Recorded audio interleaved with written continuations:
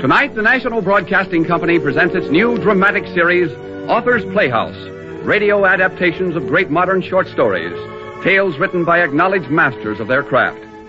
We are privileged to open our series with a tale from one of America's foremost writers, Stephen Vincent Benet, poet, critic, novelist, short story writer.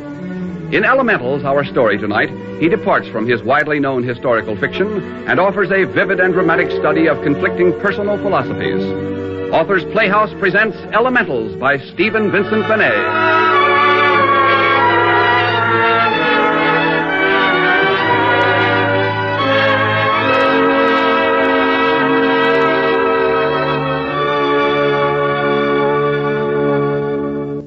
Would you, Mr. Septimer? I don't believe I understand. You have been contending that the two lovers described by Guicciardini, Antonio and Lucchetta, that their love was of lesser intensity. You say that some people in love could withstand Alessandro's test of elemental hunger. I'm certain of it. I wonder very much, Mr. Latimer, just what people you mean. Oh, dozens. There are many who could. Most people. Or half of them at any rate. More coffee, Mr. Latimer. It's still warm. Yes, thank you. You chose to avoid a question I put to you a moment ago, but I'll try again. Would you venture to make the test? I don't know, Mr. Slake. The premise is preposterous, of course.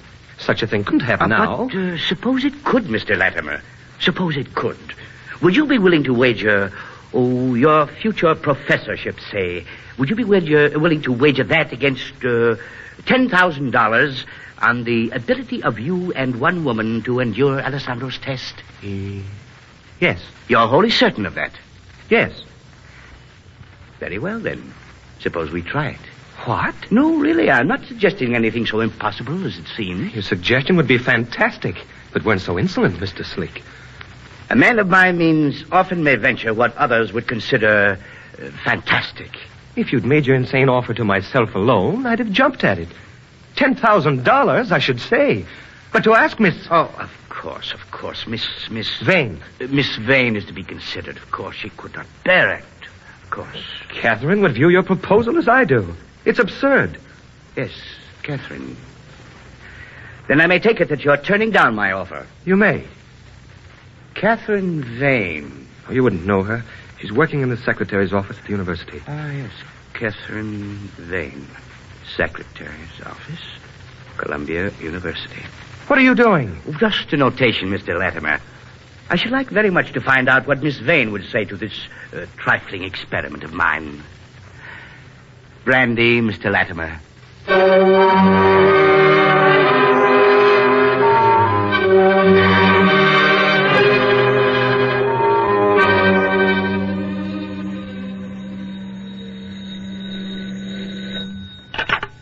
English department. You, Sherry?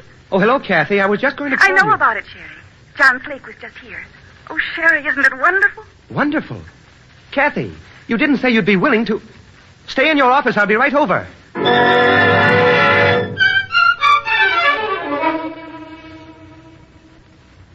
Just think, Sherry. It's everything we want. Everything now. And it's ours if we only have the little courage to take it. A little courage? $10,000. It means we could marry at once. We could have a home and children safely, without fear, without having to spend every summer tutoring. Just how did Slake describe the test to you? Well, he said we would be in adjoining rooms on the third floor of his house. There would be a glass window between us so that we could see each other but not talk together. I should imagine that touch would appeal to him. We would have 3 books, the Bible, the Koran, the Zenda Vesta, all the water we need, but no food. If I had only myself to consider, I'd accept in a minute. Just 7 days, Sherry. You don't know what 7 days of ceaseless hunger is. I don't. We can't even surmise. And if we should fail? My love for you is so great that the possibility of failure doesn't enter my thinking. Did Slake tell you of the climax of the 7-day fast? Yes, he did. After 7 days of starvation, 7 days of ceaseless hunger, we'd be brought to the same room. And a piece of bread would be placed between us. Kathy, it's ridiculous. You didn't read the translation of the 16th century pamphlet by Guicciardini that I made for Slate. Only part of it. You should read the chapter on the merry diversions of His Highness Prince Alessandro. I don't see what Let me finish, darling. In his court, there were two lovers, Antonio and Lucchetta. And their love for each other was court legend, it was so intense. Prince Alessandro challenged them to make precisely the same test Slake is asking us to try. Were you discussing it with him? Is that how he happened to make the proposal? Let me finish. On the 10th day, theirs was a 10-day fast, Alessandro and two attendants went to one of the adjoining compartments. Belle is not sleeping, Your Highness. Her eyes opened when I touched her, but there was no recognition in them, and I knew her well. They are not so weak that they cannot move, I trust. Of that I cannot say, Your Highness. The sight of this bread is quite likely to result in strange behavior. Antonio. Food.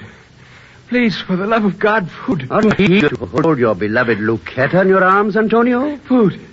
Please give me food. Rinaldo, could this bread have more attraction than the beautiful Lucchetta to this most faithful of all the suitors in my court? It would seem so, Your Highness.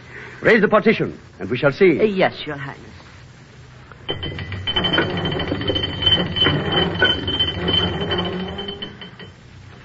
See, Antonio. See what I have in my hand. Bread. You would like to have it, would you not? Bread. Give it, I'm so hungry. Lucchetta, there is bread on the floor for you. Bread for me.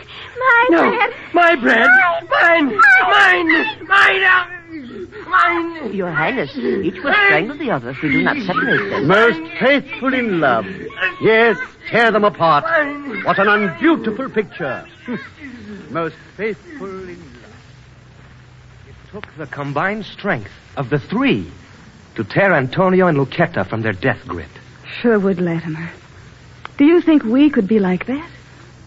Sherry, I'm disappointed in you.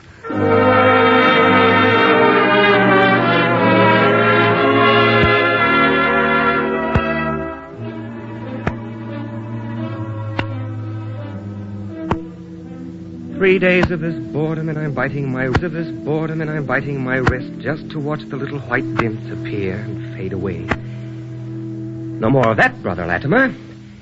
You had better count the bluebirds on the wallpaper again. Wonder how Kathy is. She wouldn't count bluebirds on the wallpaper to pass away the time. Not Kathy. She would lose herself in reading, the sensible thing. Why don't you read, Frau Latimer? Better than counting birds. Those idiotic bluebirds. No occupation for a sane man. Sane man?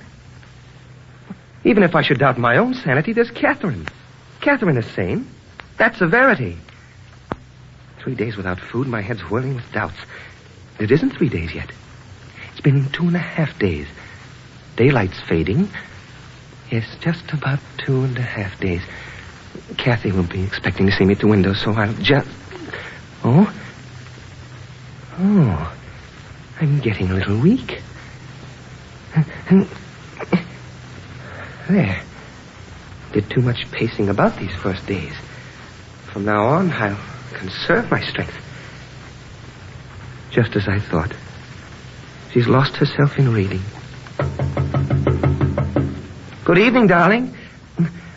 Good evening, darling. Good evening. That smile, she's just the same. Or just a little paler. Yes, she is. A little paler. I'm fine. Fine. Fine. Don't get up. Don't get up. Save your strength. Strength. She would get up just to show me she's all right. Yes, dear. I can see. Pointing out words in the Bible, what a maddening way to converse when we have so much to say to each other. Yes, I see. Good evening, dear. Her smile is weak. I'll bet mine is weaker. I mustn't let it be. Wait, I marked the pages in my Bible, some things I want to show Kathy. Here. I marked the places, I'm sure I did. Yes, here. Look, dearest, this... Eyes closed. Her eyes are closed again. That smile, how like her. Lord, if only I could get to her just for a kiss, a few words. Look, dearest, The lions do lack and suffer hunger. Do lack and suffer hunger. Yes, Sherry. We do. We lions. We lions. Oh, Sherry. Sherry, it's not my hunger. It's your hunger that tortures me. If only I could tell you how much stronger my love is than this gnawing hunger. Where's that sentence I was going to point out to him? Here. This, Sherry. Read this. Happy shalt thou be, and it shall be well with thee. Shalt thou be, and it shall be well with thee. Yes, I see. What's that she's underscoring with her thumbnail? She means that is a signature. Thy wife. Let me come here. Blake. Uh-huh. Yes. Yes, after he's gone.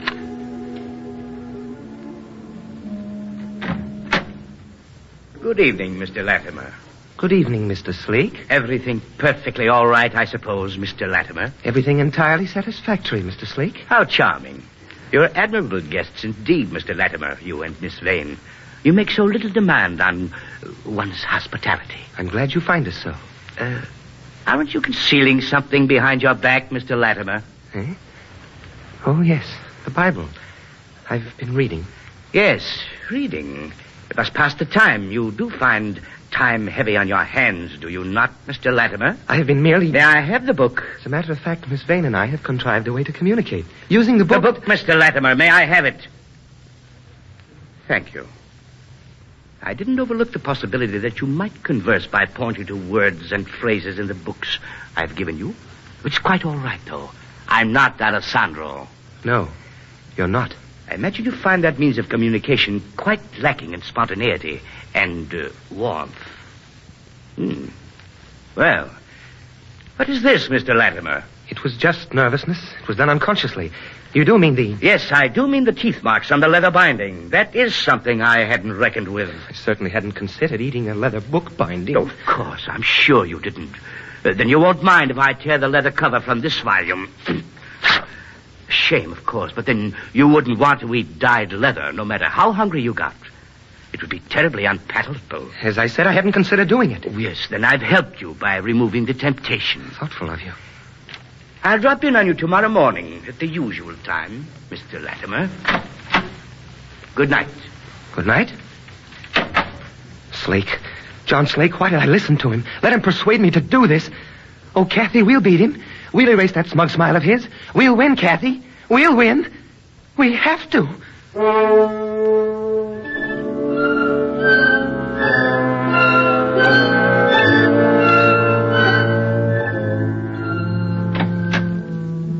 Good morning. Everything perfectly all right, I suppose, Mr. Latimer?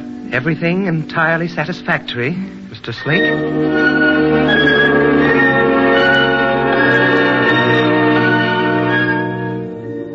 Good evening, Miss Vane. Everything perfectly all right, I suppose. Perfectly, Mr. Slake.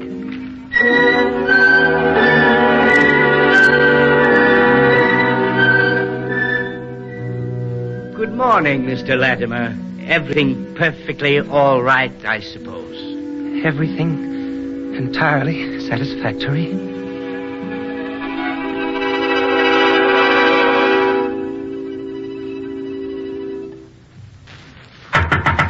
Kathy!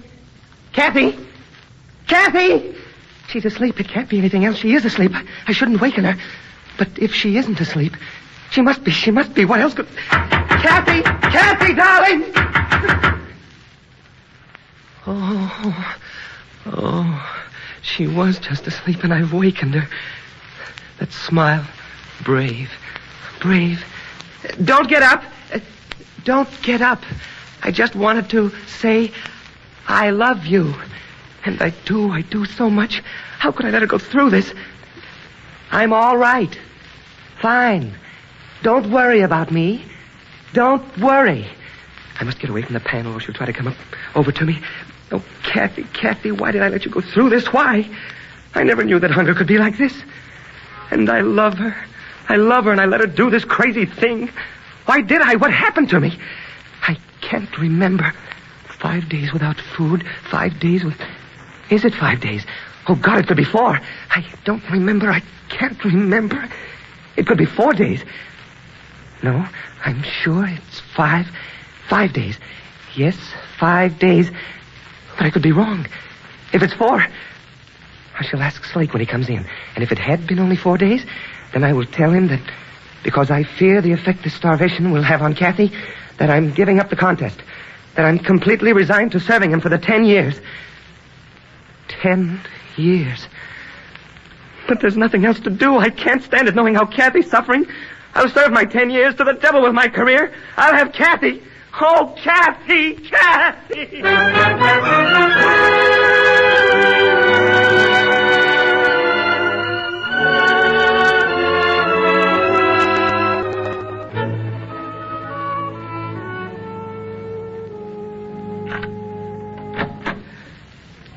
Good evening, Mr. Latimer. Good evening. Oh, now, you needn't stand if you're weak, Mr. Latimer. Everything perfectly all right, I suppose. I wished for you at dinner tonight. I really wished for you. The fish was perfection. A baked bluefish, you know. And the roast... Stop! Oh, dear, I forgot. My apologies.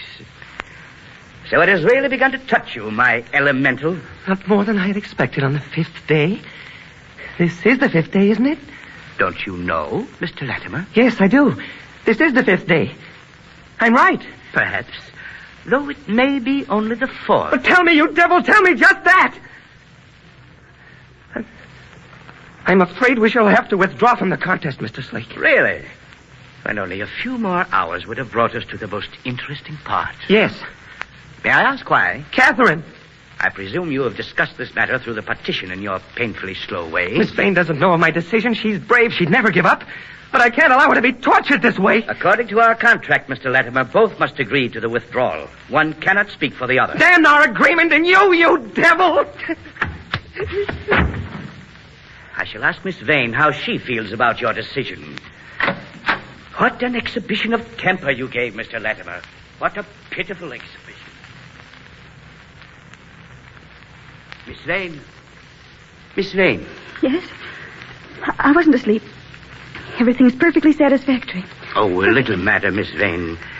Mr. Latimer is concerned over your condition and has asked me to inform you that he will agree to withdraw if you insist. Everything is perfectly satisfactory.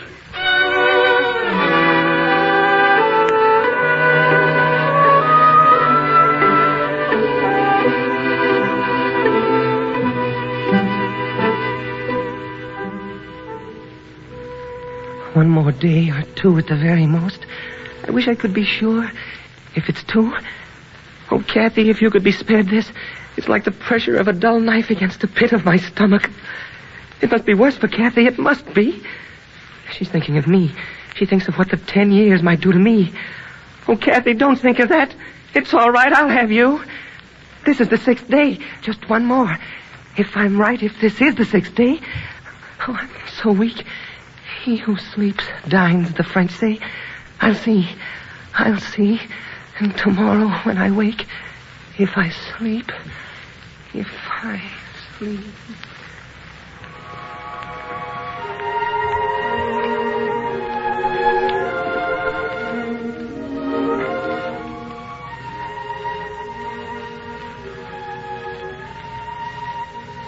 I'm not asleep, but I feel different. And it isn't a dream, because I'd not even think it might be a dream, if it were a dream. It isn't really a dream, because I know it's a dream. Then it is a dream. Kathy. You see, Kathy, it isn't a dream, because I can stop it whenever I want to. Whenever I want to. I'm so hungry, Sherry. So hungry. You needn't be. This is my dream, and I can do in it whatever I choose. Only it isn't really a dream, because I can control everything. We'll go to a restaurant. Yes, let's. This is a restaurant. Here's the waiter. Tell him what you'd like. Everything perfectly all right, I suppose, Mr. Latimer. Everything entirely satisfactory, waiter. That isn't the waiter, Sherry. That's Mr. Slate. In my dream, he's the waiter. I'm not really asleep, so things are as I want them to be. One of the wealthiest men in the world, Kathy. Our waiter. Don't you know me, Mr. Latimer? You were John Slake, but now you're our waiter. Non sai dove sei, Antonio? Certainly. We're in your restaurant, and my name is not Antonio. Tell His Highness my name, Catherine. Catherine! Catherine! Catherine! Lei non ti sente, Antonio. She can't hear me. Non è possibile. It's not impossible. She's right here. This is a dream. I know it's a dream. And I can do in it whatever I choose, and so can Lucchetta. Aspetta un momento. In just a moment. Cercherò muovere la finestra. I will have the glass partition removed. Allora vedremo quanto è grande questo tuo amore. Then we shall see how great is this love of yours. Vedremo come si paragone in competizione con mie forze We shall elementari. see how it fares in competition with my elementals. Yes, we shall. We shall. Lucchetta and I will prove you wrong, Your Highness. You translated the pamphlet for me. You know the ending of this tale. Oh, you are confused. Guicciardini wrote of your merry diversions. I am Antonio. No, I am confused also. I am Sherwood Latimer. You are... Prince Alessandro. No, you're not going to muddle me again. You are John Slake. Basta. Enough of this. C'hai fame. You are hungry. Guarda per la finestra. How can I look through the partition? See Lucchetta's hungry eyes. That is not Lucchetta. That is Kathy, my Kathy. And her eyes are not hungry. She won't recognize you when I put the bread between you. Again, you're wrong. This is my dream. Nothing happens unless I want it to happen. Raise the partition.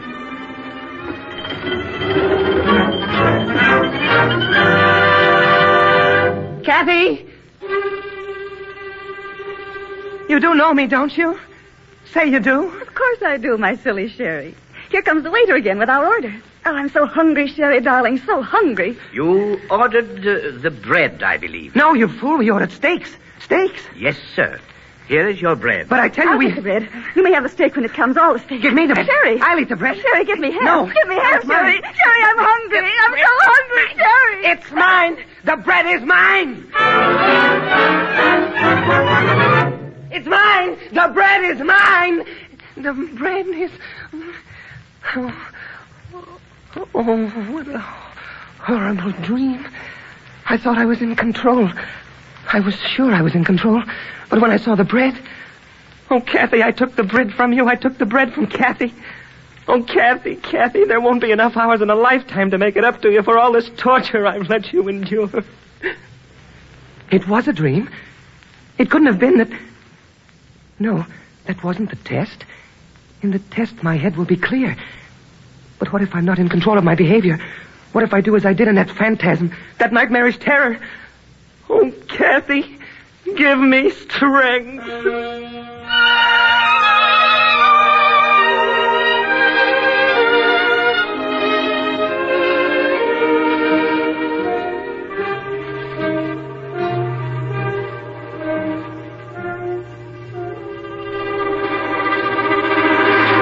Well? I'm going to get the broth. Don't walk away from me. Well, What is their condition? the man's a little stronger, but neither of them can walk. Can they talk? If you can call, making sounds, talking, the man can. Very well. You needn't bother to bring them the broth. However, I have this to give them. Bread, but they haven't eaten anything for a week. You don't want to give them solid food. When the test is completed, they will be in your tender care, Miss Warren. Would you like to watch this? No. Yes, I would. I might be needed. Come in, then. Yes, you might be needed. Food. Yes, you might be needed. In a previous test of this order, which took place in the 16th century, it was necessary for 3 strong men to tear the 2 lovers apart when the bread was placed between them. They were locked in a death struggle over a piece of bread probably not so large as this. I don't like this. I believe your salary is sufficiently large enough to compensate for that. If word of this ever got to the ears of the authorities. It won't. Will it, Warren? No. No, sir. Food. Why am I so hungry? Are you awake, Mr. Latimer? Food, please, food. That voice. I hate that voice. Yes, food in just a moment, Mr. Latimer. I hate that voice. Whose voice is it? Don't you know me, Mr. Latimer? Who's he? Said Latimer. It's my name. Food. There's food on the floor. Hmm? There's food on the floor. Food? Where? Said there's food on... I'm weak. So weak. If I can prop myself up on one arm. That voice said there's food on the floor. The girl hasn't moved. Girl? I'll get the food before those voices take it. If I can slide off this bed. I see it. Bread on the floor. Just like the voice said. It's my bread. Who's she?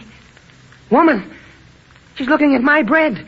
My bread. Don't they remind you of starving animals, Warren? She's looking at me. Who is she? I'll get it before she can. Slide down off this couch. I can get it. My bread. I can touch it. It's mine. Sherwood. Sherwood. That's my name. My name is Sherwood. She knows my name.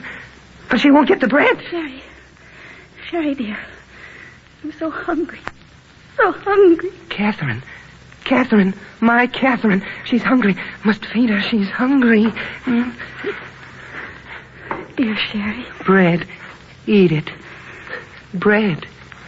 You eat. No. You first. Oh, pick up the bread, you babies. Do you think I'm going to feed you? Well, Warren, what's so funny? Nothing, sir. It may take a bit of tugging to get them apart like Mr. Shake. But that don't look like a death struggle to me. Nothing like it.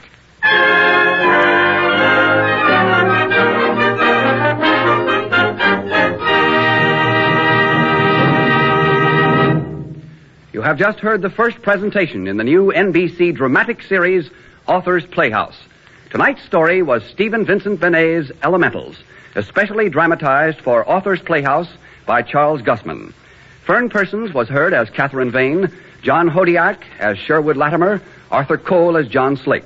Others in the cast were Lorette Philbrandt, Catherine Card, Michael Romano, Nelson Olmsted, and Bob Jellison. The original musical score was written and directed by Rex Morgan. Next week, a gripping story of the southern swamplands by an American master of suspense and narrative power, Snake Doctor by Irvin S. Cobb.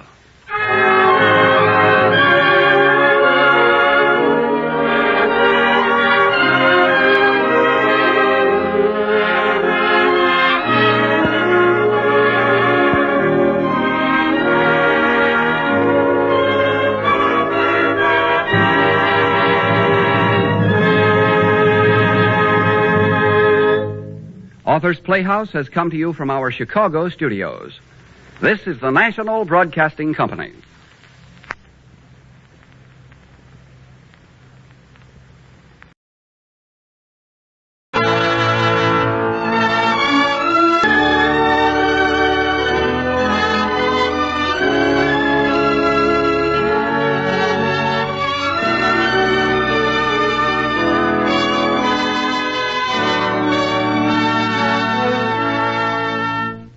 Author's Playhouse.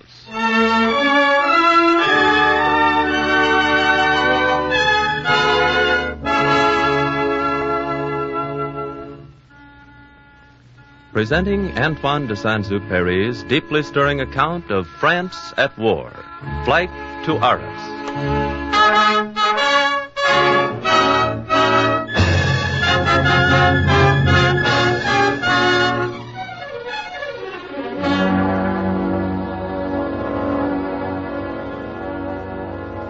Those days in June 1940 were fateful days for France. They were fateful days for the whole world. Knowing their doom, Frenchmen went to war to make a gesture. And yet, something may come of a gesture. And what it meant for one man is told by the brilliant author and airman Antoine de Saint-Exupéry as Author's Playhouse presents this tale of the spiritual significance of A Flight to Arras.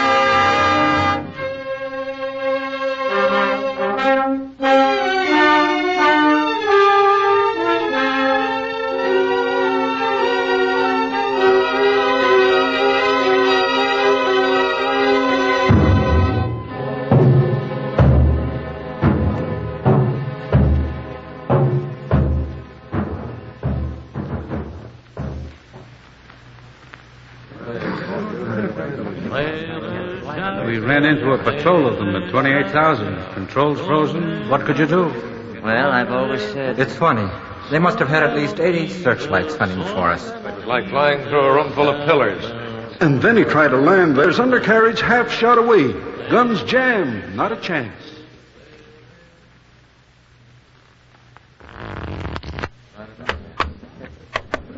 What do you say, Jean? Oh, hello, Rene. Come sit down. I'll do some card tricks for you. All right. Here, take a card. Anyone? Yes, anyone. Look at it. There. Now remember what it was and put it back in the deck. All right. Jack of hearts, Rene? Oh, that's it. Do it once more. Very well. Here. 3 of clubs? You're a marvel, Captain. How did you do it? Well, first you shuffle the deck, and then when you spread them out, you... Captain Jean and Lieutenant Rene, report to the Major. Did you know it was our turn, Captain? Ojeda flew this morning. Oh, yes. I remember.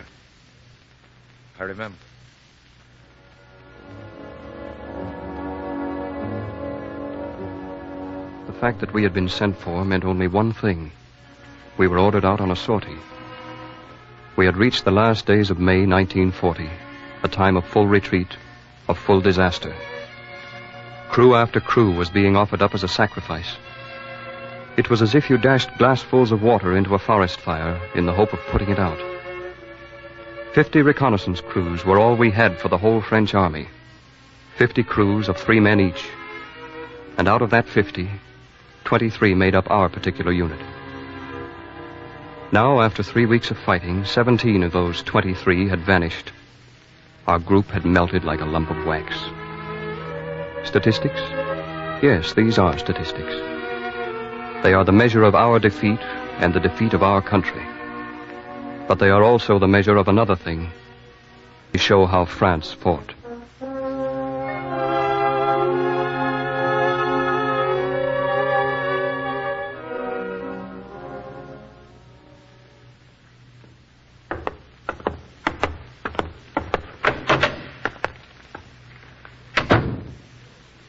Afternoon, John. Hello, Rene. Sit down. Clerk, fetch me the weather reports. I suppose you know why I sent for you? Sortie, I suppose. Yes. Well, it's very awkward, I know. But the staff people want it done. They very much want it done. I argued with them, yes, but they want it done, and that's that. Yes, of course. Things being as they are, well, there's no use worrying about it. No. You'll probably not find it so difficult. Here's your course. They want a photography sortie at 3,300 feet, and then, here at Arras, a bit of reconnaissance at 2,000. Tank parks, you know. Arras is really the important thing. Yes, I see. If this sortie bothers you, Jean, if you don't feel up to it today, why, I can... Oh, no, Major. You've been having it quite steady these days, you know. All of us have. Yes, I suppose so. I just thought that if you... No, Major. Well, then, there's nothing more. Lieutenant Rene, you lay out your course and, well, perhaps you'd better get along and dress now. I want you off the ground at 5:30. Very good, Major. See you this evening, then. Yes, of course. Good luck to you. Thank you, sir. This sortie has got on his nerves, too. What do they take us for, sending us off on these low-altitude sorties? What's the use of it? By the time we get the information back, the troop columns will be somewhere else. The tanks, everything. The whole face of the land will have changed. What good is the information? What is the use of sending us out? I don't know. I wish I did. If it weren't so useless, so completely useless.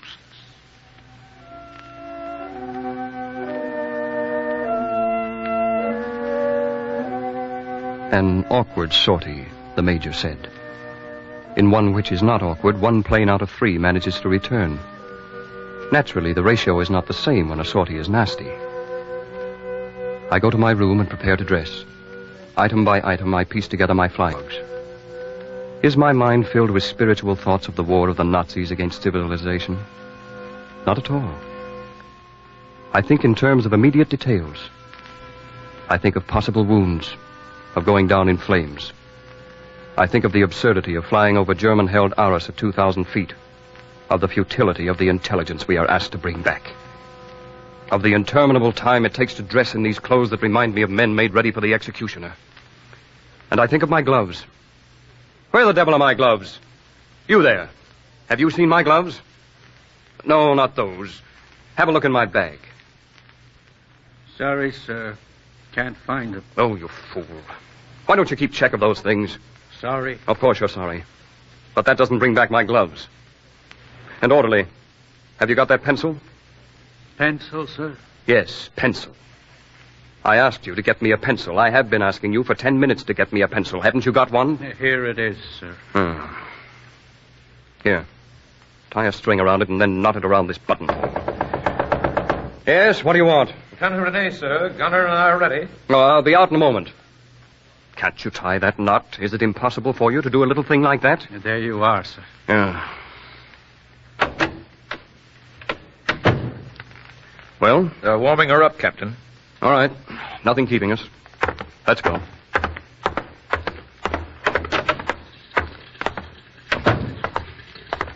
Everything shipshape, Rene? Worked out your course? Yes, Captain. And you, Gunner? You seem to be looking rather cheerful. I'm all ready, sir. I wish once, just once, the General Staff would fly its own sortie. Sitting behind Here their comes desks. Captain Vessin, sir. Who? Oh, Vessin. Hello, Jean. Sortie? You might know. That looks bad. Very bad. Very bad indeed. How are you going out? By the town of Albert. Oh, I thought so. I knew it. Bad business. Now stop talking like a fool. What's up? You'll never make it. You'll have to give up this sortie. Give it up? Oh, that's fine. We'll give it up, just like that. Poof. You'll never get through, I tell you. And why shall I never get through? I'll tell you why.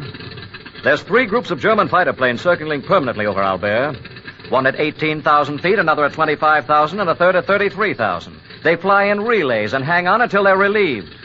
You fly straight into a German net. In short, Captain, what you're trying to tell me is that the Germans have an air force, and that this sortie is not altogether advisable, eh? Isn't that it? Well, we know it here. Why don't you go and tell it to General Staff? I'm just trying to warn you, that's all. You should know what you're getting into. We do. Well, good luck then, anyway. Yes. Come on, you two. Let's push off. Funny about Vessin. It wouldn't have cost him anything to be a little more cheerful. Why couldn't he have merely said, oh, by the way, the Germans have a few fighters over Albert? It would have amounted to the same thing. That's his way, I suppose. Is she all set? Ready to go, sir. All right. File in, you two. Here, hand me another helmet. I told you 20 times, but my own won't do. It's too tight. But this is another helmet, sir. I sent back your old one. Oh, sorry.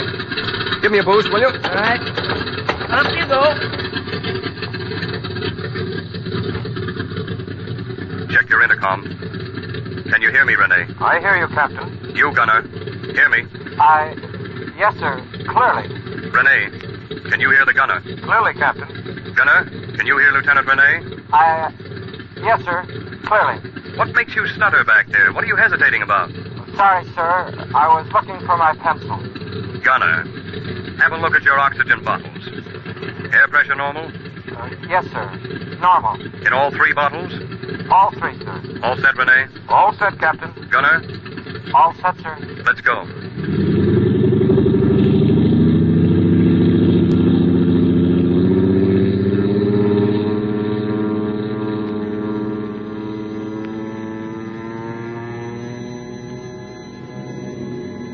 Altitude 12,000. Airspeed 296. Compass 313 degrees. Check, check, check. It is strange, this union between plane and man. I sit here among a clutter of accessories. Oxygen tubes, heating connections, the speaking tubes that form the intercommunications between the crew. I have 103 instruments to watch, and I sit here depending upon them for my life. I am wedded to them for the present, as a man is wedded to a woman. I watch them anxiously, lovingly, eager to obey their least signal. And the mask through which I breathe, that too is strange. It attaches me to the plane by a rubber tube as indispensable as an umbilical cord. The plane is plugged to the circulation of my blood. It is part of my body. And the bullets which penetrate it seem to tear my own flesh. I check the oxygen flow. We have been rising fast and are 22,000 feet already. Oxygen all right, Rene? How do you feel? First rate, Captain. You, Gunner. How's your oxygen? All right, sir. Oh, Gunner, no good-sized town behind you in your cone of fire? No, sir. All clear. Check your guns. Go ahead, let fly.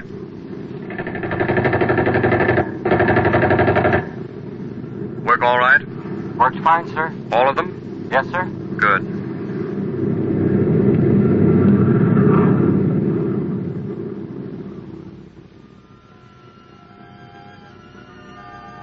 Airspeed 3.5.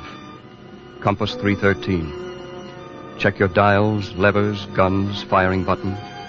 Regulate your oxygen flow. Check one end against another. Right rudder. Now try left. Good. The controls are not sluggish. I am beginning to feel a quiet glow of comfort, and it all comes to this. I am working at my trade now. At this moment, the war between the Nazis and civilization is reduced to the scale of my job. Checking these instruments, manipulating them, will bring victory or defeat. I think of nothing more than this now. And it is right to feel this way. For the sexton's love of God becomes a love of lighting candles. Each candlestick, blooming one after another, testifies to his love. And so the war for me. Captain? Yes? Too much drift to port. A little kick to the right. Right. Oh, Captain. Renee? We're crossing our lines now. I've started my camera. What's your altitude? 3,300. Hold it.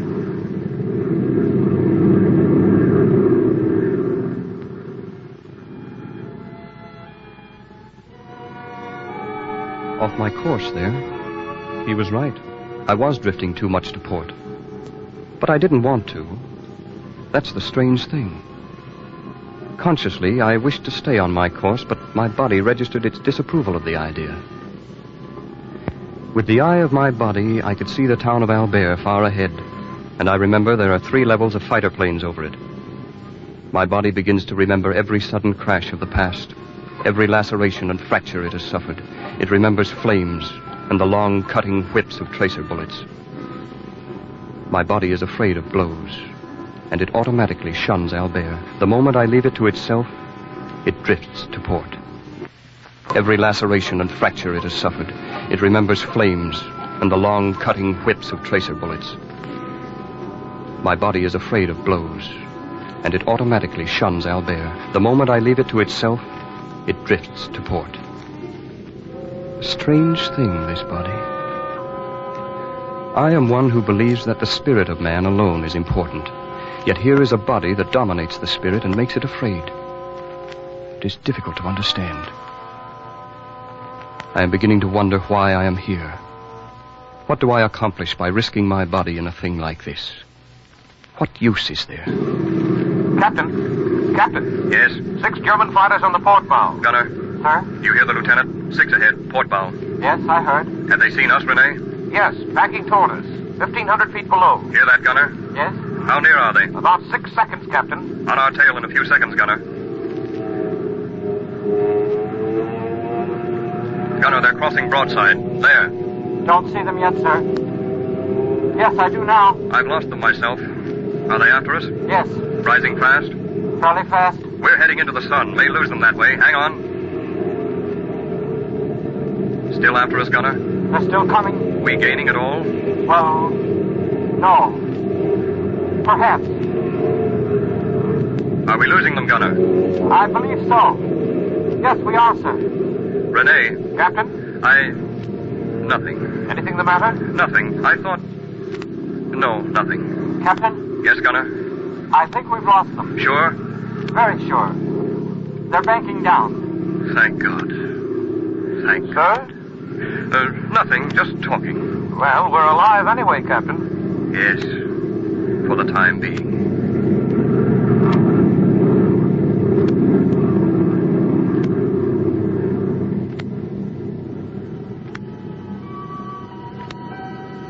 We are alive. Even for the time being, it is good. There is only a profound sense of gratitude inside me, something able to be expressed. A scene is suddenly brought back to me from boyhood. The present falls away from me like dirt from a washed body. I am a boy once again, alive with the blind wonder of being alive, and this memory rises up before me, fresh as the afternoon it happened. I stood in my father's fields, watching 2 hawks circling over a pigeon. The pigeon, all unaware of them, was flying toward its cote in our barn. And then the hawks dropped downward, and the pigeon sensed that death was upon him. He beat his wings in a desperate effort to reach the barn, and just made it. The hawk swooped low and then climbed upward into the sky again. I can remember that now, and it takes significance in my brain. Death is all about one, and there is no escape. And then, suddenly, a way is opened and life stretches out again like fields in the morning sun. It is something definitely to think about. Captain, the camera work is nearly finished.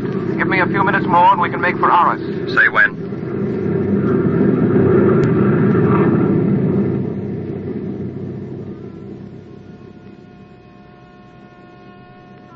Arras, the second half of our mission. Low-altitude reconnaissance. The pigeon escapes the hawk only to meet the charge from the shotgun. Well, since there is no escape, we may as well do our job as workmanlike as possible. Still, why should it be this way? You may drop down now, Captain. Very well. Going down, gunner.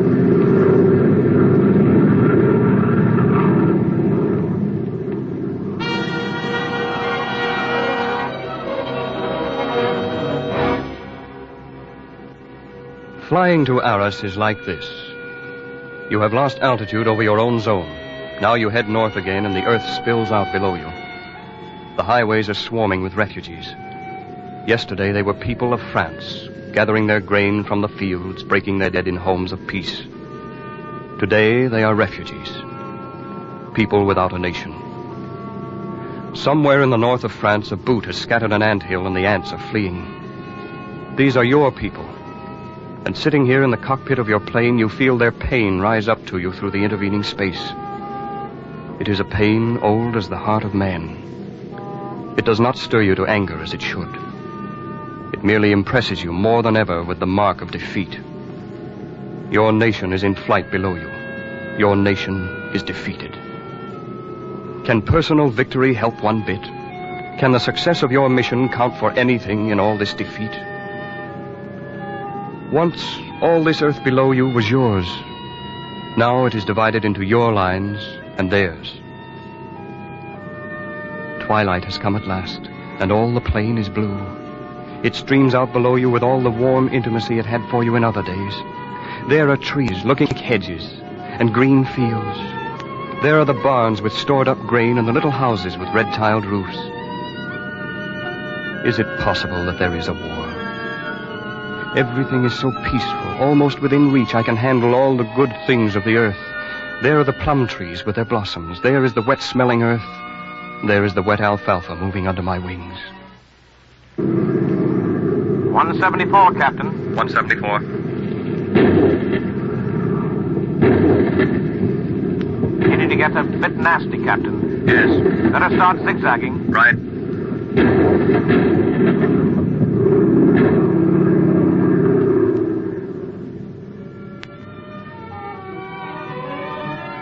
Up ahead lies Arras. It is burning, and at first it is merely a red plume against the background of night. Then it becomes a constant flame. Then it grows slowly, little by little, into a great block of flame licking at the sky. Made it. Renee, how much more of this? Stick it out 3 minutes, Captain. Looks bad, though. Think we'll get through? No, but stick it out.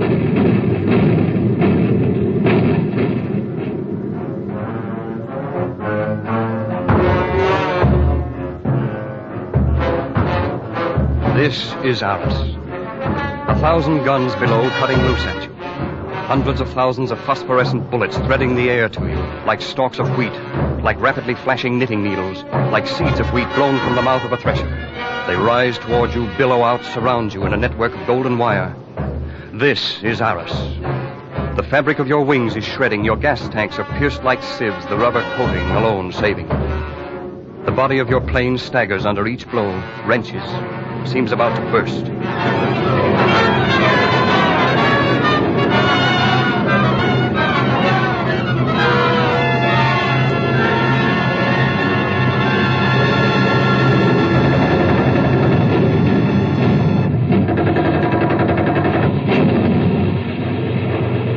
One more minute, Captain. Just one more. This is Arras.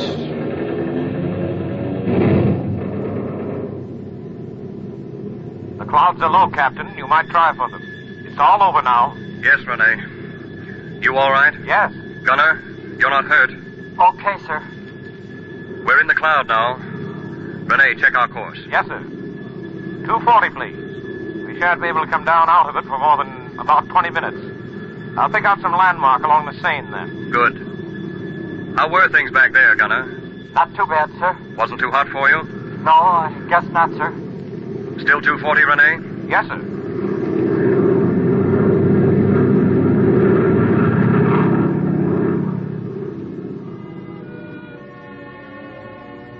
We are alive, all of us. Somehow we have come through the shadow when we had given up. Death had touched our bodies, and having escaped death, we knew that the body is merely a tool in man's service. Flames strip away flesh, bullets strip it away, but they strip away the worship of flesh, too. Man, in that instant, ceases to be concerned with himself. He recognizes of a sudden what he forms a part of. He does not lose himself then, he finds himself at last. For man is a knot, a web, a mesh into which relationships are tied. Only those relationships matter. The body is an old crock that nobody will miss. This is true, and I have learned it only because I have come back from Arras. Captain. Yes. That'd make it 246. 246. Think we can come down now, Rene? 10 minutes more. Better wait the 10 minutes. As you say. Rene. Yes? What will you do tonight, when we land? I don't know. Have a good pipe, I suppose. Perhaps I shall challenge Lacordaire to a game of chess tonight. Lacordaire is a good player. Yes, but I shall beat him tonight. I know. How about you, Gunner? How will you celebrate? I think I shall eat 3 extra slices of ham. I'm frightfully hungry. Yes, and play the phonograph, too. How about you, Captain? I shall have a pipe, too. Yes. And I shall go for a walk. You have no idea how much I wanted to feel solid earth under my boots today. Yes, I know. I want to walk through the village to the outskirts and listen to the crickets chirp. Cheerful things, crickets. Do you ever listen? Captain, look. Down there. It's the Seine, do you see? Yes. Yes, I see. We're almost home again.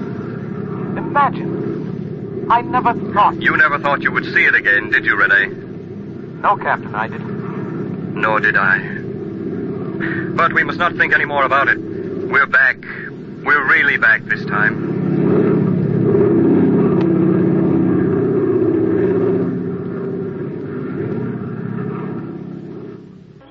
This day I have led Rene and my gunner beyond the bourne at which reasonable men would stop. We have seen France in flames. We have seen the sun shining on the sea. We have grown old in the upper altitudes, and we have played with the dust of enemy fighter planes. And after that we dropped earthward again and flung ourselves into the Holocaust. What we could offer up, we have sacrificed. And in that sacrifice we have learned more about ourselves and our country than we should have done if we had spent 10 years in a monastery. And we have learned this. There is no importance in the body. It is something to be burned and scourged and broken. It is something to be defeated and shamed. We know this now, and France knows it. For it is our bodies that are going down before the Nazis, our bodies alone, because the spirit of France shines as it always has. For we went to war knowing full well that it signified disaster. Did we refuse battle simply because it meant defeat? We knew what the end would be, but even so we fought. With us, spirit conquered intelligence. France played her part, and her part consisted in offering herself up to be crushed and seeing herself buried for a time in silence. But we know that someday this silence will be broken. Life always bursts the boundaries of formulas. Despite its ugliness, defeat will prove to be the only path to our resurrection. To create a tree, I must first condemn a seed to rot. After that, life gathers itself and thrusts its way upward despite all barriers. And I say this, we have planted the seed now. We have condemned it to rot by this our defeat. But through sacrifice, futile as it may seem, through the sacrifice of each plane, each crew member, each soldier, we will give the seed life. We will give it nourishment. Even in our defeat, we will do this. And one day the seed will flower, and the long silence will be broken, and France will speak to men again, this time in words of triumph.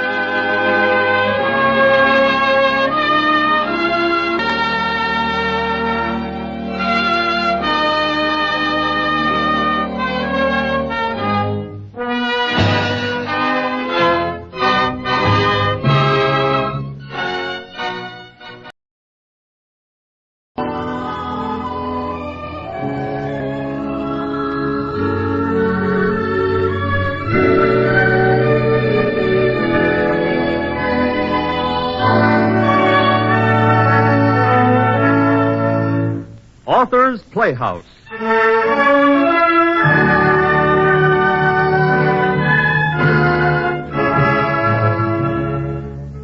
And he wished to sell you a kangaroo, Mrs. Coxman? He did. He did. I can't help it, but I swear it's the truth.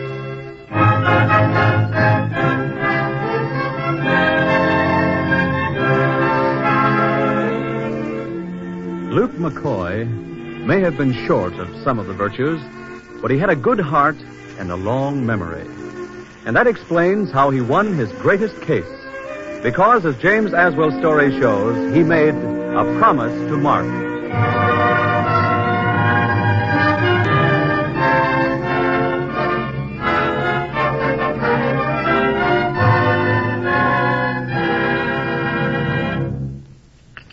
There you are, Mr. Luke. 1 cup of java. Anything else I can get for you? No, thanks. Not right now. You're open late tonight, aren't you? Just getting ready to close up, sir. Only one customer besides yourself. Excuse me a minute, will you? How much I owe you, Fred? Let's see now. 45, 67 cents altogether. Ain't that old Luke McCoy just come in now? It sure is. A great old guy, too. The best district attorney Riverton ever had. He always was a sort of boyhood idol of mine. Ain't he the one who dressed up like a ghost to scare confession out of the green bucket woman? Remember that case? Yeah, that's him, all right. He used to win a lot of cases with crazy tricks like that. Oh, he was great, I'll say. In them days, he could have had anything he wanted. Congress, a high judgeship, maybe even governor. But he just wanted to stay here in Riverton and win cases with those goofy stunts. They never failed to. Yeah, he's not so well off now, is he? No, I guess not. He folded up after his wife died. Took to drink for a while and just plain quit. Well, here's your money, Fred. Good night. See you tomorrow. How's the coffee, Mr. McCoy? Fine, my boy, fine. Young man, I have some news for you. Next week, I'm taking up residence in the county poor farm. Poor farm? Mr. Luke, you can't do that. Why not? It will complete the cycle. I came to Riverton with nothing, and it is appropriate that I should leave it to enter the poor farm in the same condition. You know, I drew up the charter for that institution, and I was careful to include a provision in small type that room should be made for Luke McCoy any time he felt like becoming non-paying guest. But, Mr. Luke, after all the successes you've had, you can't end up like that. Look, the small loan will tide you over. Thank you, my boy, thank you. Just put the coffee on my account, and that'll be fine. Good night, Fred. Excuse me, young lady. Yes. What can I do for you, miss? How do? Was he Luke McCoy? That's right. Oh, I wanted to speak to him. I didn't have the nerve right then. Say, do you reckon you'd get my sweetheart out of jail for $5? I don't think Luke McCoy's practicing right now. He hasn't been for some time. Who is your sweetheart, young lady? And who are you? He's Tony Swift. I'm one of the Roan girls, Lila Roan. Tony Swift. Say, I remember him. He's Mark Swift's son, isn't he? That's right. And Mark Swift was a pretty close crony of old Luke McCoy, if I remember right. Yes, while Mark was alive, they were very good friends. Listen, you go around to Mrs. Duper's boarding house and tell Luke McCoy that Tony Swift's in trouble. I think he'll help you. If he won't, I'll put in a word for him. Oh, thanks. By the way, what's Tony Swift in jail for? For stealing chickens. The trouble is, he really did steal them.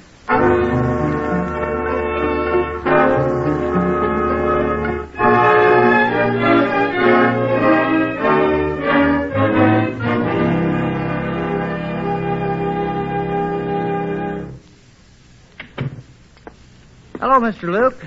Did you see Lila Roan last night? Some coffee, young man. A stimulant, please. Yes, I saw her all right. And you'll help Tony? Thank heaven you sent her. I'm going to try and get that boy out of jail. But I'm scared. I'm scared I can't do it. I'm all blown empty now. Once when I was so young thoughts and dreams, I could wait until the day before the trial and know that it would all fit together suddenly and I'd know what to do. I always did. But now all that old fire is gone. Here's your coffee, Mr. Luke.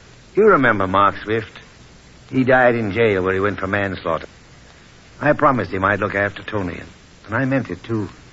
I meant it sincerely and truthfully, but... Well, I got absorbed in myself and my own unhappiness, and I forgot about his boy.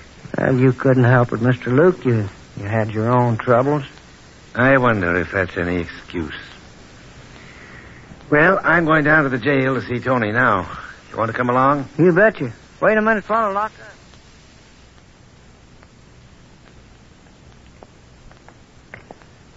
Trouble is, my confidence is gone. If I'd had this case 15 years ago... What did the kid do? Well, he got to drinking beer with Ivy Waters, and Ivy bet him he couldn't steal 3 chickens from Luella Cochran's hen house. So Tony did it, and Luella saw him. He didn't say so, but I suspect it was more than just a bet. I think he was hungry. But 3 chickens, Mr. Luke, that can't be much. Why don't we offer to pay for them? 3 chickens, yes. But they seem to have been Luella's blooded stock, young man. Valued at $150. $150? Why, that's grand larceny. Right. Poor Tony can get 2 years. Funny thing, Luella lives in the old Swift home. She bought it for practically nothing at auction after Mark went to jail. Of course, Tony was thrown out. To think that I let her do that to Mark's boy. Well, here we are. Let's go in.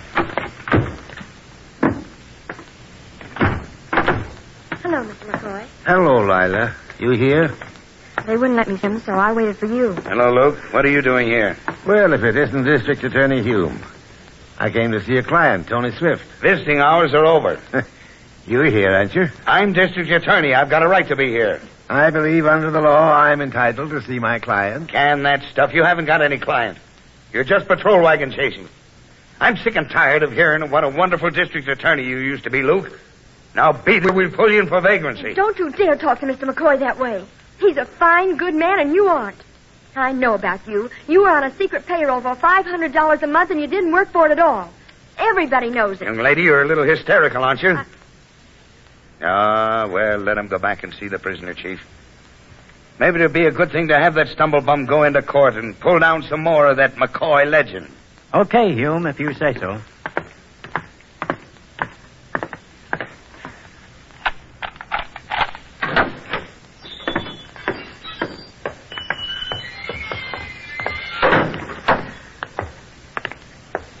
Here he is. Don't take too long. Hello, Tony. Mr. McCoy. Hello, Lila. Hello, Tony. Hi, Fred. Hello, Tony. Gee, Mr. McCoy, I'm glad you came. I won't be here long now, will I? Well, not long. What's your bail? Well, Judge Finney's holding me without bail. You see, I pleaded guilty. I did steal the chickens, you know. But, Tony, why'd you ever pick Luella Cochran's prize chickens? Don't you know you can get 2 years? Yeah, that's what Hume told me. You see, Mr. McCoy, a friend and I were in Giretti's barn.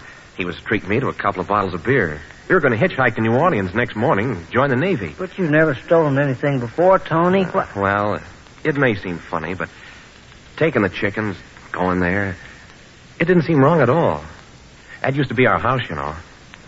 And it was just like going home. You were hungry, too, weren't you? Well, yeah, maybe a little. I betrayed my trust. What, sir? Nothing. Now, listen. You'll change your plea to not guilty. We'll get you out of this, Tony. Oh, sure. I knew that as soon as you came.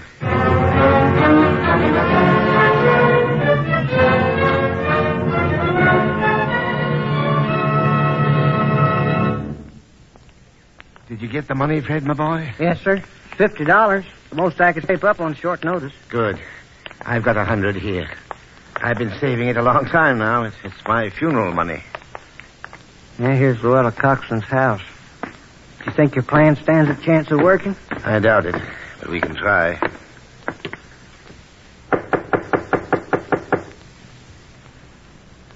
She's coming. Well, what do you two want? Madam, we won't disturb you long. It's about those chickens of yours you lost the other night. They were not lost, Mr. McCoy. They were stolen by that wicked Tony Swift. I turned the flashlight on him and recognized him with my own eyes. You couldn't have been mistaken. Mistaken? I have very good eyesight, and I've never told a lie in my life. I've never found it necessary. I wish I could say the same, ma'am. That Tony Swift stole 3 of my finest, my darlingest, my prize-winning hens and roasted them in the woods. Would you set a price on them? Price, indeed. They were practically priceless. However, if you must calculate in dollars and cents, I'd say at the least $50 apiece. At the very, very least. Well, then, ma'am, my client wishes to repay you and apologize. Here's $150 cash. And, of course, now you'll drop the charges against Tony. Oh, no, Mr. McCoy. My sense of duty wouldn't let me do that. Let that boy go free? No, sir. He must go to jail. He's got wicked blood in him. He'll probably end up by killing people just like his father did. I'm going to see that he stays in jail. Good night. No hope from her. She's determined. She wronged the boy by grabbing his property. She'll never forgive him for that. Well, we can't give up, Mr. Luke. Give up? No. I've got to save that boy.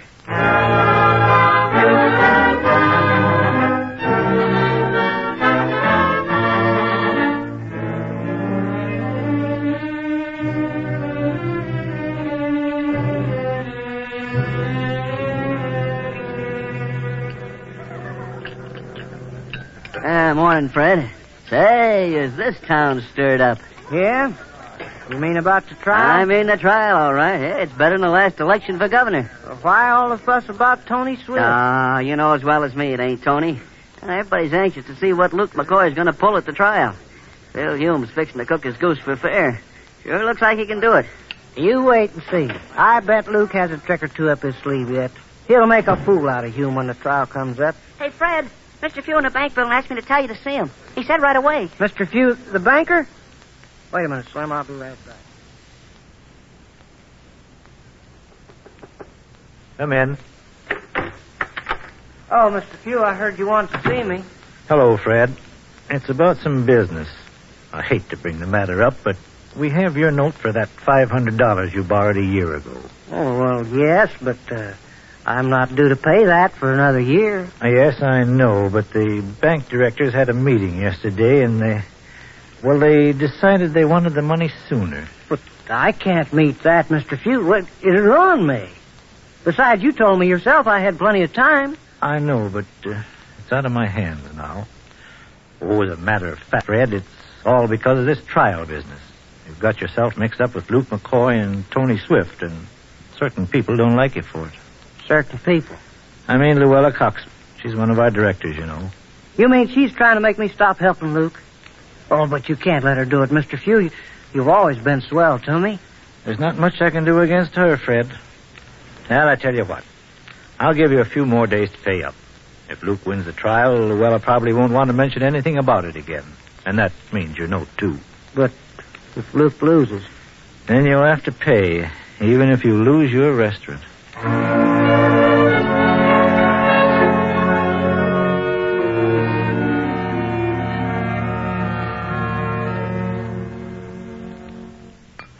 Here you are, Hume. Have another. Thanks.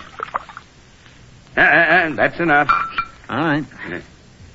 Well, Hume, do you think you'll get a conviction on young Swift? Thank you. Don't be ridiculous. Case is open and shut. McCoy won't even be able to get started. How about a little bet on that? Huh? Well, let's make it a sporting proposition. Bet? All right, if you want me to take your money. How much? Well, since you're so sure, let's make it 5-1 on $100. 100? Small fry, pal. Small fry. Make it 1,000, and I'll give you 10-1.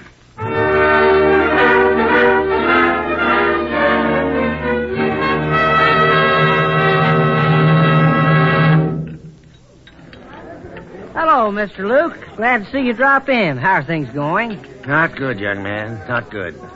Trial's Monday. I couldn't get a postponement. That boy seems certain to be convicted. Now, don't talk like that, Mr. Luke. Think. You're doing it for Mark. You promised him. That's so. He was the grandest guy in the world, Mark was. Quick-tempered, but square. He killed a man and died in jail. He could have gone free, I think, but he wouldn't plead the circumstances on account of Tony. Besides, I'm in on this thing now, too. You? How?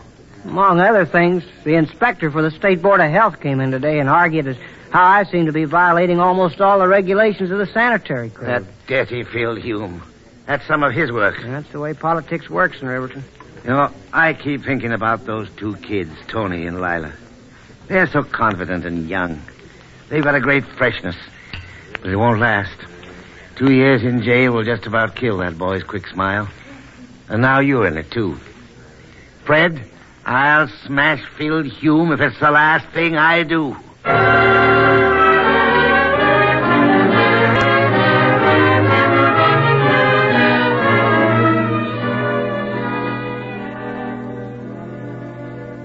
Hello, Fred. How you been? Oh, Lila. Say, have you seen Mr. Luke? He hasn't been around for 3 days, and I'm worried. Worried about him? Say, forget it. He knows how to take care of himself. Well, you know, tomorrow's a trial. By the way, have you seen Tony? Just left him. I was visiting him all day. We've been having a fine time making plans. What kind of plans? Well, it's like this. Monday, Tony goes free. We get married on Tuesday. Then he enlists in the Navy, and after the war's over... Hey, hold on. Don't be too sure about all that. I'd hate to see you disappointed. Things don't always work out so easily. Oh, but they do. They do for Mr. McCoy. He was with me over the weekend. That's why you didn't see him. We went to the circus. You what? I treated Mr. McCoy to the circus at Crescent City. Next to marrying Tony, that was the thing I wanted to do best. Gee, it was swell. There was even a band, and we saw everything there was to see. Where'd you get the money? Oh, I had $5 saved from selling eggs, so I took Mr. McCoy. He was sad the first part, but the circus cheered him up. Toward the last, he began to laugh his head off. And afterwards, he sent me home on the bus by myself. He sent you home by yourself? Lila, he hadn't been drinking, had he? Oh, maybe he had 1 or 2. I don't know. What's the matter? You aren't worried about anything, are you? No, I'm not worried.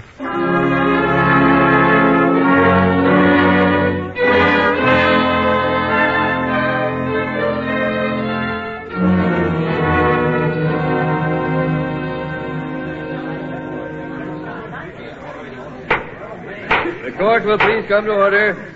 Case the State versus Anthony Swift, Judge Finney presiding. Mr. Hume, the jury's been selected, has it? Yes, Your Honor.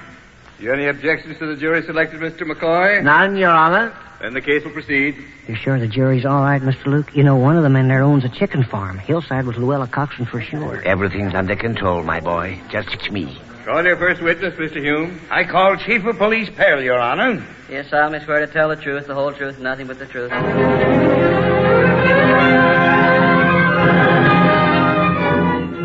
He's called 10 witnesses so far, Mr. Luke. Luella Coxman makes 11. How many have you got? Just one, Red, but an important one.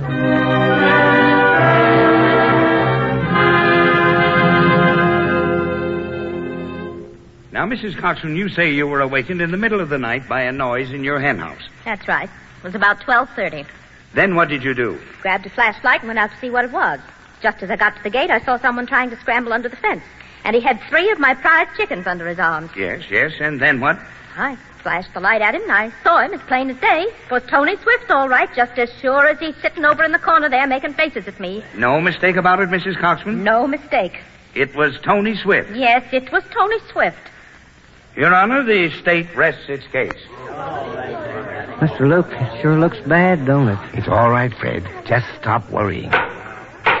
Does the defense any motions or requests to make before proceeding? No, I reckon not, Your Honor. And will you present your first witness? Yes, Your Honor.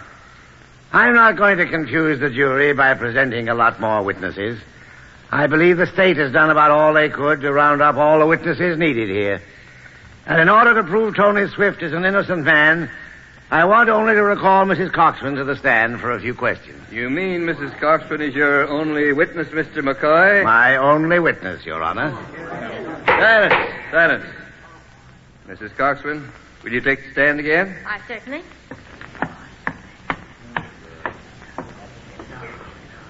Now, Mrs. Coxman, I think you were mistaken about seeing this young man in your chicken yard. Mr. McCoy, as I told you when you came over the other day and tried to get me to drop this case, I never found it necessary to tell a lie in my life. And I'm not mistaken. In other words, if you see a thing, you're very sure you see it. Of course I am. All right, madam. Now, your chickens are your greatest interest in life, aren't they? Why shouldn't they be? Yes, I suppose raising chickens like you do, you're real fond of them. I do love my chickies. You wouldn't say your chickens were an obsession, would you? Objection, Your Honor. All this stuff is completely irrelevant and childish. Objection sustained. All right. Then let's go back to something you said a moment ago. You're a truthful woman, aren't you, Mrs. Coxman? Why, of course I am. Good. Now, you have no objection to outlining to the jury the routine of a typical day in your life, have you? I object. Your Honor, this man is merely trying to take up the court's time with a mass of trivia. He can't possibly have any purpose except to delay the conviction of his client. On the contrary, I'm trying to prove his innocence. Your Honor, this is just another case to our prosecuting attorney, but to this boy it means 2 years out of his life. Give me the chance to save those years for him. The court's time is valuable, Mr. McCoy. Time is valuable to Tony Swift, too. You're stalling, McCoy. This is my witness, Hume. I'll ask what questions I choose. Let him proceed. Thank you, Your Honor. Now, Mrs. Coxman, we seem to have restored peace to the courtroom. Suppose we take a typical day in your life, say yesterday. Now, I want you to remember to tell the absolute truth about this day, yesterday, chosen at random. Well, I'd rather take some other day. Did anything happen yesterday that you were ashamed of?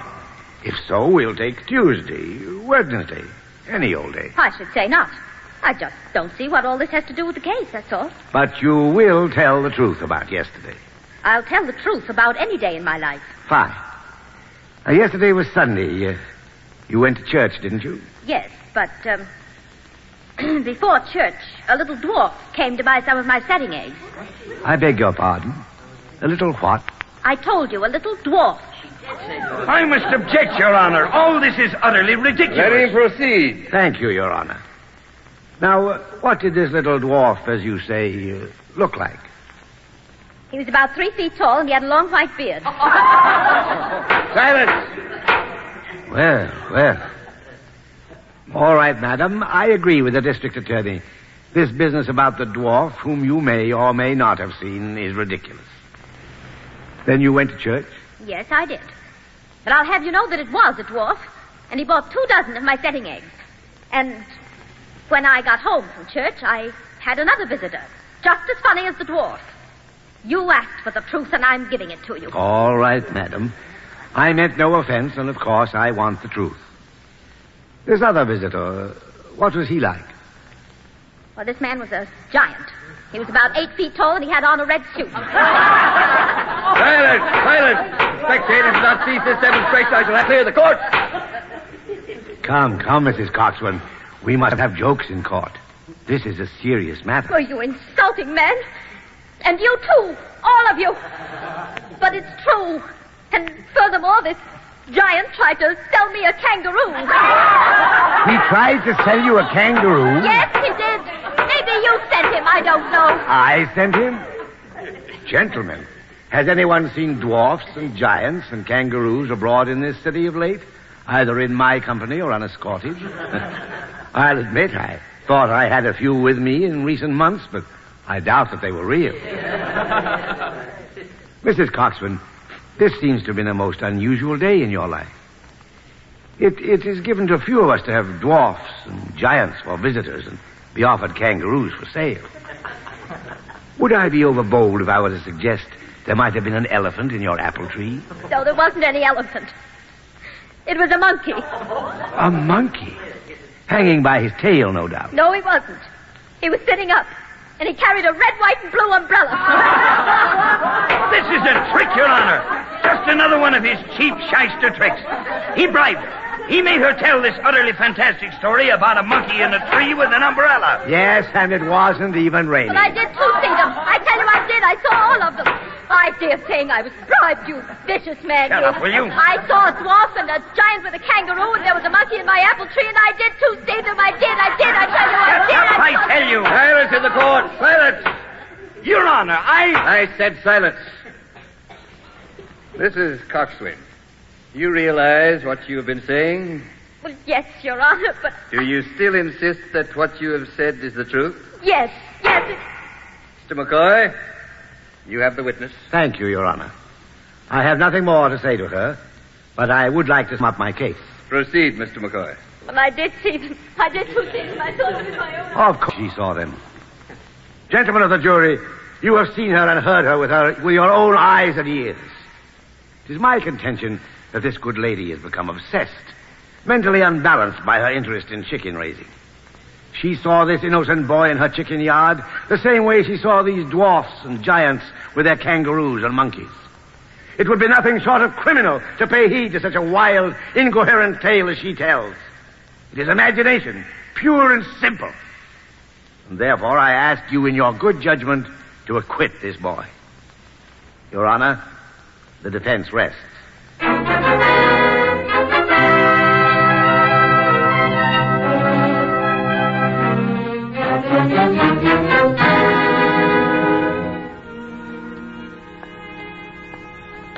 Well, you did it, Mr. Luke. The whole town's talking. They're running you for district attorney already. And Mr. Few said to tell you the bank needs a lawyer for steady work.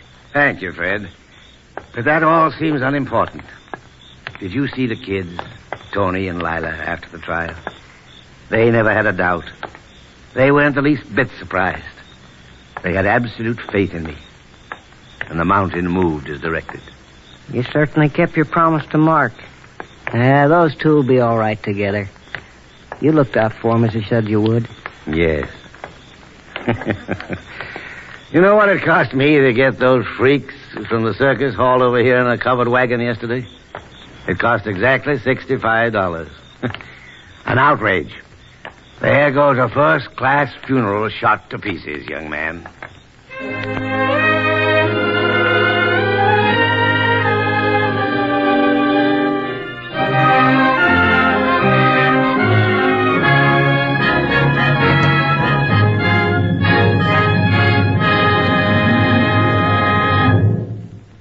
You have heard James Aswell say, A Promise to Mark, adapted for Author's Playhouse by Raymond Chan and directed by Homer Heck.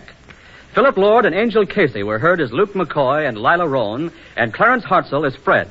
The musical score was composed by Dr. Roy Shield, and the orchestra was under the direction of Joseph Galicchio. Next week, same time, same station, Author's Playhouse will bring you Charles MacArthur's story of an unhappy hangman, Rope.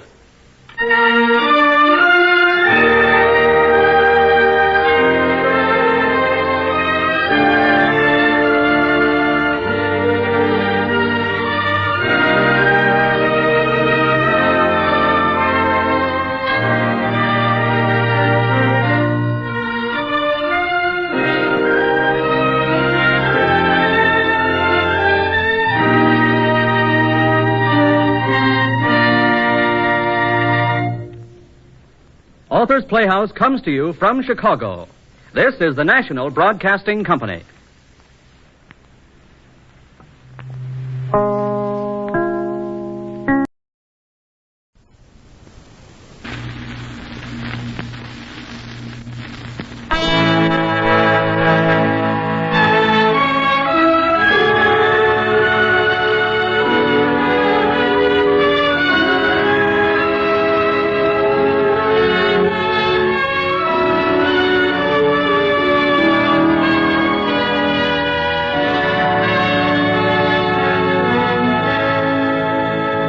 Author's Playhouse.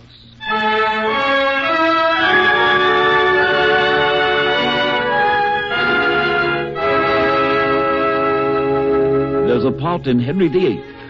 Pretend you're the girl. You're watching the king. You've heard ugly things of me. You've heard I'm cruel and treacherous and middle-aged. Not much to look at, you see. But in your simplicity, you've seen deeper than all this. I have. You've seen that I'm thwarted and unhappy. A great man who can trust no one just because he's great. Who isn't sure he'll ever find out what real love means. She was always hunting for it, more and more desperately.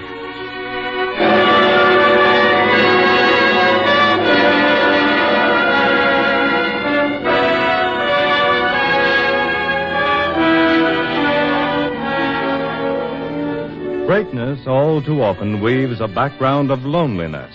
Such was the case of this man, Robert Noel, whose acting all England paid homage. Authors Playhouse presents I.A.R. Wiley's poignant story, Command Performance.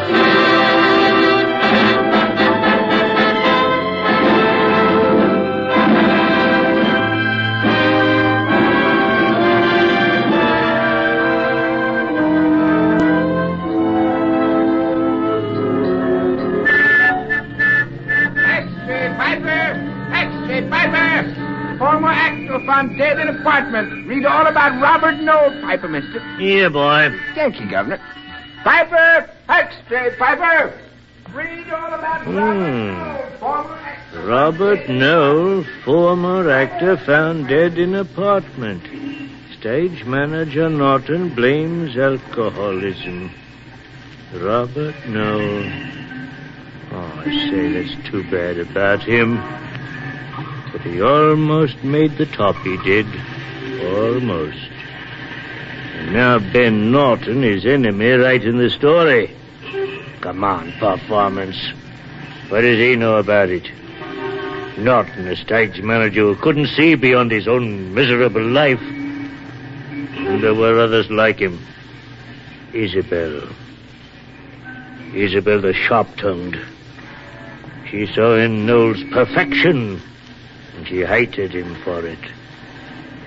Fred, who took her words for truth because he had no head of his own to do his thinking.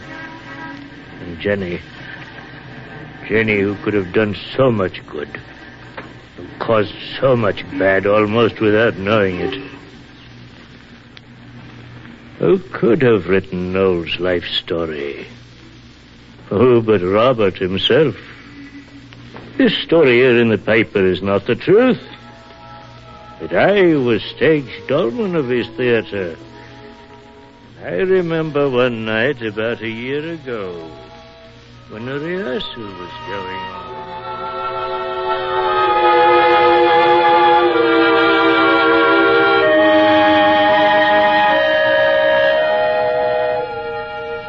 Sir, I desire you do me right and justice. For heaven's sake, show some proper feeling, girl.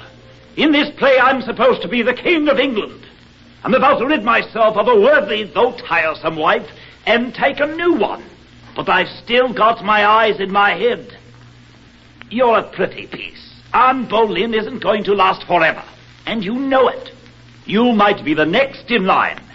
We'll show you know it. Don't just read lines. Live your part. Hold on. Give her a chance. She's a new one, Noel. New or not, Norton, this has got to be right. You're a stage manager. You know that. I think I understand, sir. I'll try again. And you, Isabel, you ought to break for a moment. Inwardly, you're supposed to feel what's going to happen. And where the places is, Fred? Here I am. Just remember, Fred, you're supposed to be a great cardinal. Don't behave like a penny office boy. We'll take our lines again. Make it good this time. All right, everyone. Places. Sir, I desire you to... Come in. Hey, Joe, give a man a chance. Oh, hello, Inspector. Hello. It's a wonder you recognize me in all this here fog. It's thick enough to cut into pieces, it is. It's a brave man. You ought to be out in a night like this. Come in. Just a night for ghosts. To tell the truth, it wouldn't surprise me if there was a ghost or two around this way. The actor's still at it, eh? You can't keep acting folk out of the theater, no matter what. Yeah, this old place has seen a lot of them. Henry Irving, Ellen Terry. Well, dead or alive, I'll bet they'd be poking around somewhere on a spooky night like this. How's the play going? When His Majesty Noel begins his hollering, it's a good sign. Well, you'll be having another of these first night beanows afore long, and me traffic will be all tied up in knots again. Sometimes I wish they'd put me back in a nice, quiet suburb. Not you, Inspector. Get your boss to reply one of your off nights, and I'll wager it'll be just like it used to be. I saw Billbone Tree, and this here Robert Noel walks right alongside of him. Aye, so I'll be seeing Henry VIII. He with the 8 wives. Heaven help him. I've got one. Yes, this here Robert Noel. He isn't any, has he? No, and it's sad, too. Noel lives in a lonely world, Inspector. From what they tell me, he's made it lonely for himself. Yes, you'll hear that talk. Take my word for it, it's not true. There's a heart of gold in Robert Noel, but very few have ever given him reason to show it. Most of them around here hate him for his success. Aye, maybe this play will be the one to make the command performance for Noel. It might indeed, Inspector. It might indeed. Well, see you soon. Keep your door locked. Can't tell who can walk in. Don't worry about me, Inspector. I can handle myself.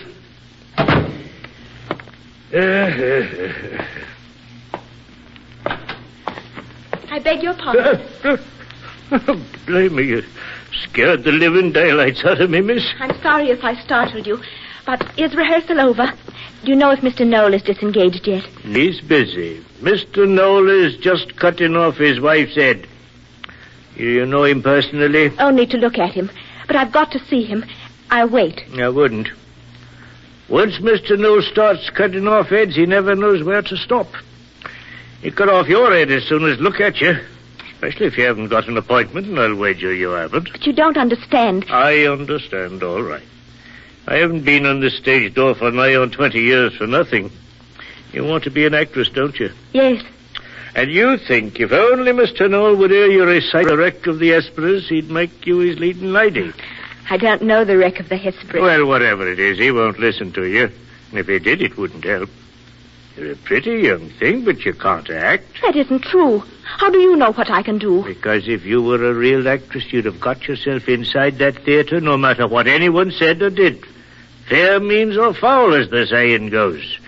Now, you run off home and be a good girl and get married and settle down. But I don't... Come on now, that's a good girl. Out you go. Oh, but... Out you go. Watch your step, miss. Why don't you try catching him as he leaves the theater?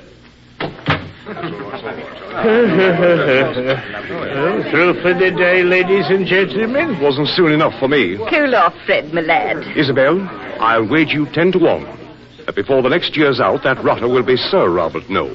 And then we'll have him at the top of the profession. I'll give you boys another 10 to 1 wager. By hook or crook, Sir Beerbaum will be moved out of his niche there on the wall. And we'll have our Sir Robert bigger and better hanging in his place. The venom clamors of a jealous woman poisons more deadly than a mad dog's tooth. Shakespeare, my dear. Comedy of errors. Inferring that I'm jealous, Pobjoy? Did you by any chance notice that he looked up at the royal box? He was seeing things, my dears. A command performance, and then birthday honors. Just as you say, Freddie, we'll have to say Sir Robert every time we look at him. Sir Robert, indeed. The rotter. But such a clever rotter. Did you notice that new bit of byplay with the girl's hand? It's just a touch, but it's good. And before he's done with it, he'll have everyone believing it's great. I'll tell you a story. A good story. I got it from Norton, who is usually a tight-mouthed customer. You know the yarn about his being the son of a naval sea captain, and away from sea to become an actor, being cut off at the paternal shilling and all that? Come on, where's the joke? The truth, my dear Isabel, is that his father was a clown in a circus. And our Robert began life as a baby clown. Yes, really. Yes. Used to do conjuring tricks and turn handsprings. Choo-choo, they billed him. Choo-choo? Why you two begrudge him his limelight, I don't know. Anyway, I'd keep it to myself, folks. Don't worry. We know when to keep our mouths shut, old boy. Noel has the vanity of a peacock. It's sort of pathetic in a way. The greatest living actor on the English stage, and not one woman to love him. You know, that's one of the things he's looking for in this life. A woman to love him. It can't be done, no matter how hard he's tried. You're right, it can't. I'm a woman, and I'm telling you. Telling them what, Miss Keene? Nothing, sir. I was just... Never mind. You're not on stage. You needn't answer me. Lovejoy, is my car out front? Oh, afraid you've got to walk it, sir. The chauffeur telephoned. He said the fog was so bad he couldn't even see his headlights. I prefer to walk tonight, and I can see my way in the dark like a cat. Yes, sir. Good night, sir. Good night, Lovejoy.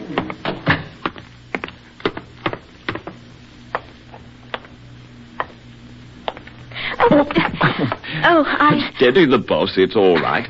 I'm sorry. You can't see a thing in this fog. Let me help you. Where were you going?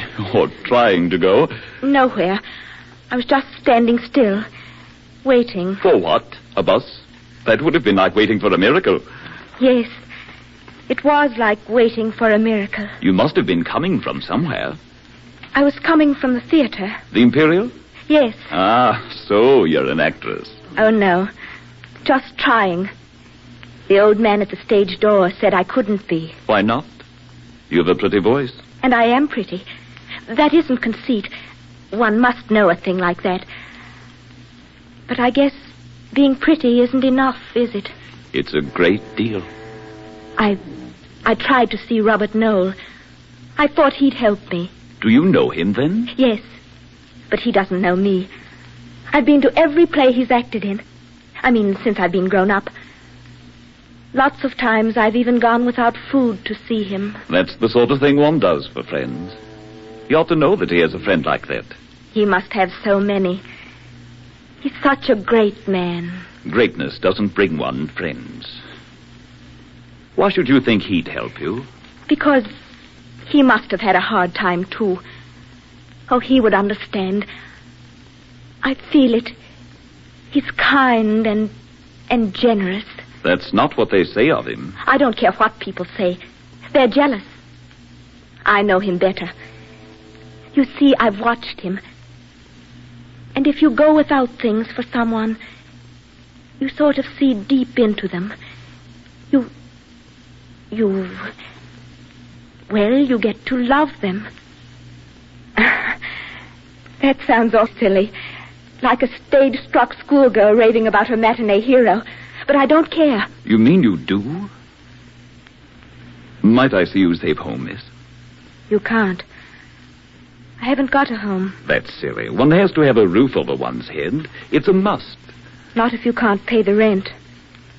Mrs. Stokes said I'd have to pay or stay out. And I owe an awful lot. Oh, I'm a stupid dreamer, I guess. So I spent my last penny on a bus fare. On my last hope. Isn't that funny? What's your name? Jenny. Jenny Rawlings. Jenny Rawlings.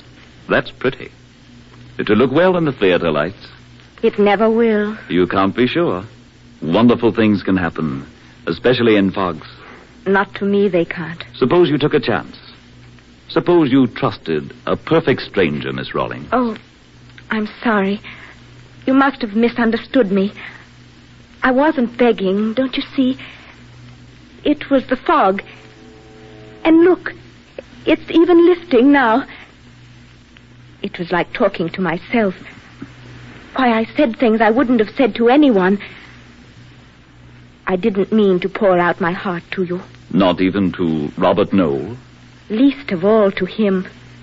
I could never say, Mr. Knoll, you're great and good, and I love you. Now you're making fun of me. No, I'm not. What's the matter, Jenny? I can see now. You're... Yes.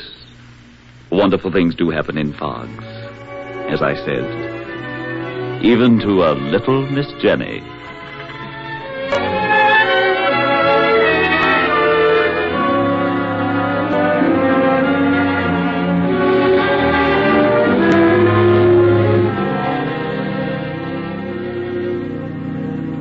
Are you hungry, Jenny? Don't make it smell too good. I couldn't wait. What would you say to souffle? It's my specialty. Wonderful. Cocktail? Well, No. Great.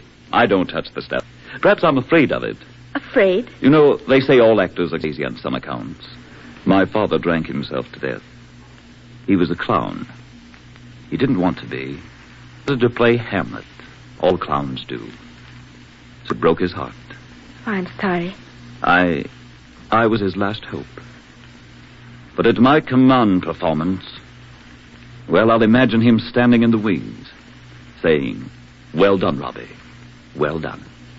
Will there be a command performance? There has to be. You know, Jenny, I've never told anyone all that before. It must have been a magical sort of fog. You're magical. Why are you so kind to me? One good turn deserves another. You were kind to me? I was. Could I be kind to you? I hope so. I mean, well, I'm nobody. What could I do? To begin with, you could eat my souffle before it falls flat. It's not used to being kept waiting. And don't talk. Then we'll have pêche flambée à la Noel and real coffee. I'll wager your landlady doesn't make real coffee. Vi says she doesn't make coffee of any sort. Who's by? Oh, just one of the boarders. A young American. He dances at the Palladium. By heck the hoofer, they bill him. To be frank, I don't like young Americans. But I can't dance much, but I can do other things. You're nice. I've just remembered. There's a part in Henry VIII. It's something just created. It's a girl's part. She's one of the Queen's retinue. A simple, lovely girl. Stand up a moment, Jenny. Pretend you're the girl. Now, you're watching him in the great scene where Catherine pleads with the king. You've heard ugly things of me. You've heard I'm cruel and treacherous and middle-aged. Not much to look at, you see. But in your simplicity, you've seen deeper than all this. I have. You've seen that I'm thwarted and unhappy. A great man who can trust no one just because he's great. Who isn't sure he'll ever find out what real love means. But who's always hunting for it, more and more desperately. And suddenly it's as though I feel your understanding, your pity. I stop beside you and hand idly as I might pick up a trinket. And taking your hand is important, because there our eyes meet. Yes. And in mine you see your future. That one day it'll be your turn with me. That I shall pour jewels and power into your little hands. And I shall be wondering if one day I shall corrupt you like the rest with my gifts. And if you will fail me, too. Don't I say anything? Mr. Noel, don't I say anything? No. You just acted. Oh, Mr. Noel, how can I ever thank you? Don't cry, my dear. It's a bit of a miracle for me, too, finding you out there in the dark. I'll tell you about it someday. But now, my dear, I just want to make you laugh and then... Yes? Send you home with a week's salary in advance.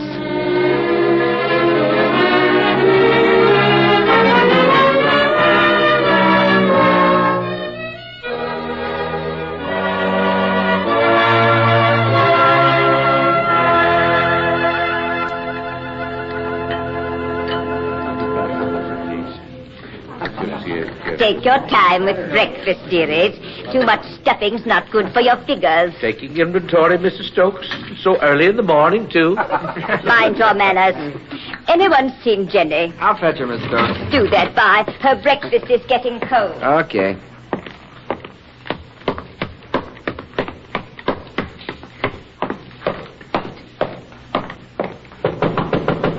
Come in. Hello, Vi. Jenny Rawlings. If I didn't know you for a God-fearing citizen, I'd say you'd been drinking. I have been drinking. Only this time it was nectar. Come out of it, Jenny. Come clean. You've been up to something. I missed you last night at supper. Where, for Pete's sake, have you been? On the streets. Homeless, starving waif looking for a job. For the last time. You little idiot. If you were broke, why didn't you tell me? Aren't we friends? Aren't we something more? Aren't we? Darling, please, I wasn't broke. Not quite. But I had to make my own way on my own 2 feet. But you can't, Jenny. You weren't made for it. You're something someone should take care of. Me, for instance. All this bunk about acting. You're no actress. You never will be. That's what the stage door man told me. He said, if you could act, you'd act. So I went right out into the fog and acted.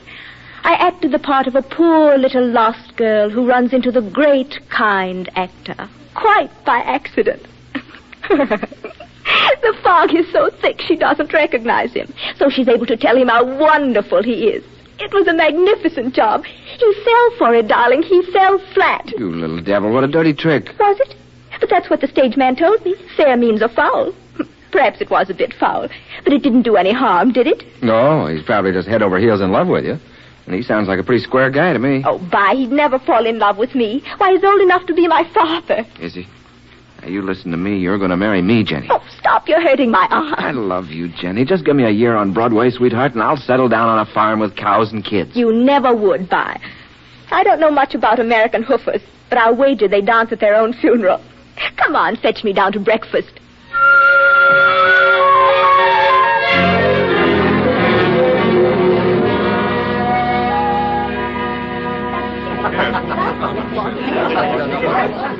Everyone on stage, be quiet, please. I've an announcement to make. This is Miss Rawlings, Miss Jenny Rawlings. She's joined our company. How do you do? He's fallen, Fred. See the way he looks at her? He thinks he's found the love of his life. That and a command performance would make everything perfect. Good looker. Probably can't act at tuppence. What a ride she's taking him for. Perhaps to the church door, darling. Oh, don't be silly. She's in her 20s. He's in his 40s. And no glamour boy at that. There's something our Robbie can't get away with.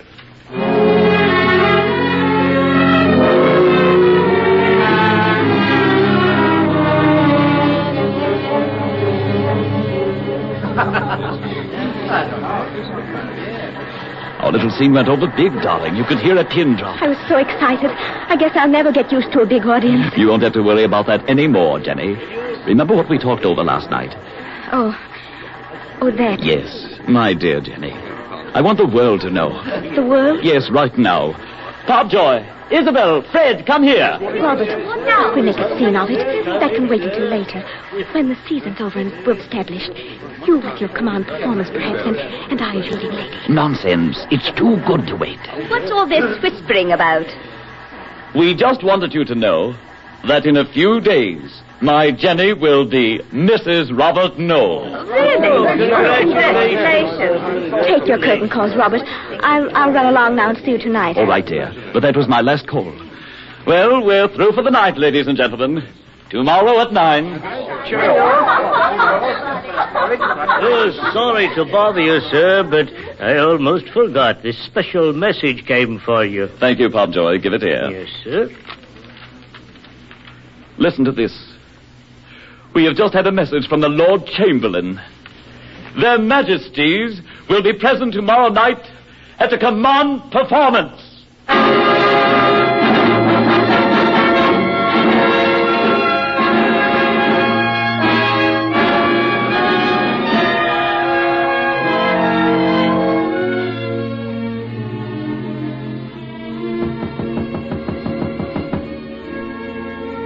Who is it? It's me.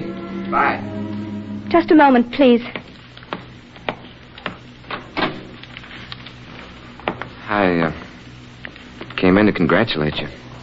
I read about tonight's command performance in the papers. You're in the cast, aren't you? What's the matter, Jenny?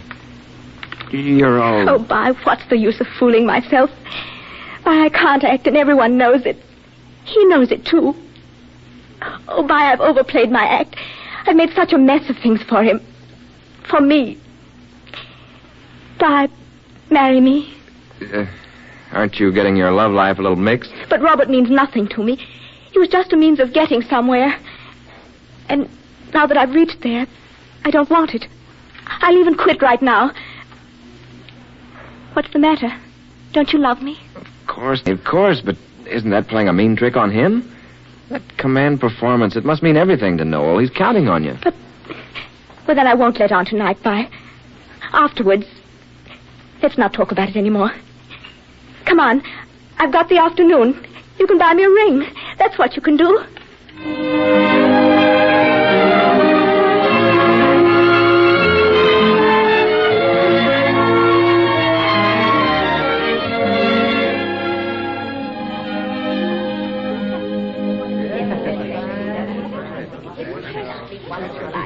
Yeah, the first act went over jolly well, Norton. I say, what's holding up the curtain for the next act? Why isn't Noel on stage for his cue? But I'm going to find out right now. Stand by, will you, Freddie? Right-o, but on the double, you know. Noel. Are you there, Noel? Noel, whatever... And Jenny. What's wrong with you two? You've been due on stage for the last 3 minutes, Noel. Jenny, how could you do this? How could you? Oh, Robert, I'm terribly sorry it had to be this way. Jenny, tell me, was it a game all along? At first, Robert. At first. But it got beyond me. I never meant to hurt you. What is all this? Robert, you're on. Goodbye. Goodbye, Jenny. Robert, you can't run out. It's the command performance. Oh, Mr. Norton, I'm so sorry. Oh, what's happened, Jenny? What have you done to him? When he came in here and took my hand, I had forgotten to take off my wedding ring. I was married to someone else this afternoon.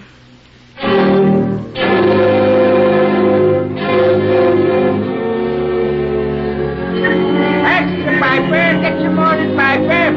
Robert Noel, former actor, found dead in the apartment. Stage manager, alcohol.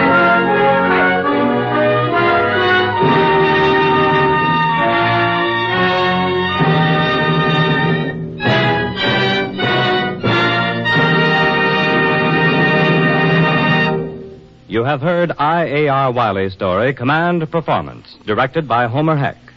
William Everett was heard as Robert Noel. Lorette Philbrandt as Jenny. The musical score was conducted by Joseph Galicchio. Next week, same time, same station, Authors Playhouse will bring you Joseph Harrington's absorbing story of a woman's untold testimony at a murder trial. The Silent Witness.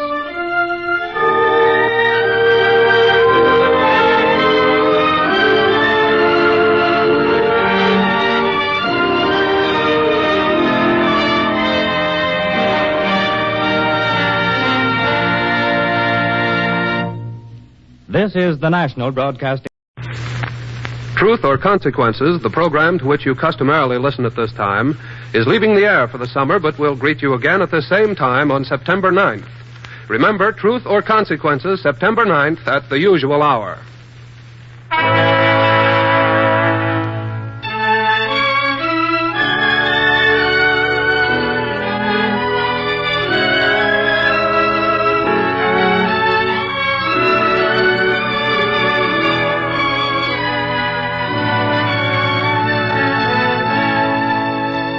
Authors Playhouse.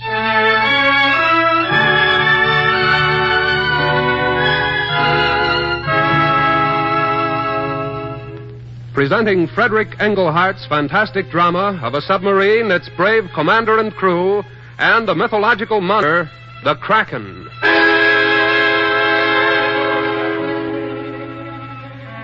The National Broadcasting Company takes pleasure in presenting a special 9-week summer series of Authors Playhouse.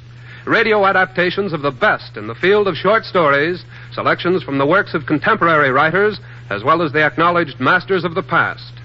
The 9 dramas to be presented in this series have been chosen as outstanding from the weekly Authors Playhouse productions heard regularly over the National Broadcasting Company during the past 3 years. The theme of tonight's presentation is courage.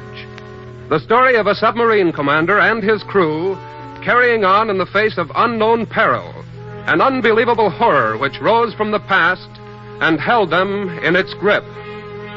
Authors Playhouse presents Frederick Englehart's The Kraken.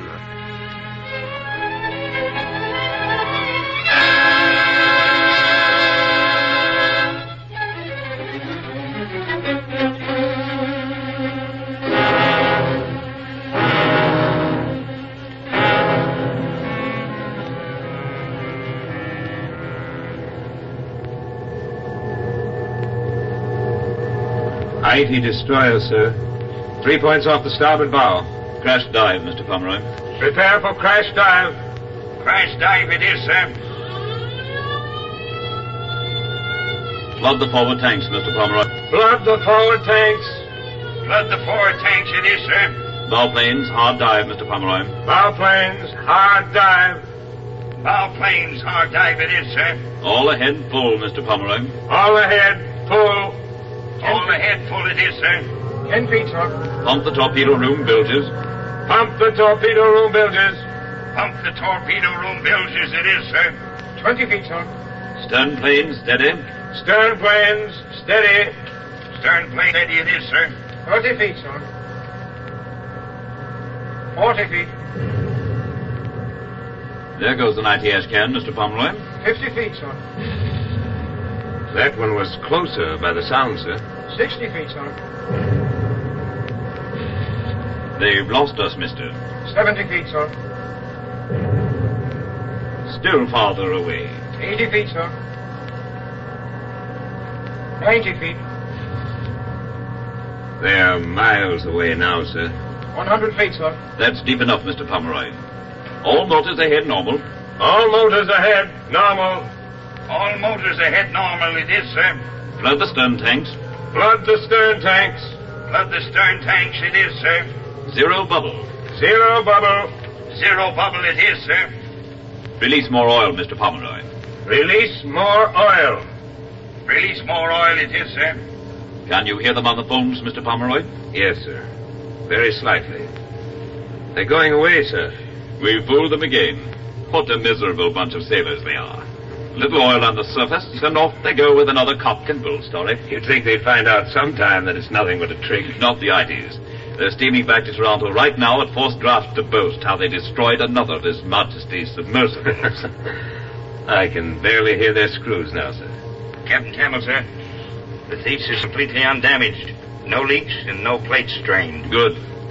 Not that I expected anything of the sort. Gentlemen, may trouble always avoid us by as wide a berth as the Italian depth bombs give us. Sinful waste. Spending all that money for ash cans just to kill a few fish. Good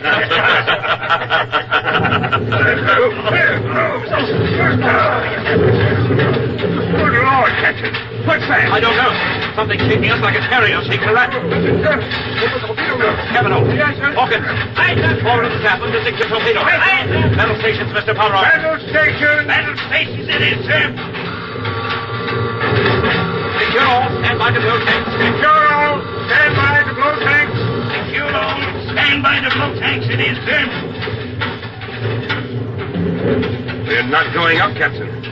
Something's holding us down. What is it? I don't know, Mr. Pomeroy. Pull ahead both motors. Pull ahead both motors. Pull ahead both motors it is, sir. Up ship, Mr. Pomeroy. Up ship. Up ship it is, sir. 90 feet, sir. We're loose from it now, sir. Whatever it is. 80 feet, sir. 70 feet. 60 feet. 50 feet. 40 feet. 30 feet. 20 feet. 10 feet.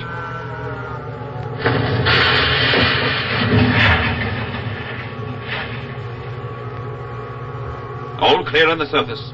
Surface battle stations, Mr. Pomeroy. Surface battle stations. Surface battle stations it is, sir. Now we'll see what was playing with us. Cavanaugh. Aye, sir. Mount a machine gun on the Chariot Bridge. Aye, aye, sir. I'll go first, Mr. Pomeroy. I couldn't see a thing through the scope. There's no way of telling what we'll find when we open the hatch. Right, sir.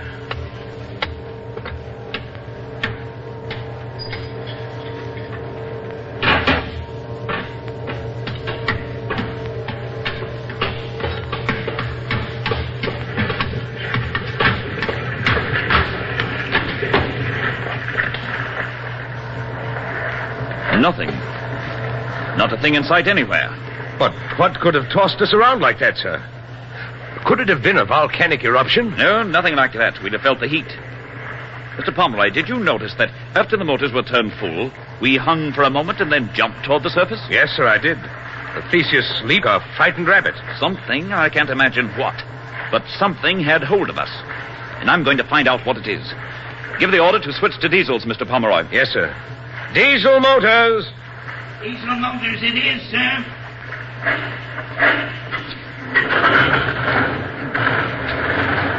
We were going almost due north when we came up. We'll backtrack a little. Perhaps we'll raise something.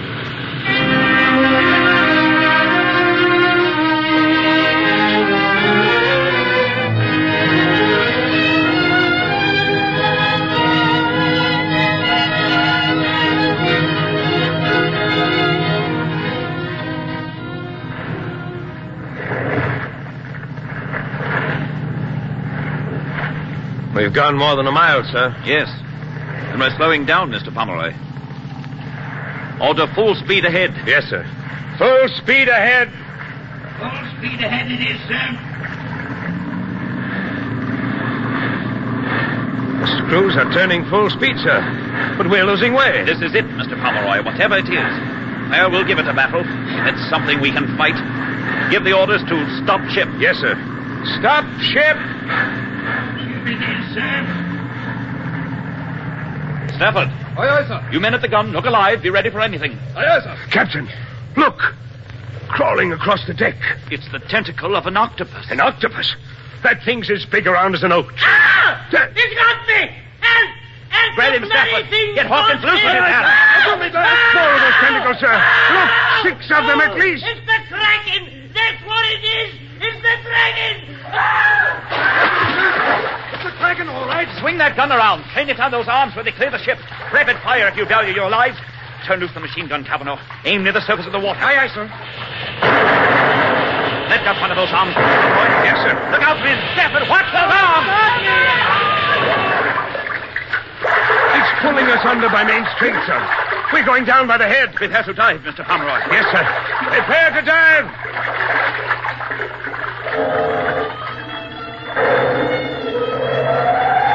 Below decks, men. Aye, aye, sir. Below decks, Mr. Pomeroy. Yes, sir.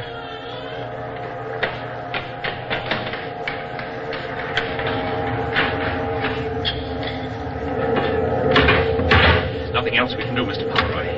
If we stay on the surface, we'll sink. The gun crew, sir? They're gone. Beyond any hope. We can't fight that monster. Not now, anyway, while it's clinging to the vessel.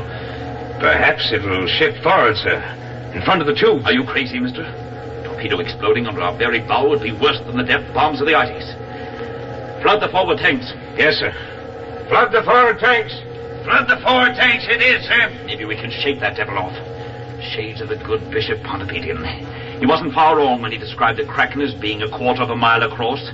You believe those medieval superstitions, Captain Campbell? I believe my own eyes, mister. Didn't you recognize that monster? It was a cuttlefish.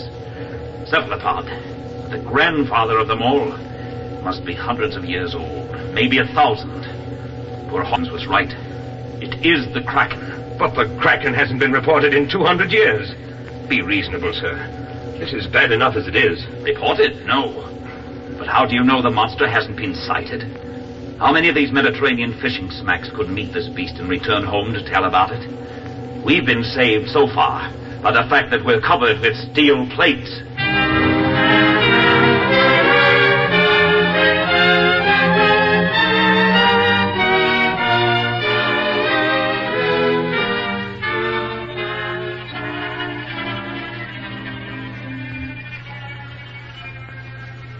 Isn't there something we can do, Captain Campbell? Nothing, Mr. Pomeroy. It's suicide to go on deck while the Kraken still has hold of the Theseus. The only thing we can do is wait until it finally gets tired of wrapping itself around us and swims away.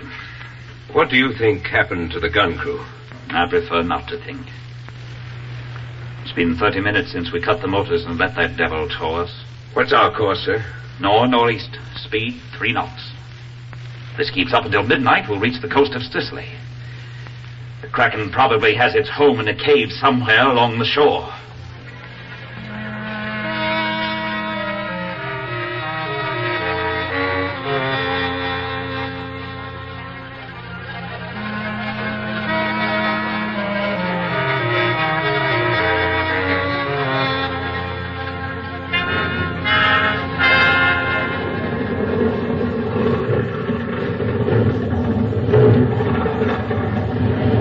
beg your pardon, Captain Connell. What's up, Cavanaugh? The scraper on the bottom has snapped both tail shafts off. Our screws are gone, and the water's coming in through the packet boxes. Thank you, Cavanaugh.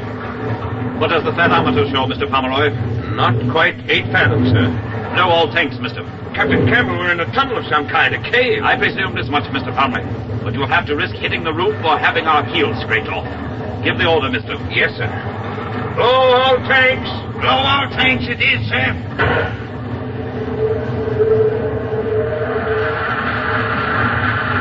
What's our course now, sir? No course at all.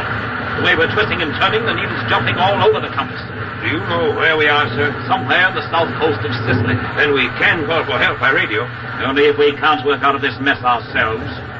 I don't fancy losing my ship to the Ites. I believe we've stopped, sir. We have. Give me that audiophone receiver, Winkle. Aye, sir. Here it is, sir. I don't hear the Kraken's tail swishing. Perhaps it's left, sir. Possibly. See if you can spot anything through the scope, Mr. Pomeroy. Yes, sir. Dark as pitch, sir. Can't see a thing. It's a subterranean cave, all right. I want a diver to go out. Who'll volunteer? I will, sir. Thank you, Cavanaugh. Mr. Pomeroy, break out a suit and rig, Cavanaugh. Yes, sir. And see that the airlock's prepared. Yes, sir. Equip with an acetylene torch and a lamp. Yes, sir. Listen closely, Cavanaugh. Aye, sir. I don't want you to take any unnecessary chances. Stick close to the airlock until you're sure that monster isn't around. There isn't much water here, so you can blow to the surface with a periscope as a guide. There's a portable radio in the suit. Keep in communication with us. Aye, aye, sir. And Cavanaugh, good luck. Thumbs up. Thumbs up it is, sir.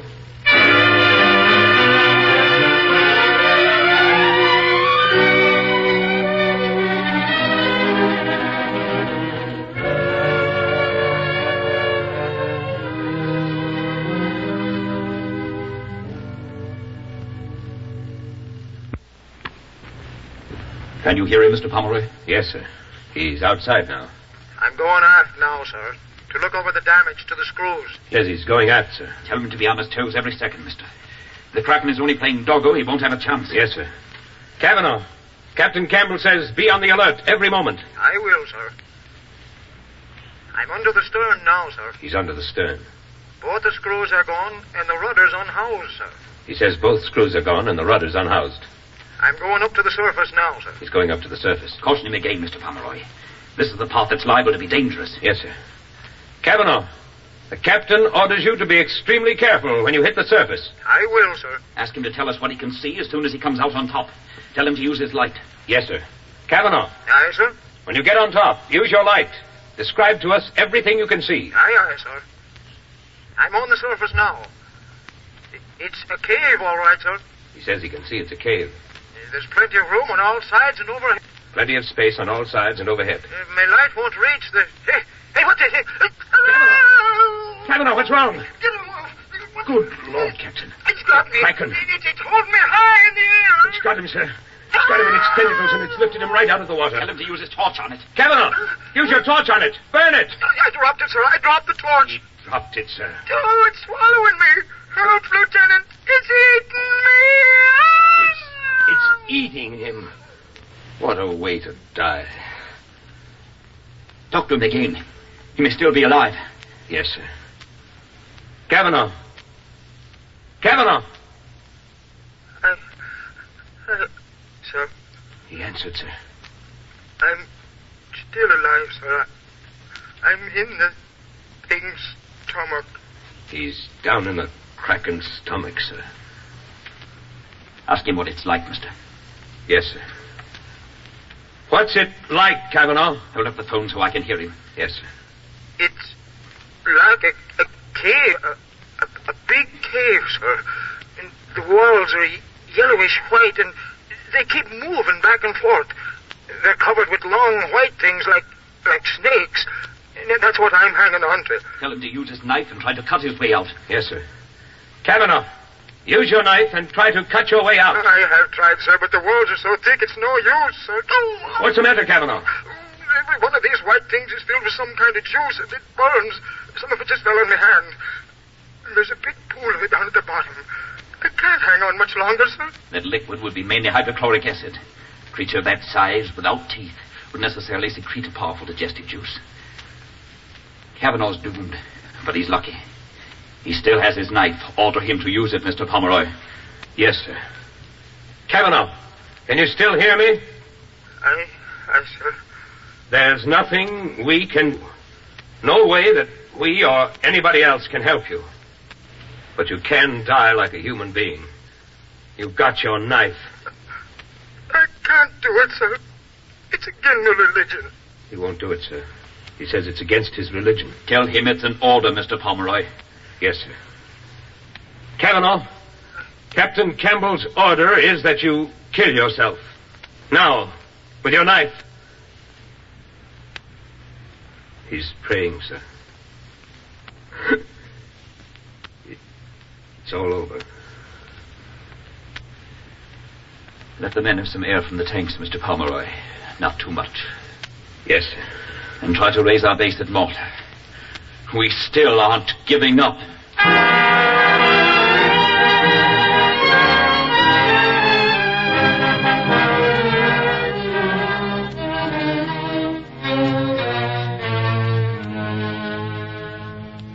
No luck at all.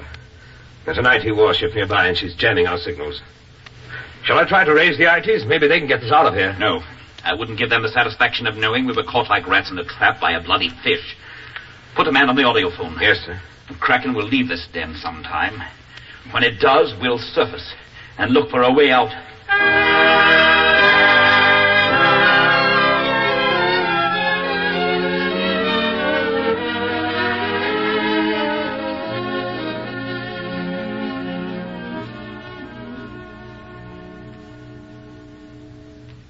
I believe it's leaving. Probably hungry, sir. After 2 days, it should be. Give me the phone. Here they are, sir. It's going out all right. I can barely hear it. Blow all tanks, Mr. Pomeroy. Easy. Yes, sir. Blow all tanks. Blow all tanks it is, sir. Easy does it. We haven't far to go. 0 depth, sir. We're on top. Good. Follow me, Mr. Pomeroy, and we'll take a quick look-see. Yes, sir.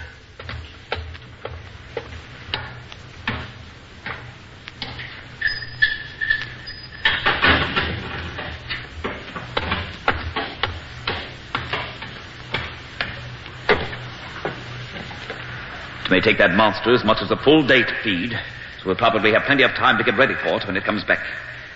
Grab the searchlight, Mr. Pomeroy. Yes, sir. Nothing there. Solid rock on top. No opening on that side.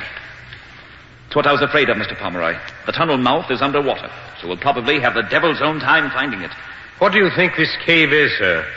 An ancient volcano? Not exactly. Notice the folds in that rock over there? Yes, sir. The stratum was forced up at some time and has since been cut out by the sea. You can see the marked ocean. Then the land dropped and carried the tunnel below sea level.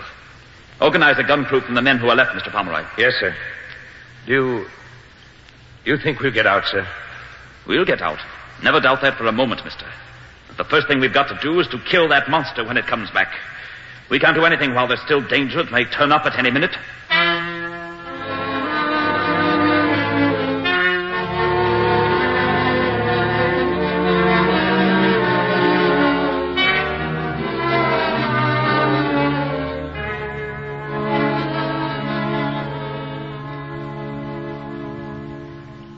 Russell says he can hear it on the audiophone, Captain. 22 hours since it left.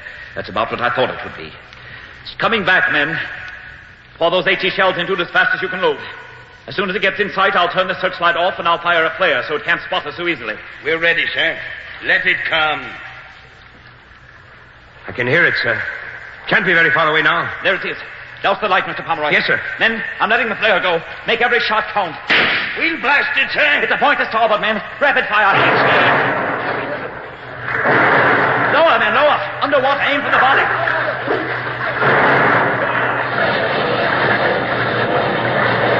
Look, Captain. The roof is falling. The whole top of the cave's dropping on us. The gun. Cease firing, men. Cease firing. They're gone, Captain. The whole gun. That mass of stone wiped them out. Smashed the thesis like an eggshell. We'll go below, Mr. Pomeroy. See if we can salvage a couple of divers' suits. You and I are all that's left of our complement. But we can still get out of here.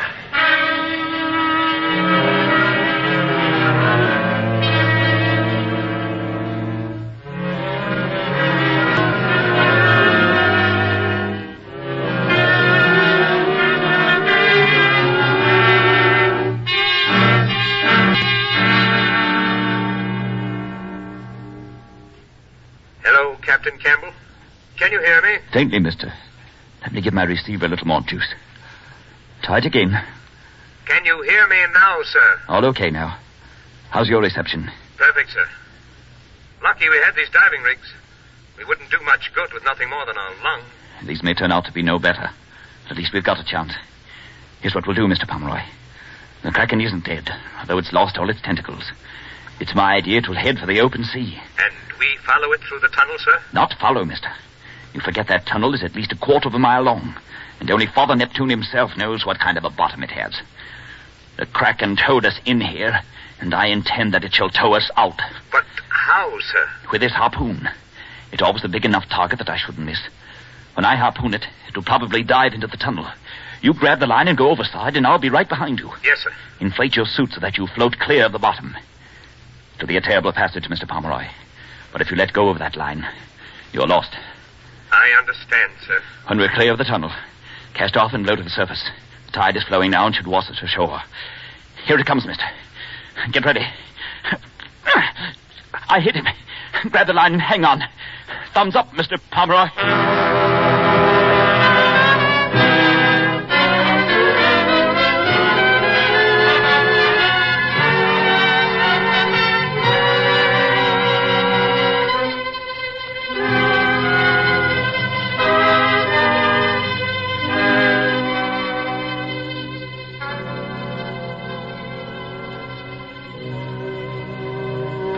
Lieutenant Alastair Montgomery, commander of His Majesty's destroyer Cadmus, will take the stand. At your service, sir. It was your ship which picked up Captain Donald Campbell, late commander of His Majesty's submarine Thesis. We're very anxious to add anything we can to Captain Campbell's report that his ship was destroyed by Italian depth bombs. It was quite mysterious, sir. We were on patrol in the general area, 15 degrees west and 36 degrees north, when we spotted an object floating in the sea. We approached it with proper caution and discovered it to be Captain Campbell. He was in his inflated diving rig, and he was unconscious. Yet you were able to identify him immediately? Yes, sir. He and I were together on the Warspite before he entered the subservice. We made him as comfortable as possible in my quarters. But it was 24 hours before he recovered consciousness, and then he was raving. What were his ravings about? He kept insisting, sir, that his vessel had been attacked by the Kraken, a huge monster, sir. Yes, I'm well acquainted with the mythological aspects of the Kraken. Go on, Lieutenant. Well, after a few hours, sir, Campbell seemed to come to his senses. He then dictated to me the report which this board already has in its possession. You're sure you wrote this report word for word as Captain Campbell dictated it? Yes, sir. It was simply that the Thesis had been attacked and sunk by Italian destroyers. That Captain Campbell and his second-in-command, Lieutenant Ian Pomeroy, were the only survivors. That for 2 days they attempted to communicate with Valletta or another of His Majesty's ships. And that finally, in diving suits, they attempted to leave the Thesis and reach the surface. You found no trace of Lieutenant Pomeroy? No, sir. Continue, Lieutenant. Yes, sir. Captain Campbell asked to be alone for a few minutes, so I left him. Less than half an hour later, I heard a shot. He was seated at my desk and had taken my pistol out of the drawer. He was shot through the temple. And this note which you mentioned in your report? It was very strange, sir. It made me realize that poor Campbell never had actually recovered his sanity. Please repeat what was in the note, Lieutenant. Yes, sir. The note read, "A commander loses his ship to a fish and then survives the loss of his vessel and its entire crew. Not a nice story to return to the world with." Those were the exact words, sir. There's no doubt Captain Campbell was stark mad. We buried him at sea, sir. the sea which took his mind, we gave his body.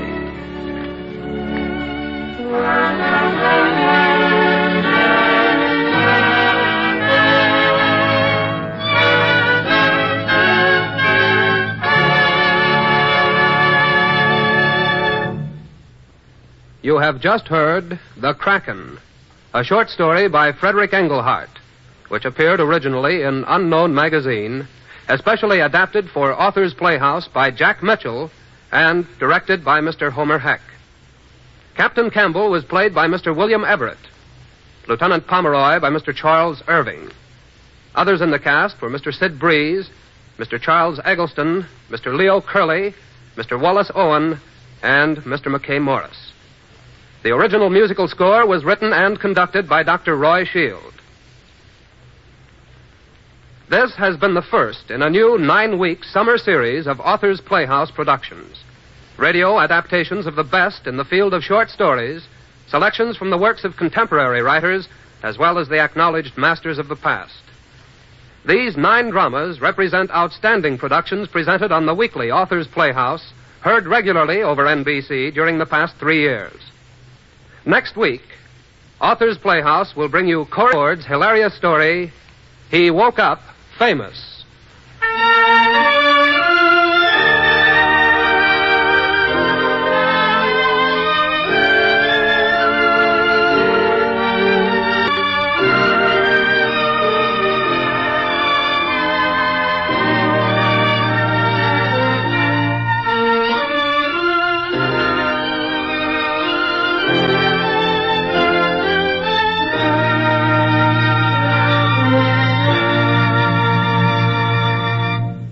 This is the National Broadcasting Company.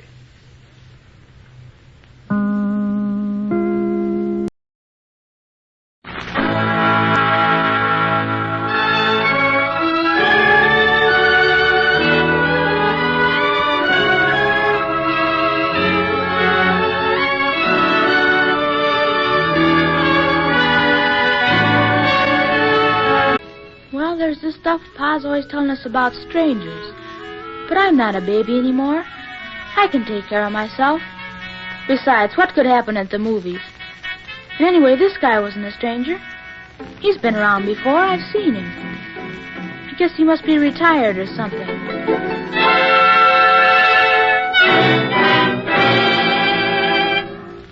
Young Frankie didn't know just what to make of this man he'd never seen before, or had he?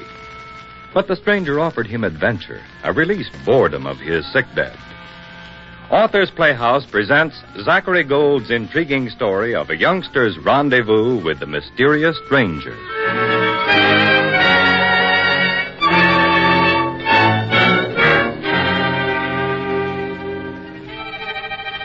I was lost. And that was funny because I knew the way. I mean, I can understand a fella getting lost when he's somewhere new. He can't know every place in the world. But I wasn't anywhere new. I was only around the corner. There was Havemeyer's garage with the old car out in front that he's been trying to sell as long as I can remember. And this person's grocery and Sam's candy store. It was just the same as always. I'd been there a million years. It's only around the corner. Oh, maybe I was just tired. I put in a big day and maybe I was just knocked out. You know how you get. Old guy sure led me a chase. Don't ask me what he wanted with a kid like me. Think an older guy to have his own pals. And that's another funny thing. I can't remember his name. It's right there in the tip of my tongue. You'd know it in a minute. I mean, it isn't Smith or Jones, but it's something like that. I tell you, I'm beginning to feel dopey about the whole thing. That's the way it always goes, though. You gotta get home in a hurry and a million things turn up to stop you. Then when you get back home, everybody's sore, and Pa wants to know where you've been, and Ma wants to know what kept you so long. Just to make it worse, I shouldn't have been out at all. I thought I could be up and back before anybody find out about it. I thought I could do it in a hurry. I was in hot water, all right. But a fellow gets tired staying in bed all the time. You know that. They keep you cooped up for no good reason at all. Maybe just because you got up looking a little cross-eyed in the morning. They pile you into bed, and it's goodbye for a week, maybe, or more. What's the sense of it? Just makes you tired and sleepy and stiff. You look out of the window, you look up at the ceiling, you go wacky trying to figure out things to do. If you keep your eyes almost closed with just a narrow crack open, everything gets blurry and starts to fade away. If you look up at an electric light like that, it gets big and fuzzy, dotted with all kinds of colors you'd never see otherwise. It's a trick, but you can do it once you get the hang. It's easy. Anybody can do it. But a fella can't be playing games like that all the time. You get sick and tired of it after a while. I tell you, you get sick and tired of a lot of things laying in bed. Ma's tiptoeing around all the time, and every 10 minutes Pa calls up on the phone. You'd think a fella never got a little sick in his life, the fuss they make.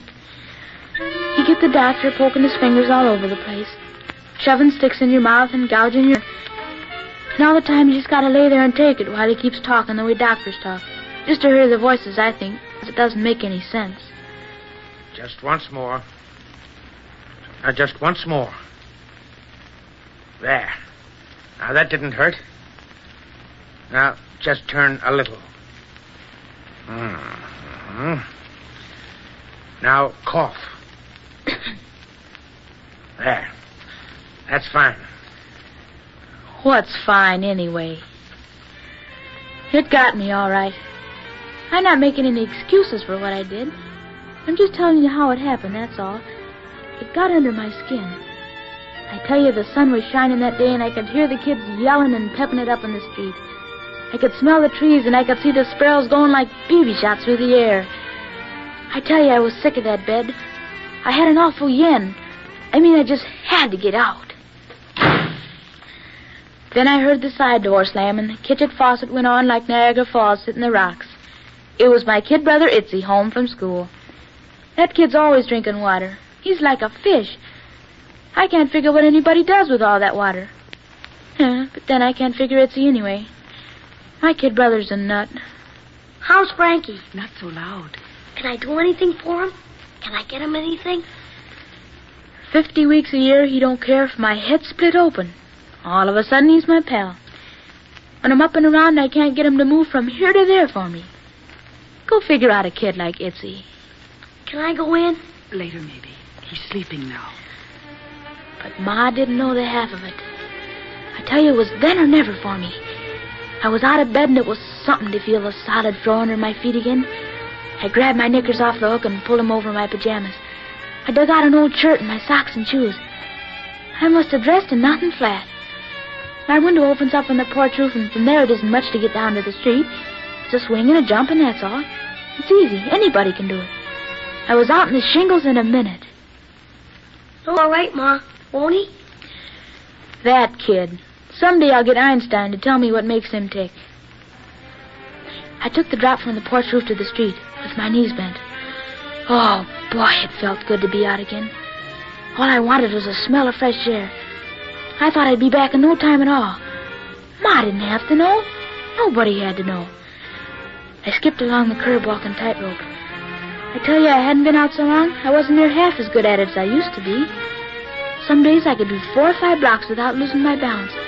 But today I was falling all over myself. I was stale, out of practice. I cut up toward the parkway a couple of blocks. There's an empty lot in the corner of 11th Street where the gang hangs out after school. Most time there's a game going on. Baseball, maybe, or stickball. I tell you, it felt like a million years since I had a bat in my hands. I felt like I was coming back from a long vacation or something. I can hear them yelling on the lot even before I got there. I could hear Henny, Joey, yelling their heads off. The whole gang was there. It sounded like a hot game. I came around the corner on the lope. Hi, you guys. There was somebody coming around second, heading for third. Joey had the ball in the outfield, and he uncorked to throw. It must have been a mile high. The guy came around third and headed home, and by that time the ball was bouncing in the high grass over in the corner of the lot, and he made a homer standing up. I ran over toward home plate. Henny was there picking up a bat. Nice going, I said. Henny didn't say anything. He banged the bat a couple of times on the plate. It was just an old rock we used, and then took a couple of practice swings. They finally found the ball out there in the weeds, and they threw it in. Henny stepped into the bucket and screwed up his face the way he does when he's all set to pow and... Hit it a mile, I said. I squatted over one side and picked me a handful of grass. Henny didn't even give me a look. But that's how he is. When he's up there, you can drop a ton of bricks next to him and he won't bat an eye. He keeps his eye on the ball all the time. He let the first eye. It was too wide anyway. Then on the next one, he took a cut, but he was way off. There was nothing on the ball either. It was just a floater. Yay, I yelled. Set-ups! Henny hushed a little and choked up on the bat, and when the next one came through, he swung like a rusty gate. Boy, that Henny can look funny when he misses. What are you trying to do, pick flowers? Didn't even get a rise out of him. Most times you can steam him up with just a word. Henny's got a temper like a gasoline fire. But he banged the rock a couple of times and kicked some dirt off his sneakers just like he didn't hear me. You're a dead pigeon, Henny. He's got your number. Oh, it was good to be out there again talking it up. It felt right. All the time I wasted just laying around. Oh, it was a shame. I could see that little Herbie Fenton was playing, and they must have missed me bad if Herbie could get in the game. He was just a kid, that's all.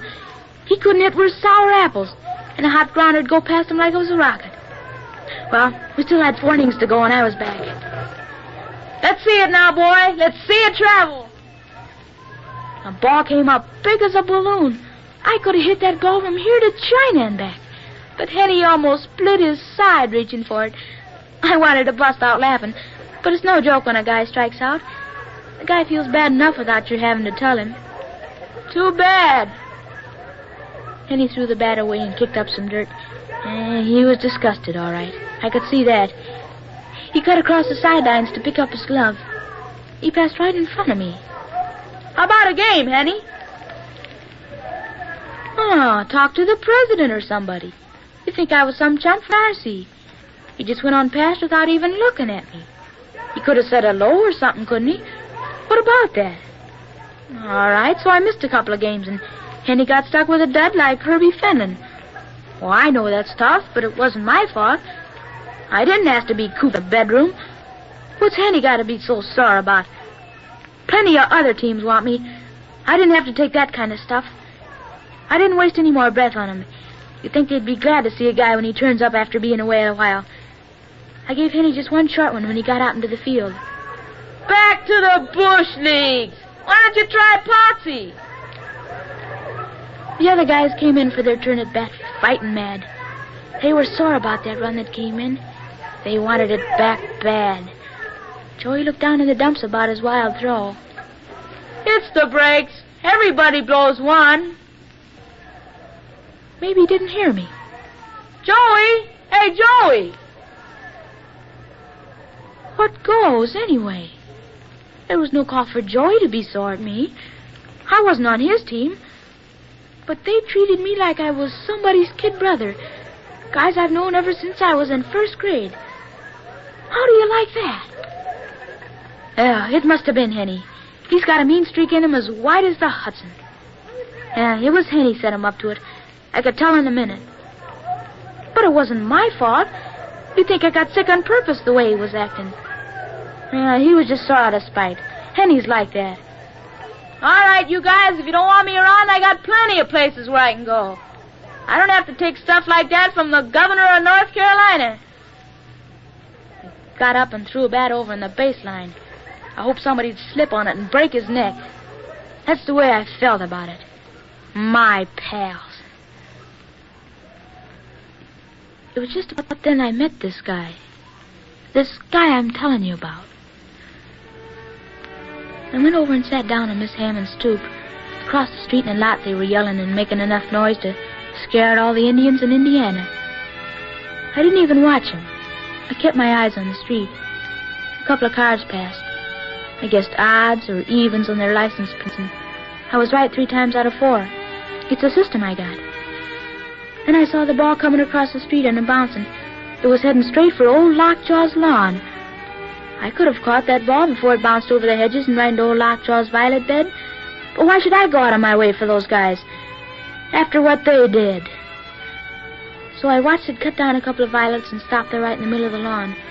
It didn't stop bouncing a minute before the front door opened and old Lockjaw himself came out. I guess he didn't see it, though, because he just stood there. If he'd seen that ball, he'd have grabbed it in a minute. He was a terror, old Lockjaw. You couldn't play anywhere around his house. The least little noise in his alley and he'd be calling the cops to chase the kids away. If he caught you on his lawn, that was all, brother.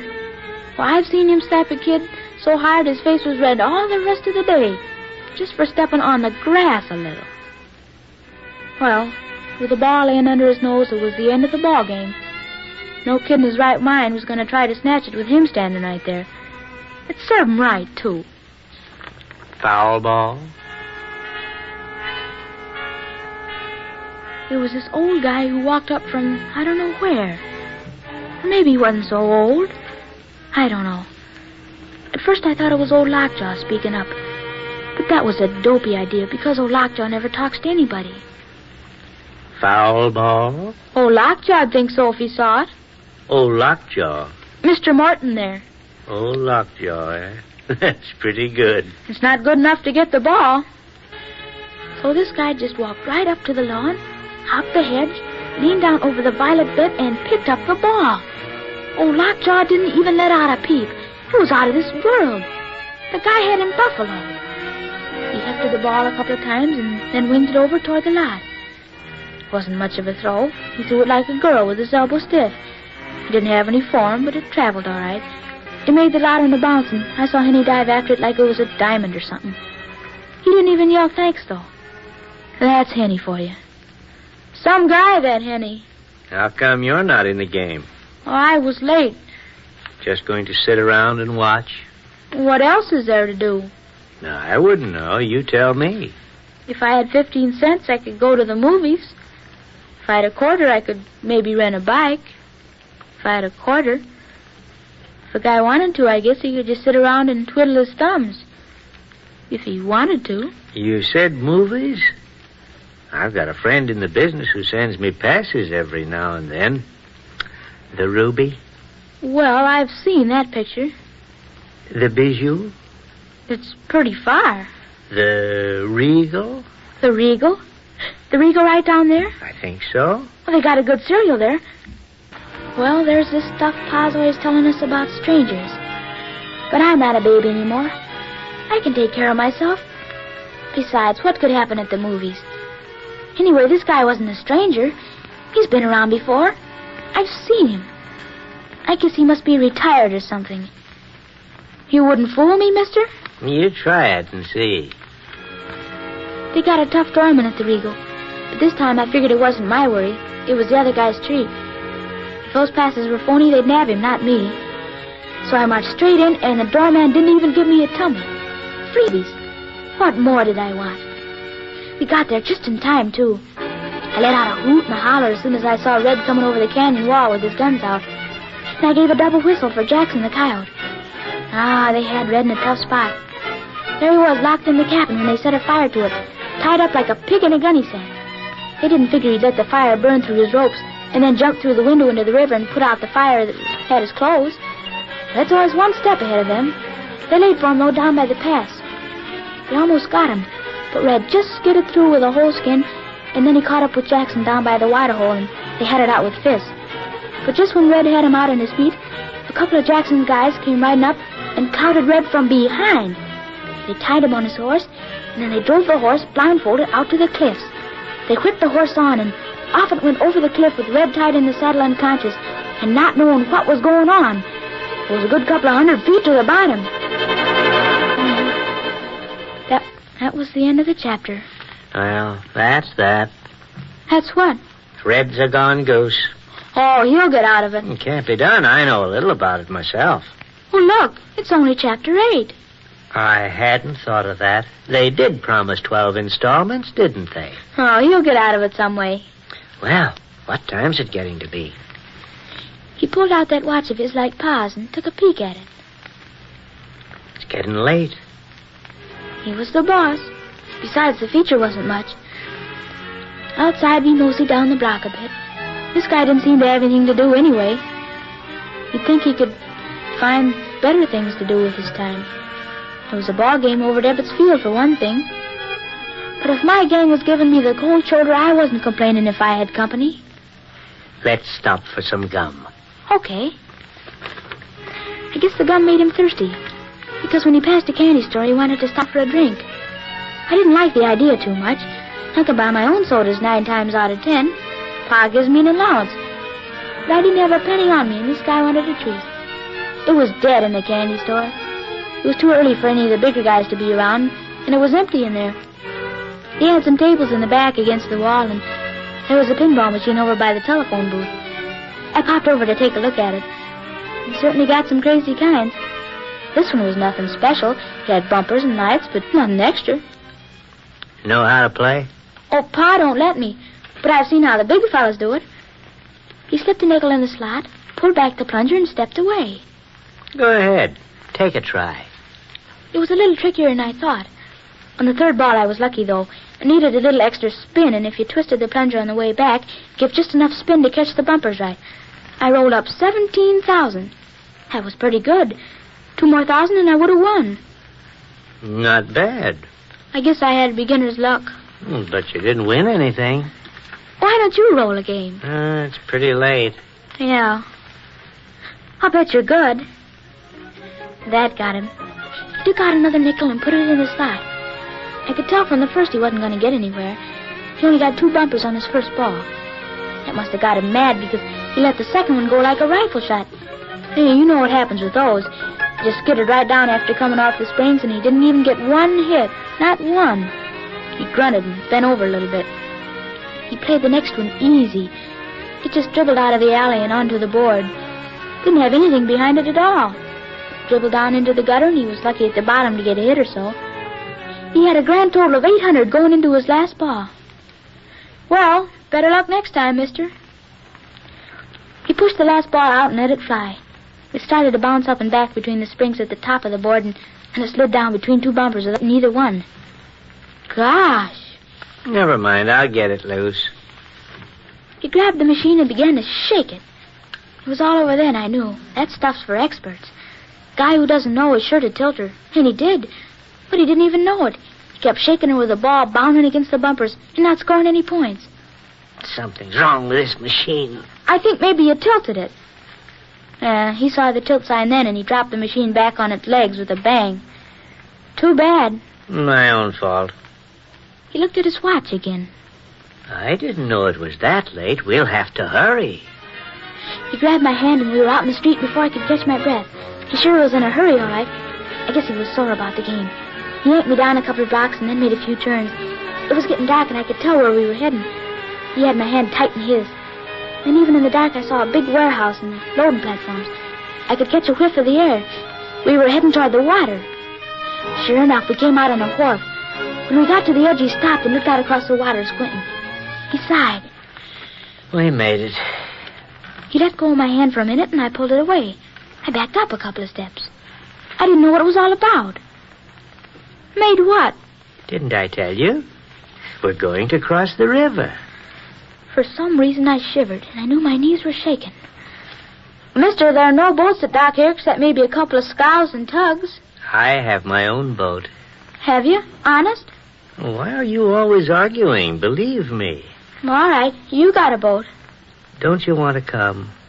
It's only to the other side. Oh, mister, I gotta get back home. It's getting late. It was dark then, and you could hardly make out anything along the river. Everything was shadowy. There wasn't any moon that night. Up a bit along the shoreline, there was a glow in the sky, and I figured it must be the Navy Yard with the blast furnace going. They're working there all the time. Looks like a big fire. You heading for the Navy Yard? Navy Yard?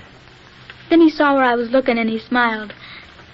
I don't think we'll head that way. Then I really began to get scared. Where was he taking me? Listen, thanks for everything, but I gotta beat it now. Don't you want to cross the river? No. It's a nice ride. I gotta get back. It won't take long. No. Listen, I can hear the boat. I gotta go. He stepped toward me, reaching out. Why don't you come? Leave me alone! What's the matter with you? You aren't afraid of me, are you? I don't know. Come along. I ducked away from his hand. I dodged back along the wharf. I could hear his heels hitting the wood. I began to run. Wait! I didn't wait for anything. I just kept on running, and all the time, crazy ideas were running through my head. What's a guy want a boat for when you can get across the river by a subway for only a nickel? I tell you, it didn't add up. Wait! But I dodged away from him and ran back along the wharf into the street. I crossed the cobblestone gutter in the dead run and ducked into one of the alleys. I hopped the fence and came out along one of the loading platforms. Down in the street, I circled the corner. I could hear his voice getting softer behind me. I don't know where I was going. I just wanted to get as much distance between us as I could. What did I want to get across the river for, anyway? What would I do there once I got there? I don't know how I did it, and I don't know which way I came, but I ended up on the street near Sam's. I was only around the corner from home now. It was just a hop, skip, and jump. I was dog-tired, and I was sweating. I could hardly keep my eyes open. I tell you, I wasn't in condition after laying around so much. I felt all knocked out. And then, of all the dopey things, I couldn't find the corner. Would you believe it? I mean, when I got where it should be, it just wasn't there. I was lost right in my own backyard. Oh, it sounds crazy, doesn't it? I was just a hoot and a holler away from home. I've been there a million times before. I tell you, it's just around the corner. A fella can't get lost when he's that close to home. It just doesn't make sense. But I hunted all over the place. I took it slow. I stopped running around like I was half crazy. I eased past Sam's. I counted 2 stores, and I should have been at the corner then. I knew that for sure. It wasn't there. I had to get back. I just had to get back. Oh, I could have bawled. I could have burst out crying right then. I was so tired, and I'd done everything I could think of. I'd done my best. I'd tried to find the corner, tried to get home. Oh, I tell you, I could have cried like a baby then. Maybe I did a little. I don't care what you say. I don't care what you call me. It's kid stuff crying, I know. But I tell you, by that time, I didn't know what I was doing anymore. I'm not making any excuses. I just broke down. Ma! Ma! I must have been moving. I just kept walking. When I opened my eyes, there was the corner. Right there. Right in front of me. I yelled, and I was around the corner on the last stretch home. I was down the block and under the porch of our house and nothing flat. I shinnied up the roof and through my window in 2 shakes. I was out of my knickers and into bed like a bowl of grease lightning. I tell you, I was finished. I tell you, I just barely made it. Ma! Yes. Yes, Frankie.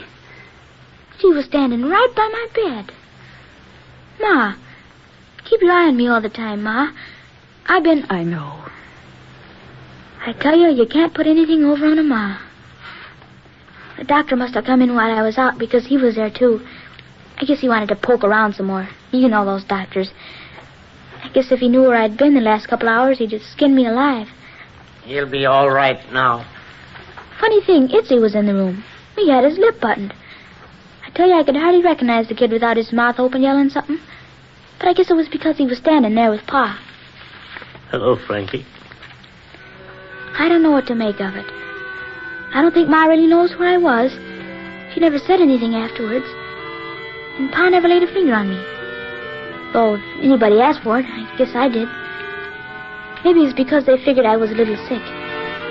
You can get away with murder sometimes just because they think you're looking a little cross-eyed in the morning.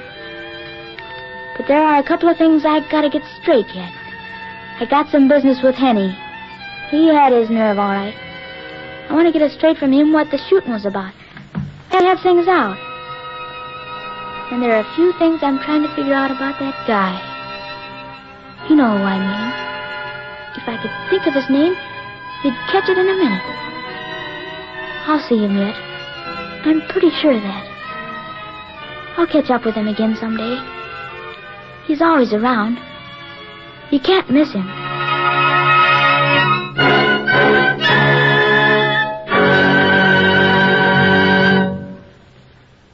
You have heard Zachary Gould's story, The Mysterious Stranger, adapted for Authors Playhouse by Dorothy Cheney Quinnen and directed by Mr. Homer Heck.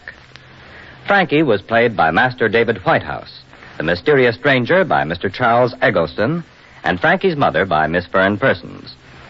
Others in the cast of Authors Playhouse tonight were Mr. Thomas Post and Master Bobby Ellis. The musical score was composed and conducted by Dr. Roy Shield. Next week, same time, same station, Authors Playhouse will bring you the comedy Bad Dream by Isabel Scott Rorick.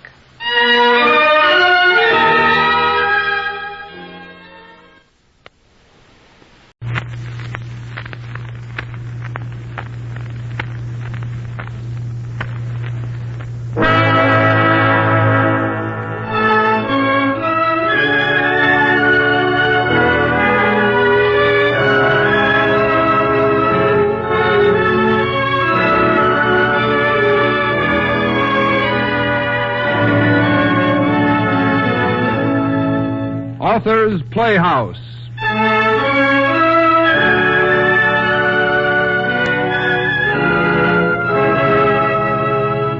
Presenting Corey Ford's story of a man who couldn't help being a hero.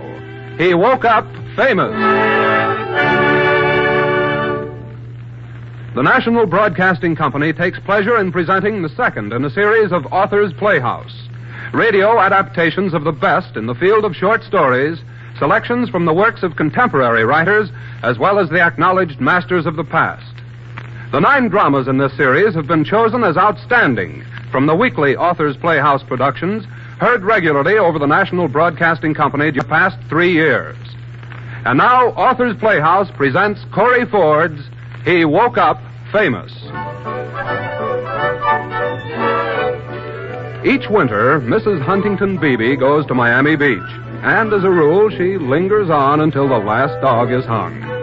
Right now, it's spring, 1942. And at the moment, Mrs. Beebe and her secretary, Lynn Horner, are in the upstairs sitting room playing gin rummy. The way Mrs. Beebe plays cards could be called casual. That is, she has a hard time keeping her mind on any one thing. Miss Horner, on the other hand, well, Miss Horner is a very good secretary. Oh, your play, Mrs. Beebe. Oh, yes. Such a lovely tune, isn't it? Yes, Mrs. Beebe. Oh, you're tired, aren't you, Miss Horner? It is getting late. Oh, I'm not a bit tired. Well, we'll go to bed when we finish this game. Now... That should give you some idea of how Mrs. Beebe plays gin rummy. It's easy to see that she lives in an untroubled and irresponsible world. Suddenly, however, the music on the radio stops. An announcer cuts in. Here is a special announcement. A small tanker has been torpedoed off of Essie's Point. Essie's The fate of the vessel is still unknown, but residents along the coast are asked to be on the lookout for survivors. Oh, Essie's Point. Why, Miss Horner, that's right here. Yes, Mrs. Beebe. Oh, dear me, please turn off the radio. Why, yes, of course. Yes, I heard it. I know I heard it. I beg your pardon. I'm positive now that was what I heard. Yes, it sounded like, it sounded like boom. That's what it sounded like. And it was, let me see, it was right off there. Right off Essie's Point. Yes, Mrs. Beebe.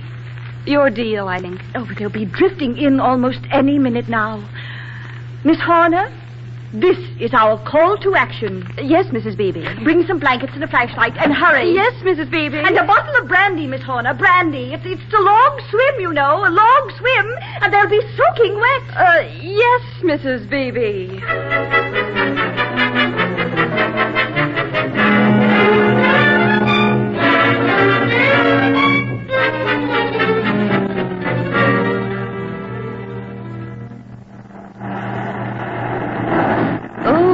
It's dark. Here, turn down the light, Miss Horner. No, wait.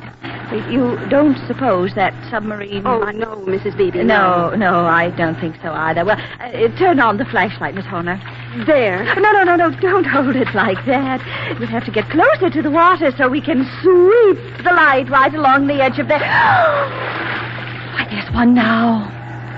Oh, Mrs. Beebe. Look at him. Oh, my. My boat. Oh.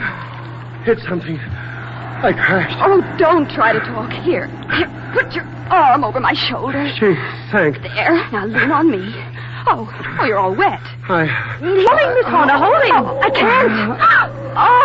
Oh, he's collapsed. Oh, of course. It's a wonder he didn't do it sooner after what he's been through. Now, the brandy, Miss Horner, the brandy. Yes, Mrs. Beebe, but go easy with it. Nonsense, Miss Horner. It's exactly what he needs, and plenty of it.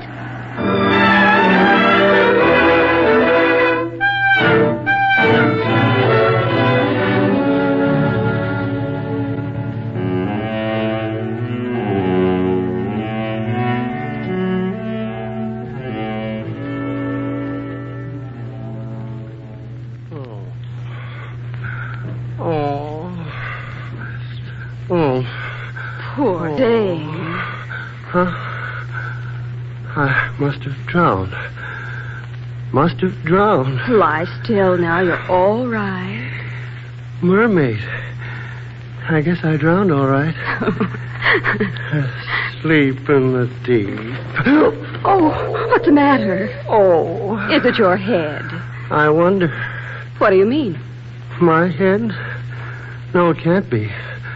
Mine never felt like this in my life. Oh, poor boy. Feels like the world's worst hangover. I wouldn't be surprised if it is. A hangover? A hangover. But why? When did people start getting hangovers from seawater? It was the brandy. Brandy? Yes, you swallowed practically a quart of it. I kept telling you you'd had enough, but she kept pouring it into you. She? Mrs. Beebe. And when was this? After you staggered out of the water last night. But you told her I'd had enough. You're smart as well as beautiful. Oh, who is Mrs. Beebe? How about a little black coffee now, Oh, sister, you're wonderful. There you are. Gosh, but you're efficient. Oh, nursey. Does it taste good? It's wonderful. You're saving my life. Confidentially, somebody emptied a pillow in my stomach. Do you want some more coffee? I sure do. Say, if I'm not too curious, who are you? Lynn Horner. I work for Mrs. Beebe. Oh, now she's in again. All right, let's face it. Who is Mrs. Beebe? Mrs. Huntington Beebe. This is her house. You're wearing her late husband's pajamas. Gosh, so I am. If you can call this wearing them. Well, I guess he was smaller than you. I know he was. Or he wouldn't have let her pick out such colors. You mean Mrs. Beebe? I was trying to saying it. It feels like I'm talking baby talk when I even think the words Mrs. Beebe. You're coming around all right, aren't you? What do you mean by that? That hangover. Coffee's fixing it, isn't it? Well, maybe so, but I'm going to need an awful lot of nursing yet. I'm a secretary, not a nurse. That may be, but you sure nurse nice. What did you say your name was? Lynn, was that it? Lynn Horner. That's what I thought. Lynn. Pretty. Which is what it should be for you. Now, look. One thing more. Who am I? You? You mean you don't know? It's very funny you should ask me that. You know, when I was first coming out of it, when I thought I was drowned and you were a mermaid? Yes, I remember. Hey, that's funny, isn't it? Me thinking you were a mermaid? I mean, well, after all, you're wearing slacks and... Wasn't that silly? Was it? Maybe not. Well, anyhow, when I was coming to, I thought for sure I was myself, but drowned, you understand. But now I haven't the faintest idea. Well, maybe you'd prefer to read it for yourself. Read it? Here are all papers. I'm in the papers now. Well, what for? Well, you ought to know. Here, you look at them while I go tell Mrs. Beebe you're awake. No, don't go. I'm not going to like Mrs. Beebe. Stay here with me, just the two of us. No, Mrs. Beebe, please. Just another cup of coffee. But I promised her I'd let her know the instant you were awake. Now, excuse me. But, my dear lady, I'm not awake, properly speaking. Really, I must go. And I can't read in this condition. I'll tell you what. You read the papers to me. That's the answer. I've got to go, I promised. Besides, it's my job. What's your job when a human life is at stake? Oh, now stop it. But you can't ignore a plea like that, can you? Or can you? Look, I won't be gone a minute. I know Mrs. Beebe will want to come right up. I'll come back with her. Ooh, my head.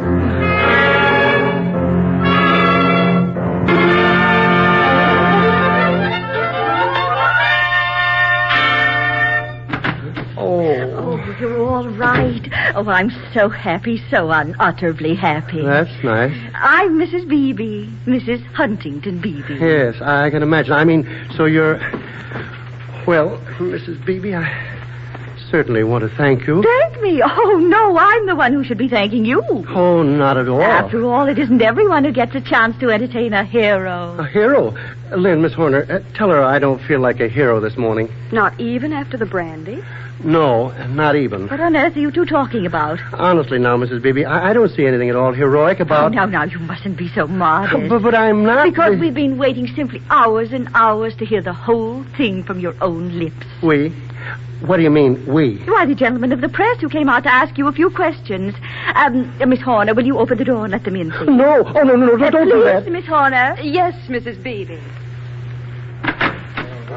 There he is, gentlemen. There he is. Now, be easy with him and don't take advantage of it. name, buddy? Why, it's Bill Webster, but really... Bill Webster. Did you have any warning? Any warning? Yeah, how fast did she sink? Was it a direct hit? Well, I guess it must have been. You see, the first thing I knew Was there a loud explosion? Yeah. When did you first hear anything? How about the other members of the crew? Crew? Is that what you said, crew? Mm-hmm. Crew, sure. Did anybody else get off the tanker before she went down? The tanker? The tanker. The tanker? Yes, the tanker. Hey, now, wait a minute. Now, I know what you... Hold it. There. My, Look, no more flashbulbs now, boys. Now, look, fellas. Okay, buddy, okay. We got a pretty good idea how you feel. But let me ask But you. listen, will you? There's been an awful mistake. Oh, you poor boy. I'm sure there's been no mistake. You're the only one out of the whole crew who's saved. But I'm trying to tell you. It's all been a terrible, terrible shock to you. That's what it is. No. Now, you mustn't say another word. Now, you're too upset. There's plenty of time later, and I'm sure these gentlemen will excuse you while you get a little rest. Sure. Let's get And if there are any further details they need, I'll be glad to supply them. Yeah, but... So come along, gentlemen. Come along downstairs right this way. Yes. Now, Miss Horner, I think you might stay here in case Mr. Webster wants anything. All right, gentlemen, this way. Okay, Miss Bailey. They gone? Yes, Mr. Webster. Thank goodness. Hey, don't give me the same tone you used for that BB doll. I don't like that yes, Mr. Webster stuff. No, Mr. Webster? No, my name's Bill, and you know it. You're going to stay here, aren't you? Well, you heard Mrs. Beebe tell me to, Mr. Webster. Well, Bill, then. That's better. What is it? Head. It hurts. Hurts awful. Put your hand on it like you did before. That did something for it. Like that? Well, I can't stand here indefinitely with one hand on your head. Sit down, then. Here. It's all right. I can move, you know. Uh-oh. Here it goes again. Now, put the hand back. That's right. How long is this to go on? Oh, a long time. I'm just beginning to be able to see you now. Remarkable. I've got to see what I'm looking at, don't I? Before I'm fit to leave, I mean. Oh, I expect you do. So I've got to see something worthwhile to look at it. You see that, don't you? Oh, yes, I can see that. And quite a bit more. Well, is it my fault that Mr. Beebe's pajamas are so skimpy? That's not what I meant, and you know it. Gosh, you're beautiful. Mr. Webster. You've no idea. You're beautiful. By the way, Mr. Webster, would you be interested in looking over this fresh batch of papers that arrived a little while ago? With the newspapermen, in fact. Not specially interested. These have pictures with the stories. Read me what it says. Well, now this one says, heroic tanker survivor finds haven in socialite's home. Isn't that thrilling? Do you find it thrilling? Well, here's another one. Look, wealthy Samaritan applies first aid in sea rescue. What are those pictures? Well, there's Mrs. Beebe's private beach. With an arrow pointing to spot where prominent matron found torpedo victim. And that's Mrs. Beebe in her auxiliary nurse's uniform. And, this is a picture of you. It is? Is that me? Yes. When did they get that? Early this morning before you woke up. They propped you up in bed for it. My, don't I look indifferent? You were. And the story? How's the story? Did it read all right? Read like the wildest fiction. Does it, is it thrilling enough to satisfy you? Well, it's almost too thrilling. Almost more than I can bear. Yeah, I know how you feel. Sometimes I can hardly believe it myself. And, what do you do when one of those moments hits you? Well, I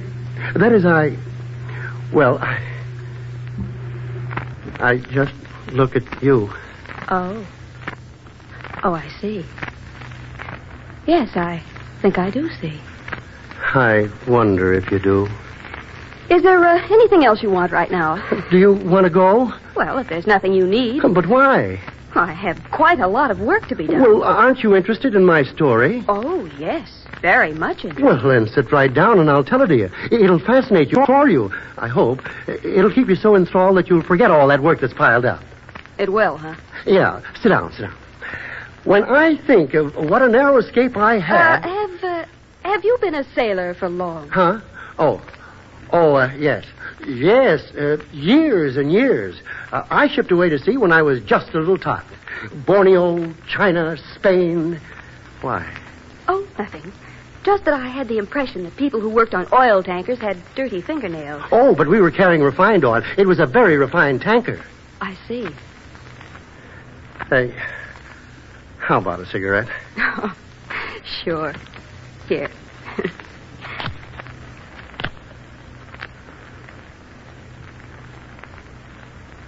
What's the matter, Lynn? Matter? Nothing's the matter. Oh, come now.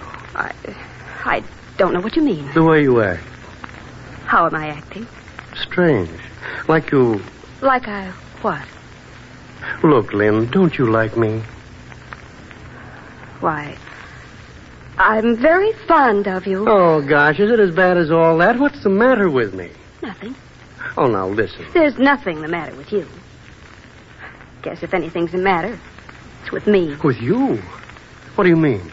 Well, I guess I'm pretty narrow-minded about some things. But I don't understand. Well, if I ever find out, for instance, that a person is a fake, well then... That a person is a fake? Oh, Mr. Webster. Mr. Webster, are you busy? Because the newsreel men are here, and I promised to let them have just a few minutes of your time. Oh, my gosh. Oh, that's so nice of you, Mr. Webster. It won't take a minute. In here, gentlemen. Come right in and set up those things. I'll see you later, Mr. Webster. After the newsreel men get your story. Lynn, wait. Lynn, wait a minute.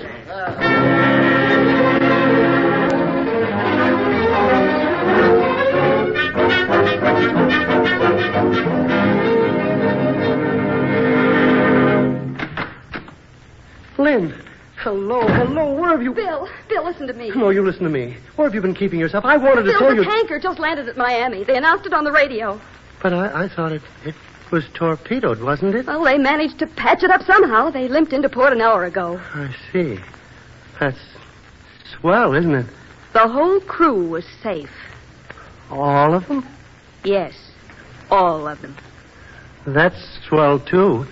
Nobody missing, the radio said. Nobody missing at all? Bill. Yes, Lynn. I was right, wasn't I? The hunch I had. You were right. Oh, Bill. I never saw that tanker in my life. I was out sailing all alone in my little sloop, getting in on the auxiliary motor, and I fell asleep. The next thing I knew, I crashed into a rock or something. The boat sank, and I had to swim ashore. That part wasn't a fake, and I wasn't faking when I hit that beach. I was really all in. But that doesn't count, does it? Bill, why did you do it? Well, most of it I didn't do, if you remember. In fact, Mrs. Beebe personally accounted for about 90% of it herself. But you let them go on building up a story. And the whole thing was a rotten fake. All a fake, except one thing. What was that? This part was no fake, Lynn. You were the most beautiful thing I ever saw when I woke up this morning. And every time after that, when I looked at you, I wanted you to like me. I'm sorry, Bill, but I hate a fake worse than anything in the whole world. Mr. Webster, I've got the most wonderful surprise for you. Oh, it's tremendous. You'll never guess.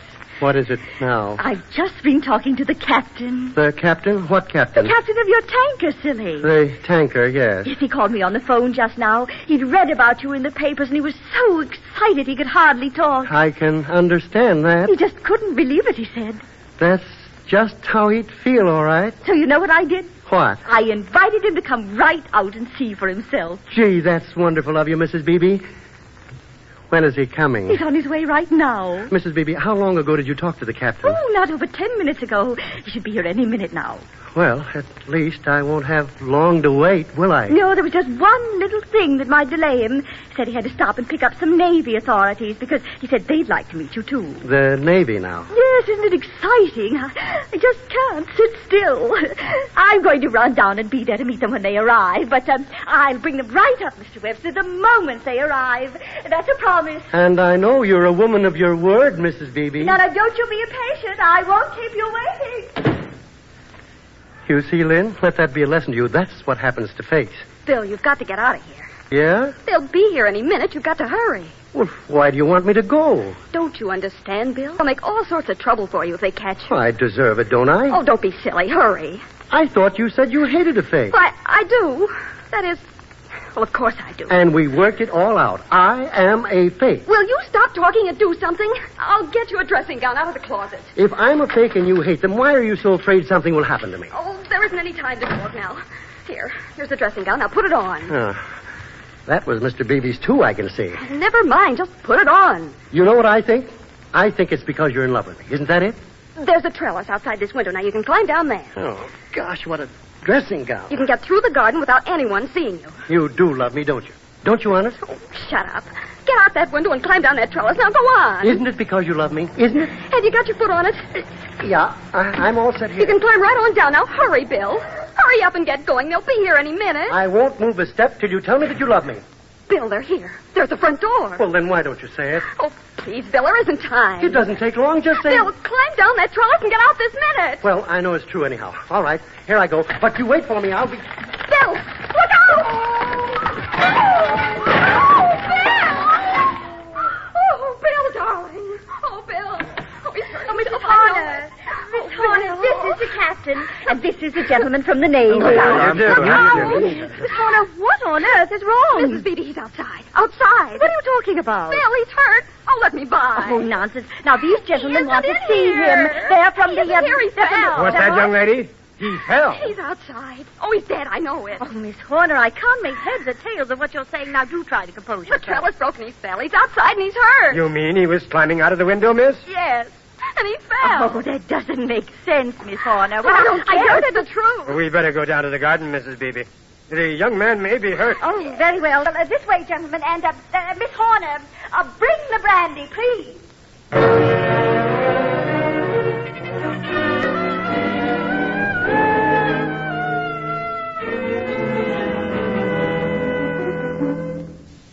There he is. Oh, Bill. There, now. I'll see to it. I don't understand. What's he doing there among the petunias? He fell. The trellis... Oh, let me go. No, Miss Horner. Now control yourself. Leave this to me. You stay right here. Let me see him clearly.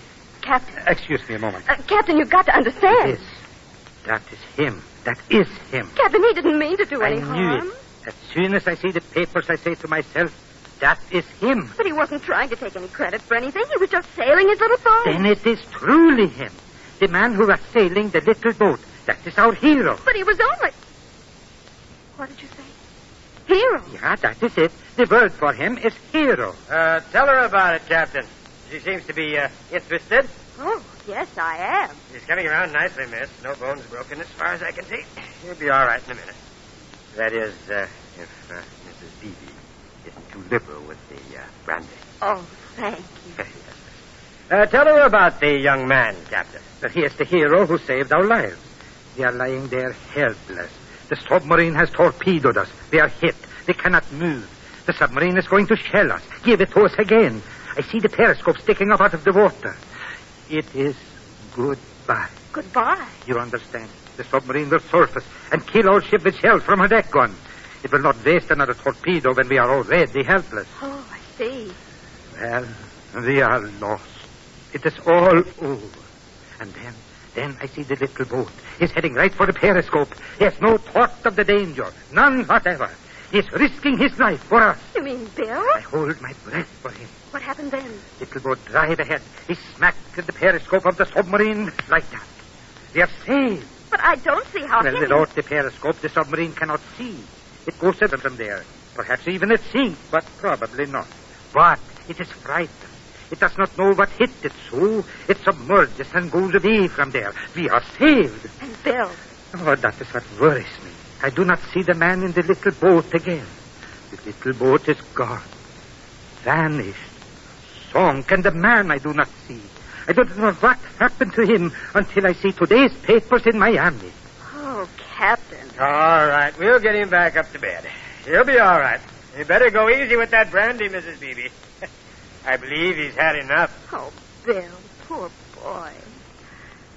Oh. Oh, you are faint, no? Yes. Miss Horner, perhaps you ought to have a little of this brandy yourself.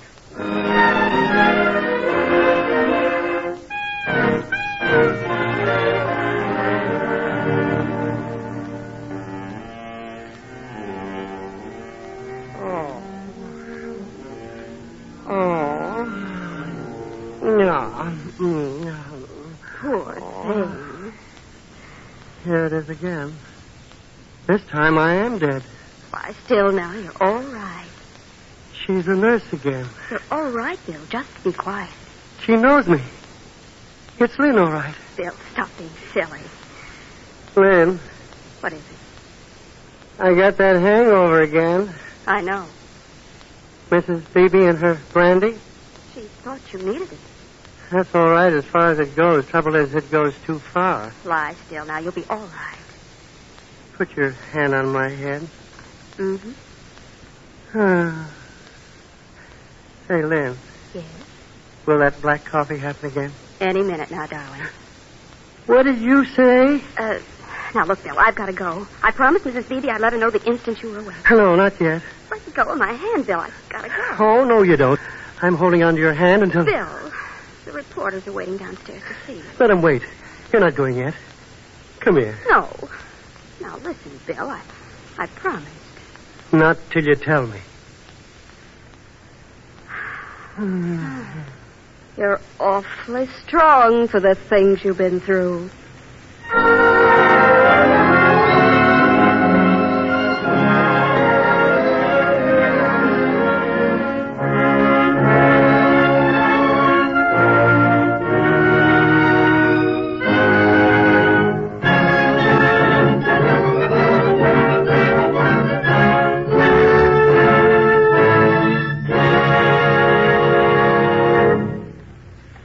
You have just heard He Woke Up Famous, a short story by Corey Ford, adapted especially for Authors Playhouse by Carlisle Stevens, and directed by Mr. Albert Cruz.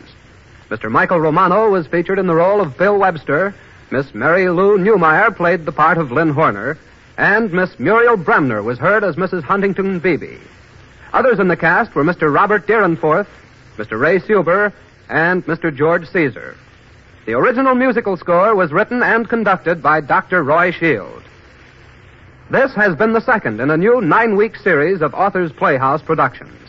Radio adaptations of the best in the field of short stories, selections from the works of contemporary writers, as well as the acknowledged masters of the past. These 9 dramas represent outstanding productions presented on the weekly Authors Playhouse series, heard regularly over NBC during the past 3 years. Next week, Authors Playhouse will bring you the late Stephen Vincent Fenet's story, Doc Melhorn and the Pearly Gates.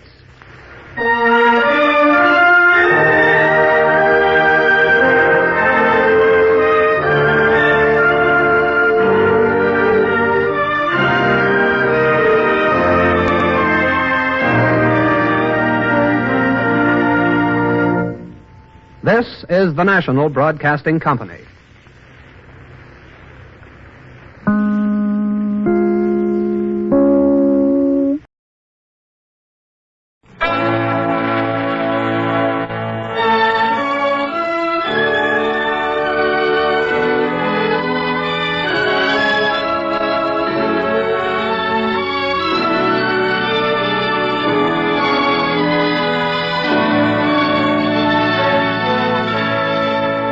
Authors Playhouse.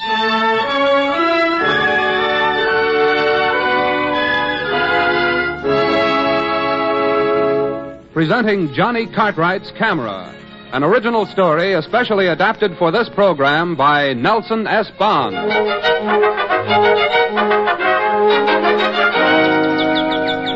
What's the verdict? Hold that pose. There, that's it. How do you like this for composition? Got it on a dark day. F25 at 1/200. Now, a little smile, please. Ah.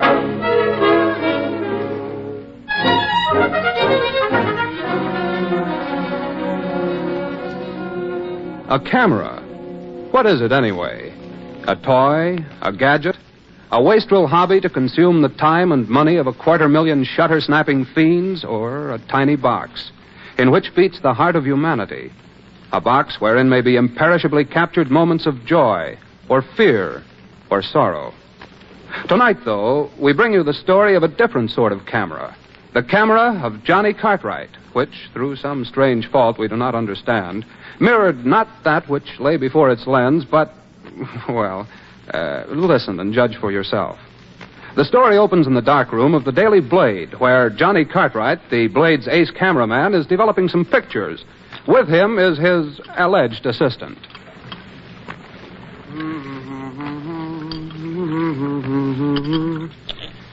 Whistle while you work. Hey, Dopey, Yeah, Mr. Cartwright? Call me Mr. Cartwright? What is it, huh? hand me that frame of plates over there on the shelf. And be careful. I had a tough time getting those shots. Yes, sir, Mr. Cartwright. Right away, Mr. Cartwright. Here they are. Oh! Look out there! Ooh, great day in the morning. Look at that. You smashed every confounded plate in the rack, you clumsy, good-for-nothing idiot for 2 cents. Oh, golly, Mr. Cartwright, I'm awful sorry. Gee, I didn't mean to do nothing like that, Mr. Cartwright. Honest, I sort of let loose my hold like... Oh, and... shut up. Oh. A whole day's work smashed to smithereens.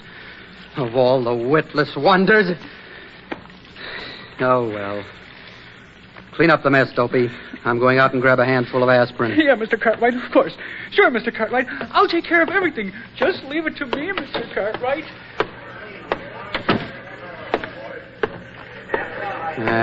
It isn't enough. They should underpay me every week. I've also got to put up with stuff like that. Hi there, Johnny. Hey, how do you spell chrysanthemum? You don't spell them, you smell them. Why? The chief made me cover the flower show for Janie. Fugitive from a daisy chain, that's me. Trouble all day long. Nothing but trouble. Trouble? Huh. You've got trouble. Listen, Ted, you don't know from nothing. You ought to have something like Dopey Carruthers clinging to you like a shroud. Oh, so that's it, huh? Dopey again. He's not very smart, is he?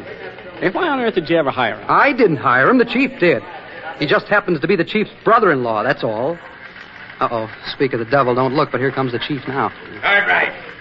Lane. Yes, Chief? Get up off your brains. The SS Victor docks today from Rio. Pier 63. Senorita De Luise is aboard. Get going. De Luise? What? The Brazilian four-alarmer? Oh, boy, gangway. The glorious Gloria, huh? You're not kidding, Chief? Hey, Dopey, Yes, Mr. Cartwright? bring me my Graflex and the film pack adapter and 3 packs of Super Planner. Make it snappy. Oh, boy, De Luise, huh? The South American sway. Yeah, that's the first time I ever knew you two to show such interest in your work. Work, he calls it. Chief, by me, this is strictly pleasure. Here's your camera, Mr. Cartwright, and the films. Oh, where you going, Mr. Cartwright? You going somewhere, Mr. Cartwright, are you, huh? We are departing, my little man, to bask in the effulgence of the deliriously delicious Senorita De Luise, sometimes known as the Brazilian rumba number. The gal who put the hot saw in La Cucaracha. Oh, golly, Senorita Delise. Gee, Mr. Cartwright, I seen her once in moon pictures I did. She's nice, ain't she, Mr. Cartwright? She's got talent, she has. She dances awful pretty, too. All in one spot, without hardly moving her feet much, sort of. Gee, can I go too, Mr. Cartwright? Please, can I, Mr. Cartwright, huh? Can I go too? Absolutely not. I don't want you messing up an otherwise pleasant afternoon. I beg your pardon, Cartwright. Do you mean to intimate that my brother-in-law might... Oh, all right then. Come along, Dopey, but make it snappy. We've got to catch the ship before she lands.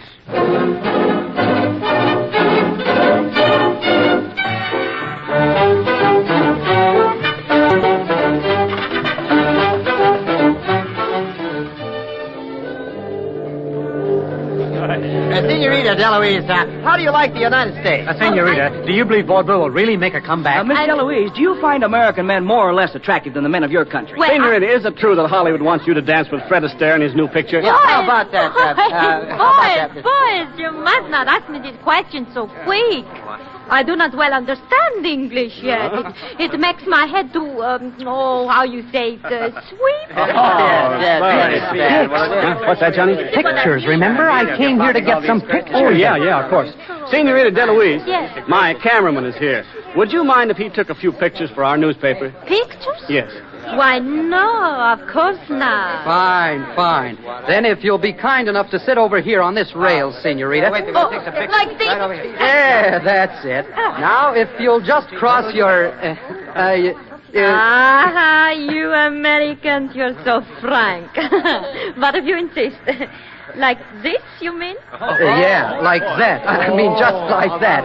Okay, Dopey, let's have the camera. Yes, sir, Mr. Cartwright. Coming right up. Here you are, Mr. Cartwright. Dopey, grab that camera. Oh! What have you done now? Oh, golly, it slipped right out of my hands, Mr. Cartwright. Gee, I'm so sorry, Mr. Cartwright. Honest, I am. I didn't mean to drop You it. blundering nitwit of all the dumb idiots in creation. I'm terrible sorry, Mr. Cartwright. Gee, I didn't mean to drop it. Honest, I just sort of tripped over that shadow, I did. Give me that box.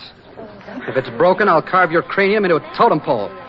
Let me see it. I'm sorry. Yeah, the lens seems to be okay. The shutter's not broken. Don't lose your balance. Well, more by good luck than anything else. It doesn't seem to be damaged. A good thing for you, too, or I'd have... Well, never mind. If you're ready now, Senorita DeLuise. Oh, certainly, senor. How is this? Well, just a trifle higher, don't mind. Higher on the rail. But I would be frightened, No, senor. I didn't mean the rail. I meant your I see. You mean, like this? Is this satisfactory? Baby, it ain't bad.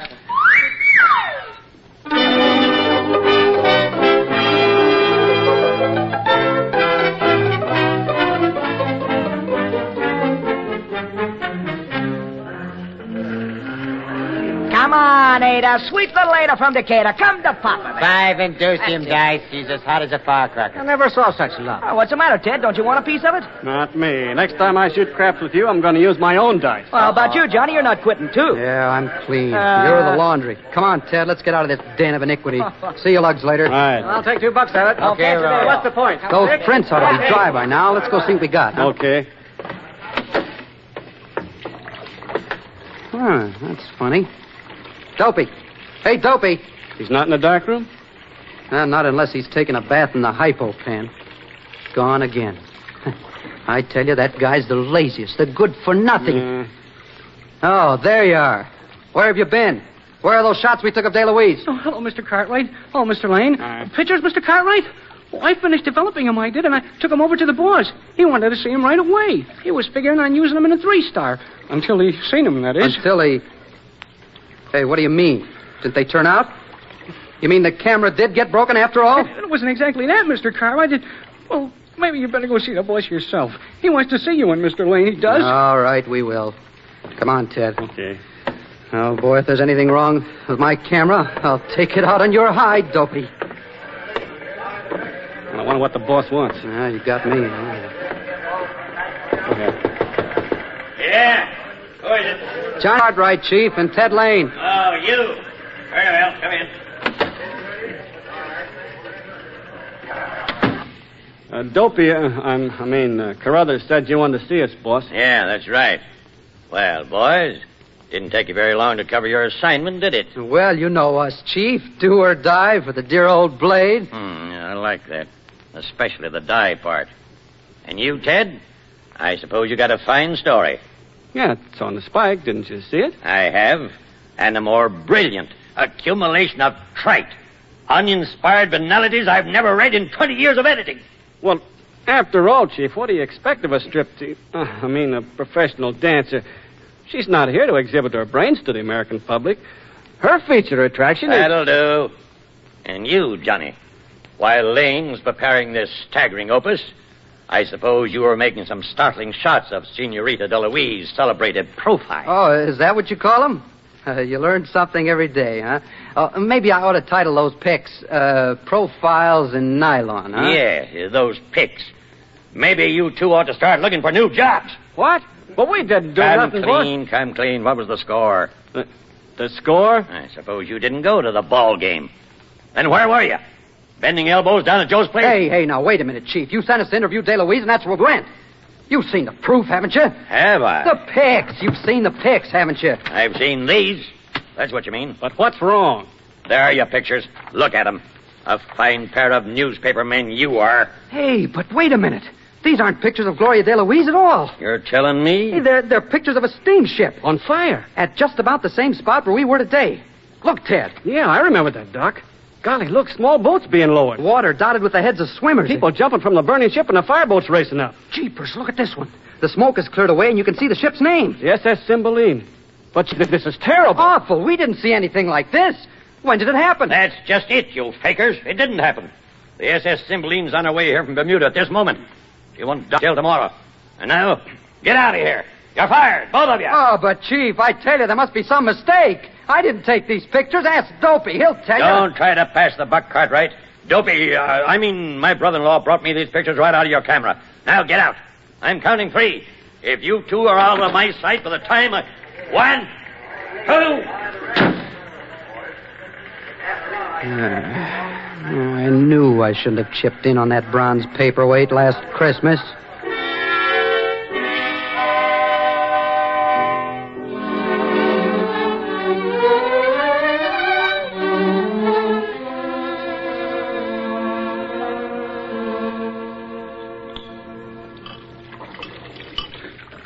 Mr. Cartwright? Yes, what is it, Dopey? I'm sorry if I got you in trouble, Mr. Cartwright. Honest, I am. I didn't mean no harm, Mr. Cartwright, but you said I was to take them pictures to the editor as soon as they was developed, so I did. Oh, shut up. You know perfectly well those aren't the pictures I snapped on the Victory. Well, honest to goodness, Mr. Cartwright, them was the pictures that was in the camera. I developed them myself. I seen them ship fire scenes coming up, and I thought it was kind of funny. But you told me to give the prints to the chief. Okay. You're as sappy as a maple tree in April. Or else you're covering up some dumb trick of your own. But see if I care. I can find a better job than this in 5 minutes. Blindfolded, too. What do you say, Ted? Ditto. In spades. I never did like working for this rag anyhow. Well, Johnny, who will give the first break? The Globe? Oh, the Trib's an up-and-coming sheet. Okay, the Trib it is. You ready? Oh, 1 minute. Hand me that camera, Dopey. It's mine, not the Blade's. And, hand me a couple dozen film packs while you're at it. Oh, but Mr. Cartwright, that wouldn't be honest. Don't give me arguments. Give me film packs. I'm declaring myself a dividend, a little farewell present from the paper. Yes, sir, Mr. Cartwright. About that Graflex of yours, Mr. Cartwright, I was looking at it. I think it got sort of damaged like when it fell. Sort of, huh? I'm awfully sorry, Mr. Cartwright. The lens and shutter are out of alignment. But if you let me, I think I can fix it for you. I'm a good mechanic, Mr. Cartwright. Honest, I am. Skip it. Gimme. All right, Ted. Whenever you are. Okay, let's get going. So long, Dopey. And if I never see you again, it'll be too soon.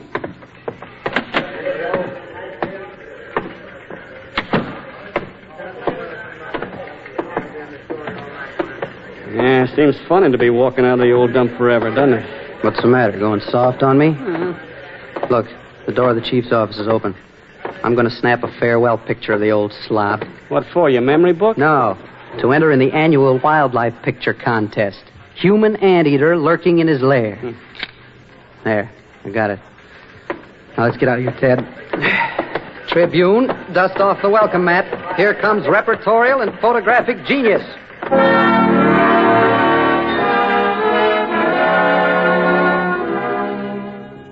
Boys, I'd like to have you on the Tribune, but we're overstaffed as it is. However, if you'll accept $15 a week as a starting salary... $15 a week? Are you kidding? Listen, we're making $40 now. You were making $40. $15's the best I can do. Take it or leave it. Come on, Ted, let's get out of here.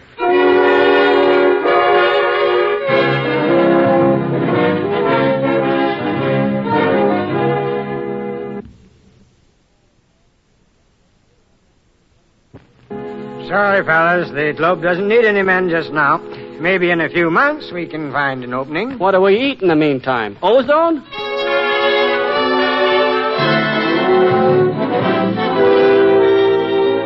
John, are you joking? We're not hiring men now. We're laying them off. Why don't you try the Blade? I understand they just lost a pair of no-account hacks.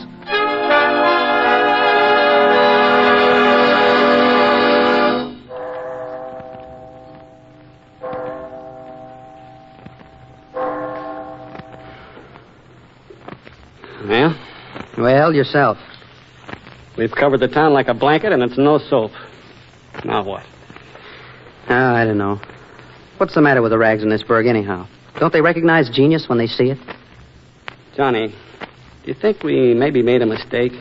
Perhaps we ought to go back and apologize. Not in a million years. I'd rather die of starvation first. Is that a vow or a prediction?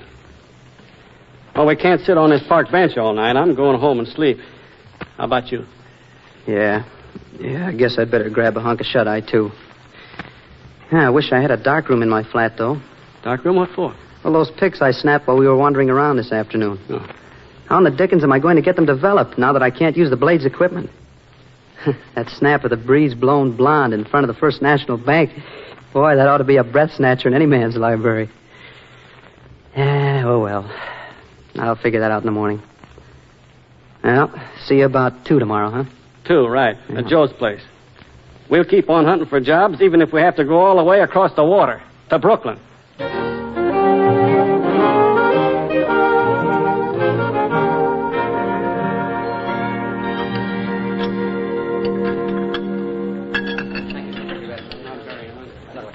Morning, Mabel. Morning, your Aunt Tilly, Mr. Cartwright. It's 2:15 in the afternoon. Why aren't you at work? Why don't you mind your own business?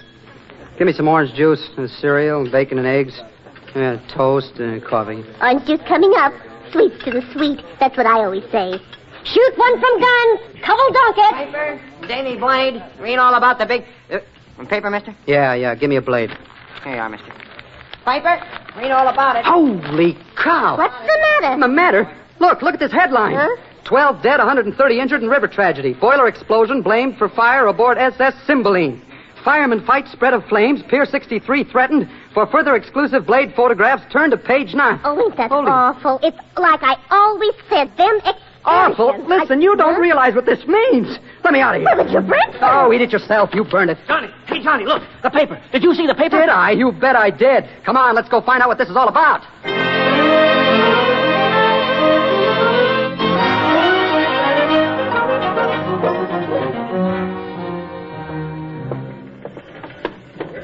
Hey, Bud, is the chief in?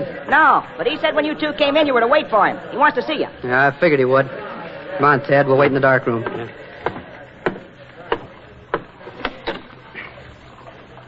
Oh, hello, Mr. Cartwright. Oh, Mr. Lane. Hi. Gee, I'm glad you come back. I am. I missed you. Do you want I should work on that camera now? Don't touch-a-vous. That's French for keep your paws off, Dopey. But there's a half a pack in the adapter. You can develop it if you want to. Half a pack, Mr. Cartwright? Yeah. Sure, Mr. Cartwright. I'll develop it right away. What's in it, Mr. Cartwright? Oh, various and sundry junk. I don't know. They that snap of the chief, those shots I nagged around town yesterday afternoon. Wait till you see that babe I told you about. Hey, there's the boss now. Oh, Chief. Chief. Ah, there, Cartwright. Lane. Hiya, Chief. Glad Hi, to Chief. see What do you. you say? Come into my private office. Okay, Chief. Sure, Chief.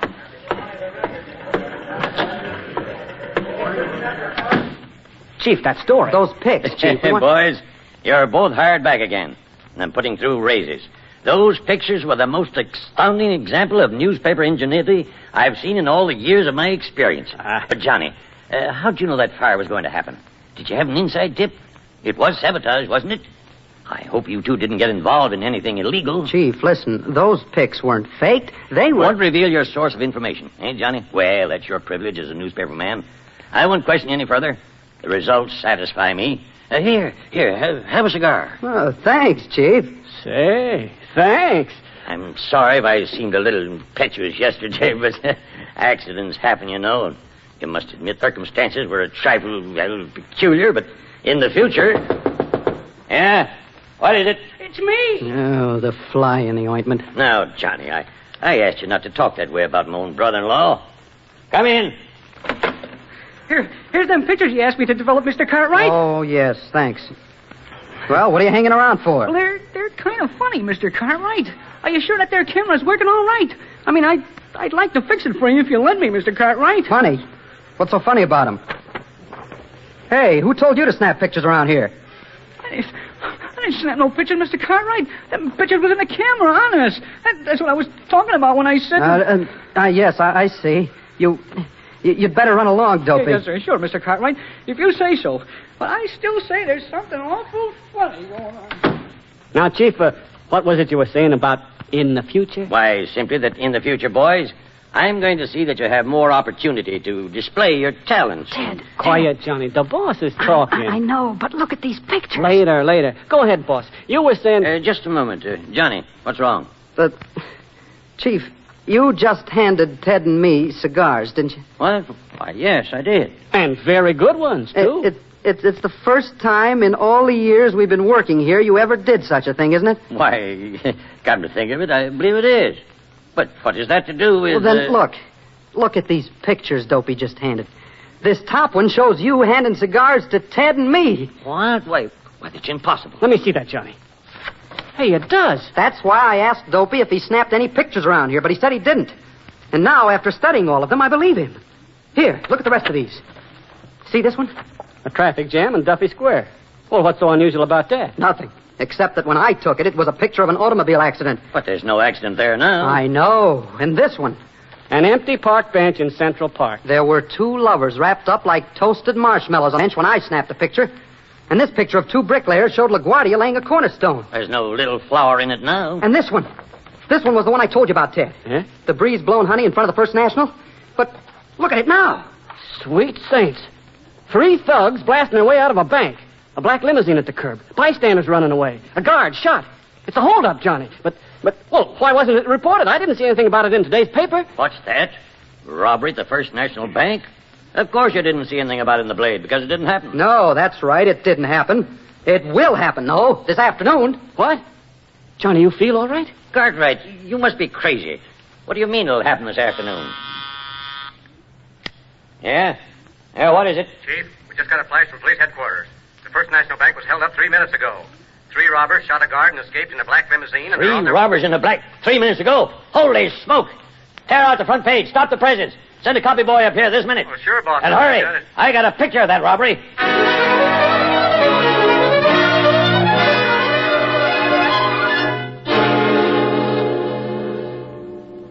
Another marvelous job, Johnny. You're second in as many days. But you'll get in trouble hiding the source of these tips, my boy. We've got to tell the police. Even wonderful montage jobs like these. Oh, but it wasn't a montage job, Chief. That picture was the real thing. Real thing? Johnny, I don't understand. No, neither do I completely. But I think I'm beginning to. Ted, you remember when Dopey dropped my camera on the deck of the Victory? Yeah, of course. Well, something clicked. We thought the box was all right, though, and it was.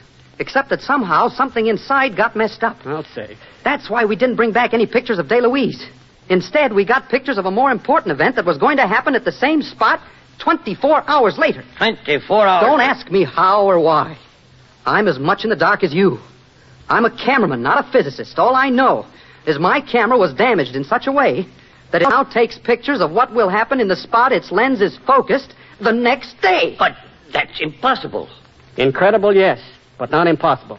Now, I'm no physicist either, but I think I see an explanation. Dopey said the lens and the shutter were knocked out of alignment.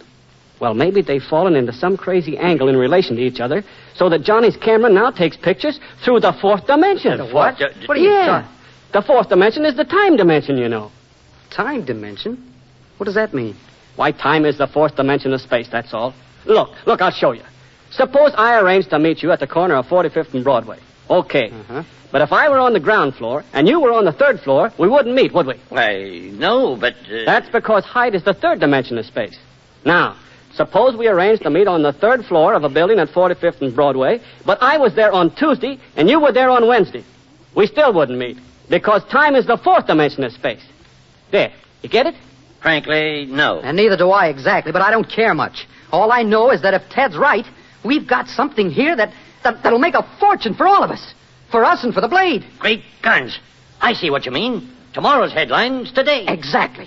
All the important battles, the big national events, gala opening... Election results, crimes, big society shindig. We'll hire experts to analyze that box, study the twisted alignment, and build 1,000 cameras just like it. We three will form a corporation. Patent the camera that pictures tomorrow's news. Another angle, too. We'll keep this under our hats for a while till we clean up big. Think of the horse races, the football games, stock market tips. It's worth millions, billions, trillions. And all because Dopey dropped my camera on the deck of the SS Victory. But you don't have to hold that against me no longer, Mr. Cartwright. No, sir, you don't. Ooh. Oh, you, Dopey. What's that? Hold it against you? Oh, I don't, Dopey. I don't. All is forgiven. Because I fixed your camera for you. You see, Mr. Cartwright? Golly, it was an awful mess. Them insides were all scrambled up, but I straightened them all out. I'm a good mechanic. Oh, hey, Mr. Cartwright. Why are you looking at me like that? And you, Mr. Lane. And you, boss. Hey, let go of me. Help! Brother,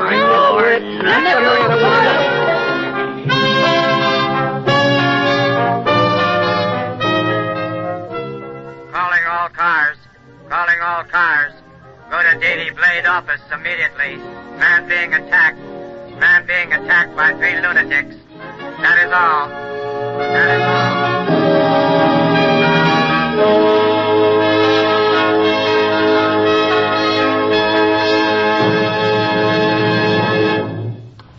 You have just heard Johnny Cartwright's Camera, written by Nelson S. Bond and adapted especially for Author's Playhouse by the author.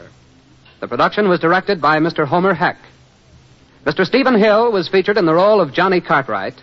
Mr. George Caesar played the part of Dopey, and Mr. Gil Faust was heard as Ted Lane. Others in the cast were Miss Geraldine Kay, Miss Elmira Ressler, Mr. Clock Ryder, Mr. Ray Suber, Mr. Johnny Coons, and Mr. Dick Shankland. The original musical score was written and conducted by Dr. Roy Shield. This has been the third in a new 9-week series of Author's Playhouse productions, radio adaptations of the best in the field of short stories, selections from the works of contemporary writers, as well as the acknowledged masters of the past. These 9 dramas represent outstanding productions presented on the weekly Author's Playhouse series, heard regularly over NBC for the past 3 years.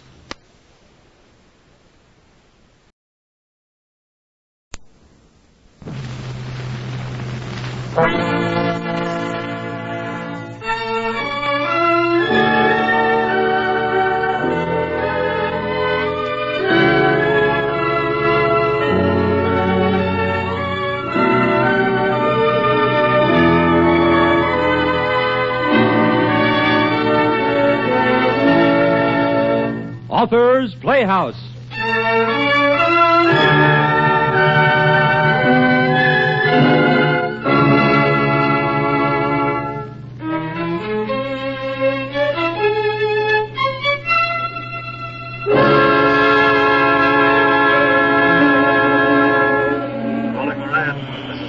Calling Moran. Yeah, Admiral go ahead. Says an hour's the limit down there for any diver. You've been down 2 hours. He suggests you come up. Hey, Wilson. Yeah, Moran? Admiral suggests we come up. Been submerged for 2 hours. How do you feel? My blood's a frozen mass, but we can't go up. If we do, the men trapped in the sub will be dead by tomorrow.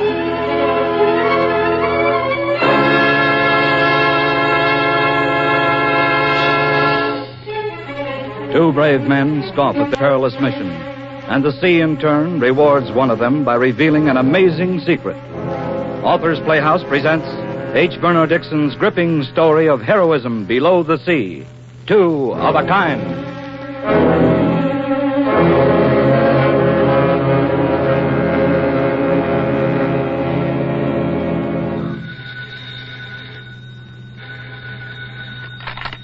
Hello. Hello, Ward Moran. Yeah, Moran speaking. This is Admiral Ross Daly. You're the diver and salvage engineer? Yes, sir. This is a confidential matter, Moran. The submarine of the old S-type was sunk in a collision a few hours ago just off the Olympic Peninsula. She lies in about 24 fathoms. We have the equipment for you. A Navy plane will pick you up at the Alameda terminal within the hour. Now, wait a minute. What's the matter with your Navy divers? Why pick on a civilian? Most of them are down in the South Seas. With even a properly equipped trawler here. You'll have to work from a destroyer. Well, I don't know. I'm pretty tired. Just came off a job. Minesweeper wreck. Listen, Moran, I haven't time to persuade you. You have an excellent reputation. Perhaps you can save the men. Men? What men? 4 men are trapped in the forward compartment. Still alive. That's different. We're wasting time. Have everything ready and see if you can dig up a couple of experienced helpers. I'll take care of everything. By the way, there's a man in your city living at the Beauchamp Hotel. Name's John Wilson. Bring him along with you. He's an experienced diver and has a thorough knowledge of the S-type subs. I could use a man like that. So can we. See you in the morning. All right, sir. Goodbye. Oh, I have to work fast. Hello. Get me a cab and hold him there. Try to get Charlie. He's a fast driver. I'll be down in 10 minutes.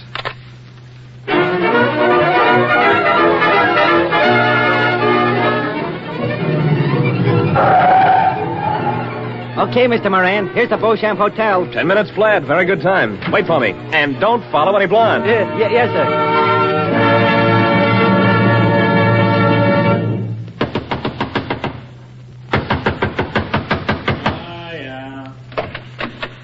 You John Wilson? Yeah, I'm Wilson. Got a job for you. I don't want a job. Go away. Leave me alone. Sorry, brother, but the Navy says I'm to deliver you to Alameda Airport. And for my money, that's an order. Come on. Out of that bed and into a shower. Go Come away. on. Come on. I said out of the bed. You want to fight? Later I'll fight with you. Right now you're going out of this shower. Come on. Over here now. Come on. In there. Come on. You're getting my clothes.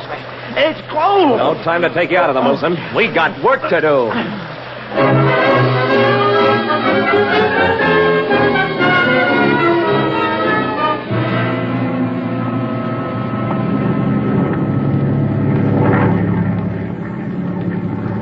You mind telling me what this is all about? Sorry I had to be rough with you back in the hotel, but you were in no condition to be reasoned with. I had to get you in. Yeah, I gathered that, but why? Navy orders were to help save some men trapped in a sunken submarine. I'm Mort Moran. I've heard of you. You've done some great diving. It's a sunken pig boat off the Olympic Peninsula. S-type. 4 men trapped alive in a forward compartment. I wonder why.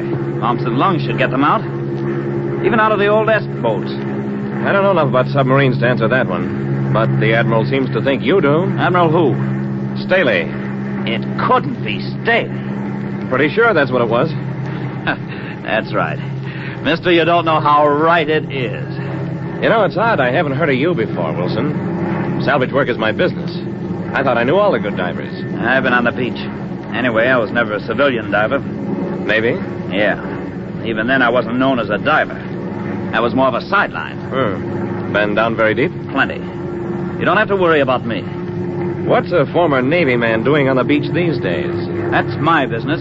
You concentrate on those guys breathing their guts out in that wrecked sub. Get ready for landing.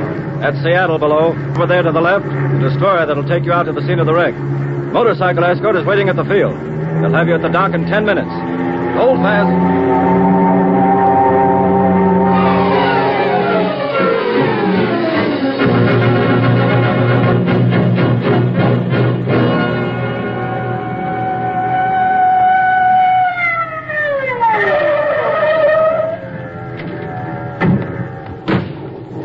Ward Moran and John Wilson? At your service, Lieutenant. Admiral Staley's waiting for you aboard ship. Follow me, please. Been a long time since I've been on one of these tin cans. Is that right?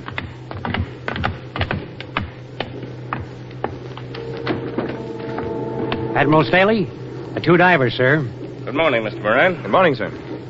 Mr. Wilson, good to have you aboard. Can't say I feel good being here. Then why did you come? I was told there are 4 men alive. They're important. In or out of the Navy. Yes, of course. Mr. Allen, you have orders to get on the way. Yes, sir. The sub was rammed yesterday afternoon a short distance from Port Angeles. We don't know exactly how it happened, except that it must have been running submerged coming into Puget Sound. A Coast Guard cutter sliced across it just forward of the conning tower. The sub went down immediately. Did you get anyone out? 6 men out of the rear compartments using mumps and lungs, but they couldn't throw any light on the accident. None of them had been in the control room for some time preceding the collision. There's still 4 men forward. Alive for the time being. Oh? How do you know? The destroyer standing by over the sub and has been in touch with the trapped men through its sonic apparatus. One of the 4 is Lieutenant Commander Bell, the sub's skipper. I can't understand why the skipper should have been forward. Seems to be the same old trouble. You didn't understand before, either. We've got to get those men out. Naturally. And of course our first thought is for them. But there's another matter of great importance. The sub was carrying confidential papers, fleet. Those papers are needed in Washington. They must be retrieved. Wilson, you'd probably know where to find them. You're well acquainted with the interior of the S-type. Look, I'll help free the men. I know what they're up against. But don't expect me to help with anything else. You're not in the Navy. I can't order you, but I'd hoped. I'd stop hoping, sir. I'd leave you and Moran to go over the charts. There's coffee and sandwiches on the table. If you want anything, just let me know. Thank you, sir.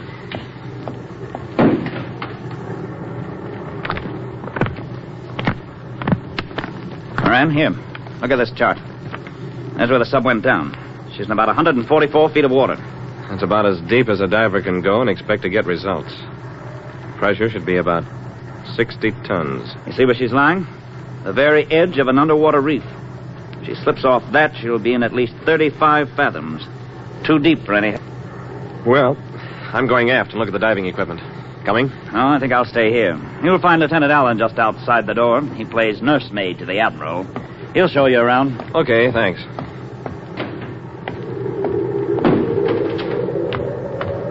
Oh, Lieutenant Allen. Yes, sir. I'd like to see the diving equipment. Follow me, but watch your step. It's freezing over. It's getting pretty rough. I doubt if we're going to be able to do any diving in this blow. Yeah, but those men... And we'll do our best. And by the way, how long has Wilson been out of the Navy? Oh, about 2 years. Maybe a little more. I suppose he was in the submarine service. Well, I thought he was working with you. Well, he is, but I just met him last night. Oh, I see. Wilson is one of the best skippers in the submarine fleet. Admiral Staley was then in command of that fleet. Now he's stationed in this area. What happened?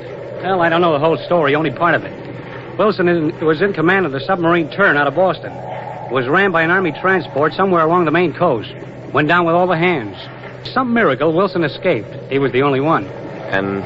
Ordinarily, there would have been the usual inquiry. But Staley ordered a court-martial. Wilson was found guilty of negligence and discharged. Dishonorable? No, there was some doubt as to exactly what had happened. He was simply discharged as unfit. That's all I know. Too bad. Well, here come Wilson and Admiral Staley. Let's go over the diving equipment and agree on the signals to be used. All right, sir. Everything ready, Mr. Allen? Yes, sir, everything. Are they still receiving messages from the trapped men, Admiral? Yes, they're still alive, but the air in the forward compartment's fouled and getting worse. They're in a bad way. I hope we can make it, sir. It's one of the worst gales I've seen. Now, Wilson, what do you think? It's your life, too. What's the difference where you get it? Okay, suits me, too. Let's get ready. There are 4 suits of heavy woolen underwear for each of you. Got enough socks, Lieutenant? As many pairs you can get on your feet. I've checked the diving suits and gloves. There are 80-pound lead belts and 30-pound lead shoes. The two-way telephone equipment is the best in the Navy. We're gonna need it. Okay, let's get into these monkey suits.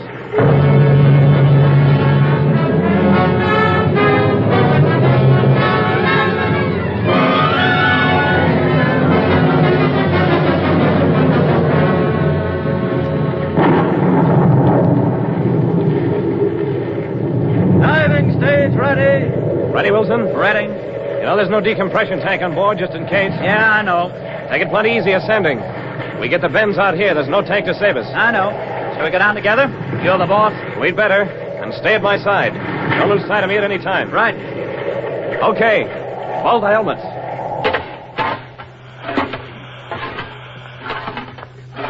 Testing telephone.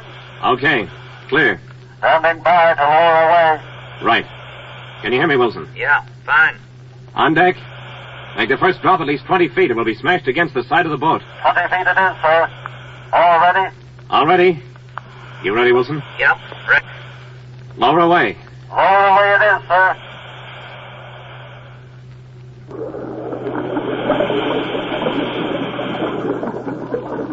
Pressure building up in helmet. Valving air. Getting cold. Steady the stage, you'll shake us off. Compensate for the ground swells. Steady it is, sir. Descending rapidly. 15 feet. 18. 20 feet. Drop for another 20 feet. Leave the stage at that level. We'll step off from there. Take it easy. Try to hold it steady. 20 feet it is. Okay, hold. Holding. Steady now. Reach for the line leading to the sub, Wilson. Right. I'm starting down. You follow. Pressure very great. Cold intense. Pretty dark. On deck, ease the lines. Sub right below me. Take it easy. Easy it is, sir. We're down. Wilson, have you any idea where we are? I think we're after the conning tower. We'll have to make our way forward. Okay. Follow me. Be careful you don't step into that gash in the hull. Topside? Topside. Gash starts at conning tower. Goes all the way forward. Slice the hull open like cheese. Superstructure, peel back. Hey, Wilson, be careful of the jacket edges. If we rip our suits, the pressure will smash us like jelly. Take your time. Going to signal men inside. R. Okay. They're answering. Okay. Air. Bad. Escape. Hatch. Jammed. Wilson. Yeah, Ward? Looks pretty hopeless. Yeah, I heard. They've got to try anyway. Have to cut superstructure away with an underwater torch. Topside. Topside. Send an air hose and a cutting torch down. Air hose and cutting torch coming down. Admiral says you can't stay down more than an hour. It'll probably kill you. Tell the Admiral we like it down here fine. Admiral says... Stall the chatter. Send down that air hose and cutting torch. They're on their way. Watch for them. I'll grab them, Moran. You see if the air connection on the sub is damaged. No, I looked at it before. It's clear, thank the Lord. Here comes the torch and the air hose. I'll take the hose and attach it. You follow with the cutting torch.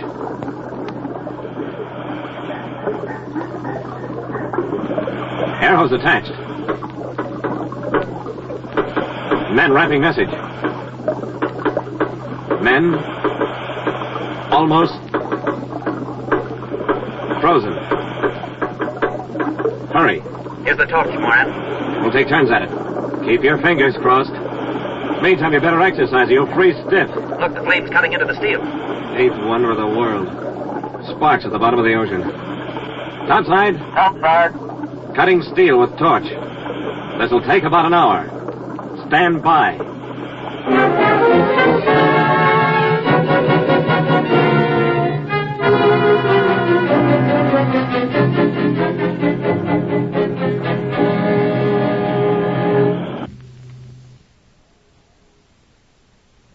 Calling Moran. Yeah, topside. Admiral says an hour's the limit down there for safety. You've been down 2 hours. He suggests you come up. Hey, Wilson. Admiral suggests we come up. Been down 2 hours. How do you feel? My blood's a frozen mass, but we can't go up. If we do, those men die. Topside. We're staying. Can't dive twice in the same day. Men will be dead by tomorrow if we don't get them out now. How are you coming? Almost through superstructure. We're through. Topside, we're through. Now, if we can push it away from the hatch, we're all set. Come on, Wilson. Heave. Okay. Come on.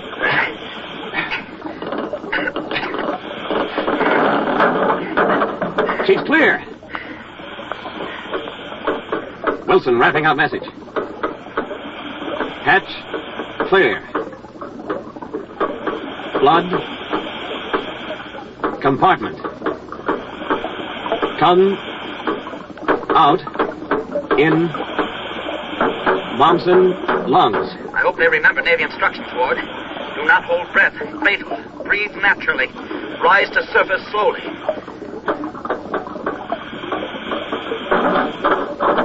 Topside, they're opening hatch. Here comes one. He's excited. Waving his arms, the fool. Wilson's grabbing him, holding him to calm down. Okay, let him go. If that fool had held his breath for a second, he'd be dead when you fished him out. Tell that kid he owes his life to Wilson. Right, we'll tell him. 2 more out of the sub. On their way up. Here comes the skipper. That's the 4 of them. Admiral says you're to come up. Both of you. What's he think we're going to do? Walk to Australia? Making way to lead line. Watch for signals. Can hardly walk. Legs and arms almost paralyzed. Take us up 20 feet at a time. And wait a half hour each time. When you reach finishing stage, exercise hard. Get some nitrogen bubbles out of your blood. Thanks. Never knew a diver should do that. Have plenty of coffee ready. I've got hot water bottles in your bed. Waiting for you.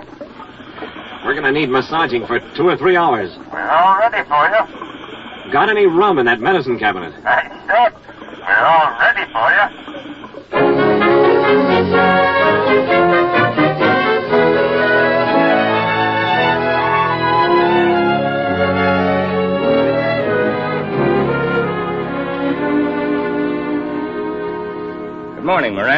Wilson? Good morning, sir. Did you rest well? The men did a fine job yesterday. We appreciate it. Thank you, sir. Wilson, would you mind explaining once more how you lost the turn? Thought we went over that 2 years ago. I'd like to hear it again, if you don't mind. Okay. We're running at periscope depth off the coast of Maine. The weather was bad. I saw the Army transport a few miles off crossing our course. I started planing for the surface, but at that moment we struck something and smashed the periscopes. We were blind then, so I ordered the course changed, but evidently the transport changed course as well. So we planed for the surface, smack under it, and collided. The sub broke in two. I found myself on the surface. I was the only survivor. Yes, that's the way you told it before. But the coincidence of damaging your periscopes at that instant is almost too great to believe. And you didn't believe it. You recommended court-martial. In view of the facts then at my disposal, was the only way open to me. Yeah. The Navy way. Wilson, would you dive again for those papers on the sub? Not on your life. The sub shifted during the night. The grappling line went out another 3 or 4 fathoms. I'd ask Moran to make a dive, but he's not familiar with the sub. And with the added 4 fathoms of water to contend with... If I refuse, you'll put it up to Moran, and I'd have no choice. So I'll get your lousy papers. If they weren't important, you can be sure I wouldn't ask the favor of you. Even for the Navy. All right, all right. Where are they? The papers are locked in a small steel trunk in the radio operator's cabin. I know where it is. I'm ready to go down at noon. And now, if you don't mind, I'll get some more sleep.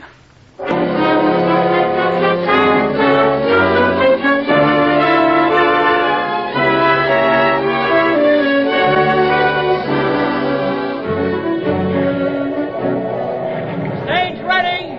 Standing by to lower away. Wilson, can you hear me over the phones? Yeah, Moran. Good luck, Wilson. I'll be standing by. Okay, thanks. Okay, on stage. Lower away. Lower away it is, sir.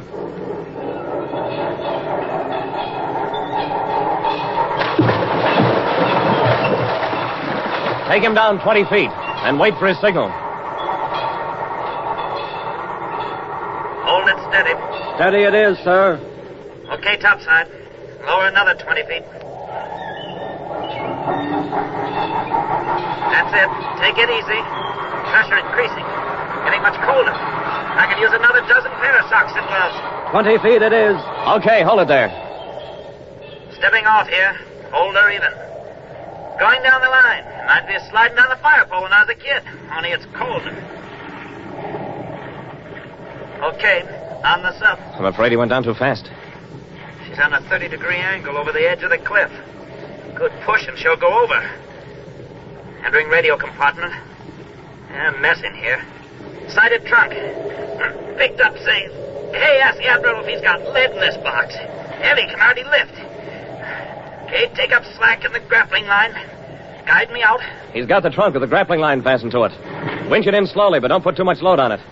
Wilson has to guide it through the passage to the gash in the hull. Yes, sir. Easing in slack gently. Okay. She's clear. Pull her up. Pull her up it is. Winching in.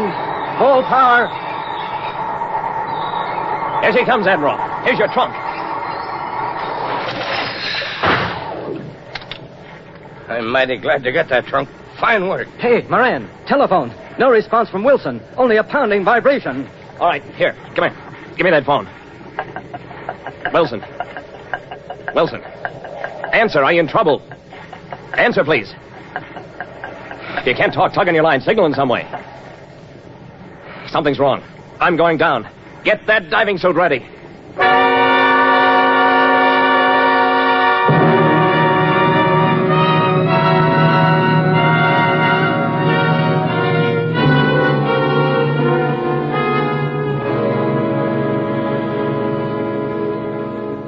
Stage all ready. Can you hear me, Mr. Moran? Right. Take her down as usual. 20 feet and then wait a few minutes. Another 20 feet and I'll step off. Okay, lower away. Lower away it is, sir. Hold her steady. Steady. First 20 feet. Okay, I won't wait. I'm stepping off. Grabbing Wilson's line. Sliding down. Watch my air pressure. I'm going down fast. Wilson's lines go inside sub. Going in. He's nowhere in sight. Oh, the lines run out to sea again. I'm following. Stay. Have another diver ready in case we need help. Yes, sir. Standing by. Outside sub. Wilson's lines disappear overhead. Oh, I think I know what's happened. There he is, about 10 feet above the sub, spread-eagled in the water. Just reached him. Bleeding off the pressure through the exhaust port in his helmet. Is he okay, sir? He's almost unconscious. What happened to him? When Wilson left the sub, he didn't know his lines were fouled. Got too much air. Ballooned out his suit so that he couldn't bend his arms.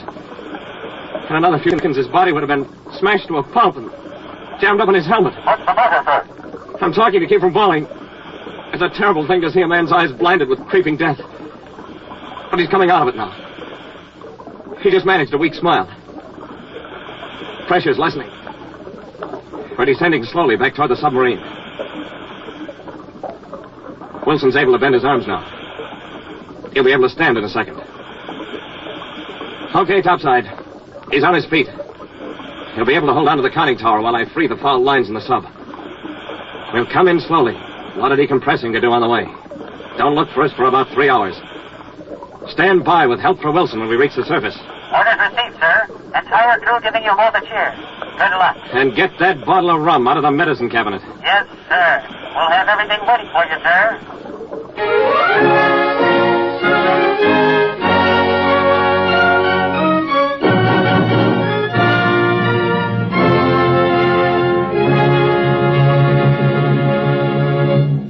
Well, a lot's happened in the last few days, huh, Moran?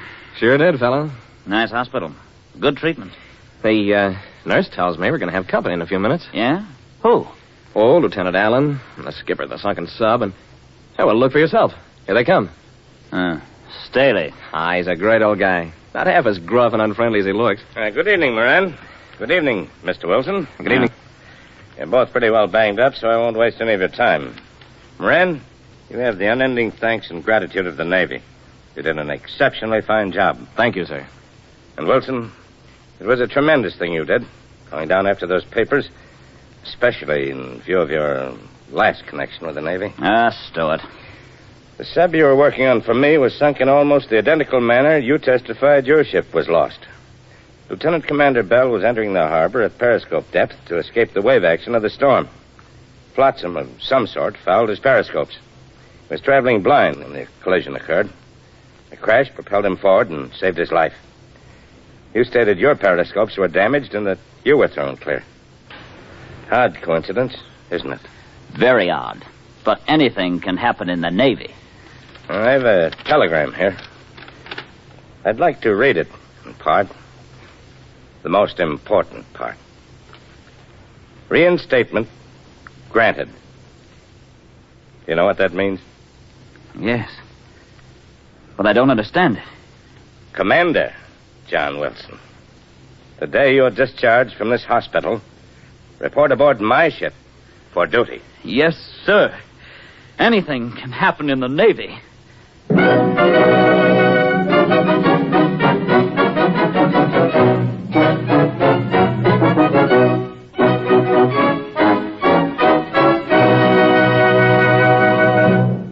You have heard H. Verner Dixon's story, Two of a Kind, adapted for Authors Playhouse by Margaret Hollywell and directed by Mr. Harry Bubeck.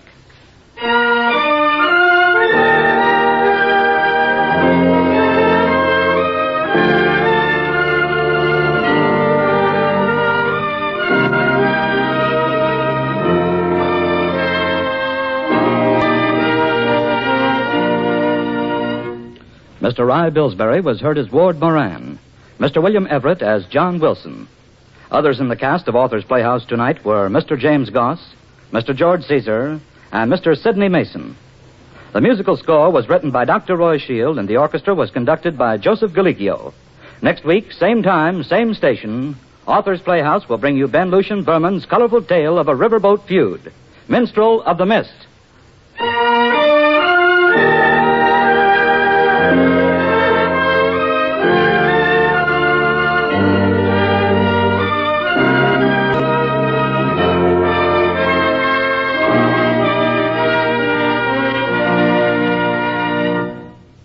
This is the National Broadcasting Company.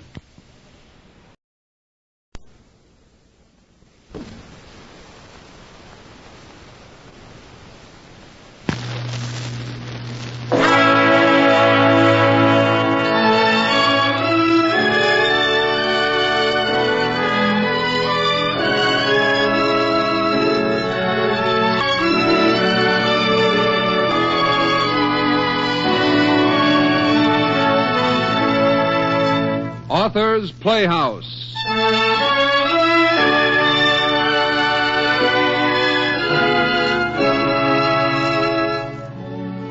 And there in the rain, a miracle must have occurred. For she held in her hand the Roman coin she'd given him. The coin that had the word always on it. It must have been a miracle. Wasn't it, Doctor? Yes, Miss Ullman. A miracle. A miracle in the rain.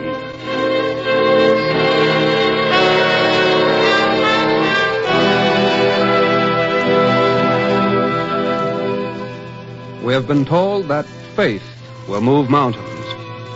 Perhaps then faith will reunite those who, through circumstance, have been forced apart. But what it was and how it happened, we'll leave to you. Ben Hecht, who wrote the story, says it was a miracle in the rain.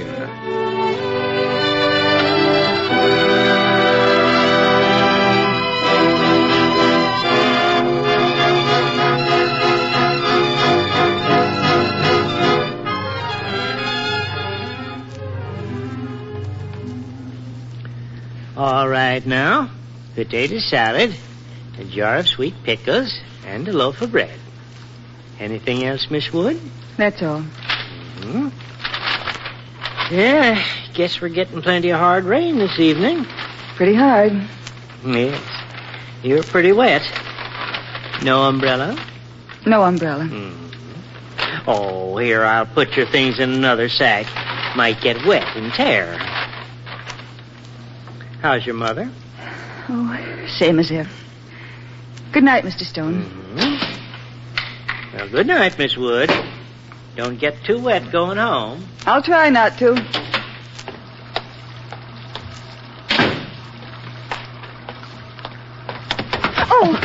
Say, I'm sorry. Gosh, will I ever learn to look in front of me when I walk? My sergeant told me I was going to get into trouble if I didn't. And Private Huguenot, he said? That's all right. Private. Wait, here, I'll pick up your package. It's the least I can do. Well, I'm really sorry, believe me. Well, if you... No, don't go yet. Here's the dry doorway. Better stop a minute to get your bearings. Well, I don't think Oh, come on. All right. Now you're talking. There. Good night. Just as I suspected. You're as wet as a duck pond in the middle of a flood. Here's a clean handkerchief. Now wipe your face. Sure, go on. I want to see what you look like beneath that 3 feet of water. Well, thanks. Gosh, look at her go. What? The rain. Look at her go. You know, a night like this makes a town almost human. There's nothing so good as a real rain. Just listen to her. Personally, I'm not so crazy about rain. It's all in the point of view. This rain won't let up for hours. What do you say we just walk out and let her soak? I'll put your bundles under my coat, and then they won't get wet. Here, come on. I can't. I've got to catch the bus. The bus? Oh, all right. We'll catch the bus. Come on, out we go. Come on. Okay.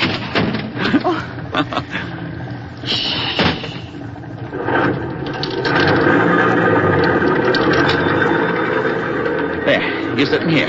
All right. You know your face needs this again. Oh, no, I've one of my own hankies here in my purse. Have any idea where we're going? I'm going home. That's what I figured. You got a ma or pa or something? My mother's home. Ah, that's wonderful. Now, down to brass tacks. My name is Art Huguenot, Private, U.S. Army. I'm on my second day of a 10-day furlough. Now, what's your name? Ruth Wood. Ruthie, I can see by looking at you that you're a girl a man can trust. Why? No, I'm serious. A fella has to be pretty careful. I tell you what, I'm inviting you and your ma to have dinner with me tonight. Those pickles will keep till tomorrow. My mother can't go out. She's a cripple. Oh, well then, there's nothing left to do but eat at your house. You mean you? Sure, I can wipe dishes. Hey, look at that rain now. It's turning somersaults.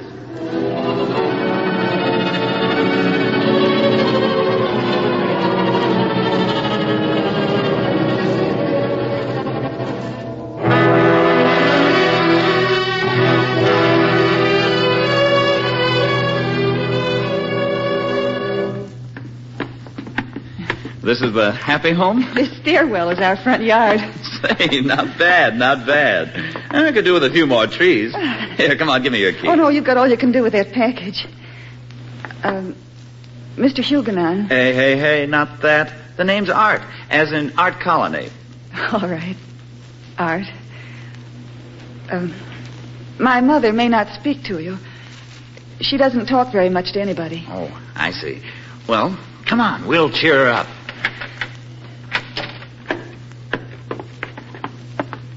There. You can put the package on the table. Okay, on the table it is. Mother, this is Mr. Huguenon. He's going to have dinner with us. Good evening, Mrs. Wood. Nice place you have. And a piano. Oh, wait till I'm in bed. I only sing after supper. Keeps me from being thrown out before I get my victuals. And don't pay any attention to your daughter, Mrs. Wood. My name is Art, as in Art Colony. Wrong, lady. Art as in, where art thou? Good heavens, don't you ever stop. And which is the way to the nearest bathtub? Bathtub? Sure, I need a shave and a shower to look like a flower. All right. Through that door in there. There's a clean towel in the closet behind the door.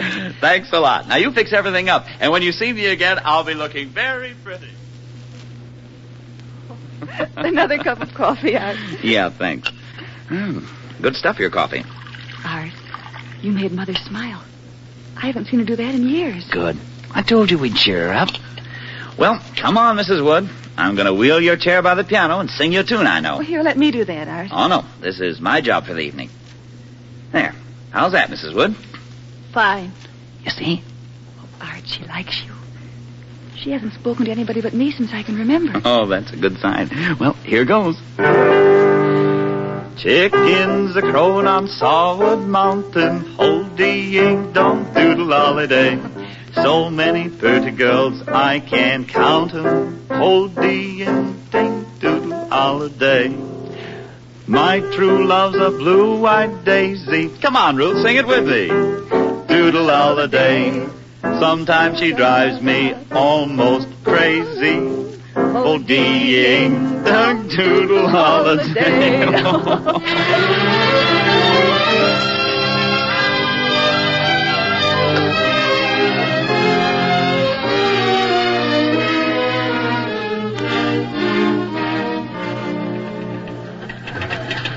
Well, Ruth, 12 o'clock on a fine Saturday afternoon. All your work finished. All finished. Fine.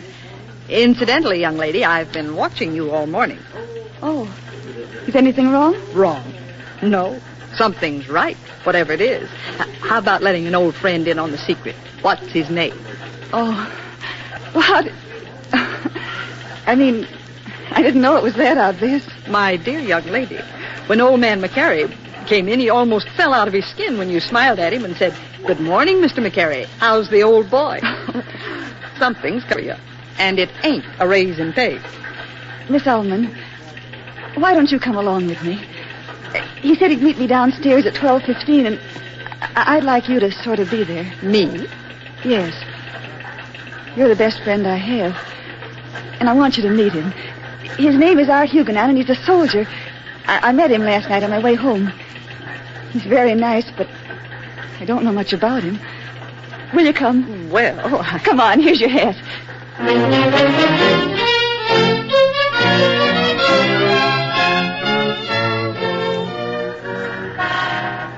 There he is. Which one? See, the soldier. I see at least 20 within walking distance. Hi, I got lost. That's why I'm not here ahead of time. Hello. We just got here ourselves. I want you to meet Miss Ullman, my boss. This is Mr. Huguenon, Miss Ullman. Hello. Pleased to meet you. So you're Ruth's boss. Just as I pictured you. Mine's got 3 stripes on his arm and 4 chips on his shoulder. And listen, Miss Ullman, don't pay any attention to Ruthie. My name is Art, as in Art. Wrong again. Art as in my art belongs to Daddy. Oh, you just can't stop him, Miss Ullman. Don't try. Well, I guess I'd better run along now. Oh, nothing doing. I've reserved a table for 3. But you didn't know. I should be assigned to the State Department. I know everything.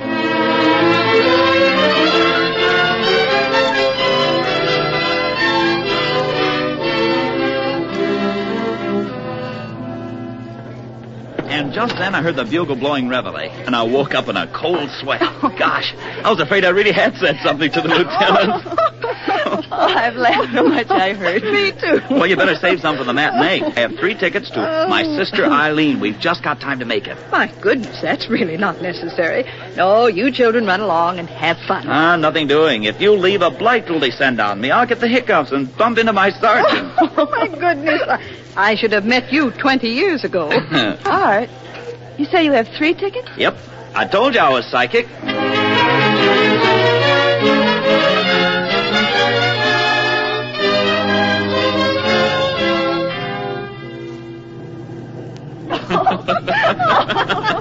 Well, pretty good show, huh? Oh, dear, yes. In the second act where the South American sailors all danced the conga. And when the subway worker popped up out of the middle of the floor. It was good, Ruth. Good. I like to see you laugh. You're nice, Art. Well, I hate to break up our party, but I've got to go home and get supper. Sure you do. You know, this town certainly gives you the willies. Look, it's full of blind people. So I wonder they don't bump into each other or all get run over. You know what, Ruth? We're all going home with you and pick up some things on the way, so stop worrying. How do you feel about some caviar tonight, Miss Ullman? For heaven's sakes. Oh, my. I've never had any. I'm sure it's awful. A very sensible attitude. Is it okay if we come, Ruthie? Well, since when did you start asking me? You know it's okay, Art. Swell. Hey, wait a minute. What's going on in here? It's one of those auctions. I wouldn't go near them. No, not even if I pushed you. Oh, here we go, Ruth. Ready or not. You can stop pushing, Admiral. I'll go quietly. Admiral, she says. Anything you want, just This tell sounds the good. attendant, and I'll see to it that it goes on the block right away. I want you to look at this, folks. A genuine Roman coin, a priceless antique, dug up from the tomb of the Caesars. Think of what this piece of gold has seen. If it could only talk it and tell you the sale of the Roman emperor's on. Now, what am I bid for this fabled piece of metal? I want to buy it. What am I bid? What am I bid? $2. $2. I have bid $2 for this priceless antique. Think of it. Do I hear 3, 3, 3, 3? Do I hear 3 going once at $2? Going twice and sold to you, young lady in the brave hat. Or I should say, given away. Now, the next one. Well, let's see what you got, Ruth. Here. Looks sort of antique-y, doesn't it? Sure does. Oh, look, it says something around here. Yeah. Can you make it out?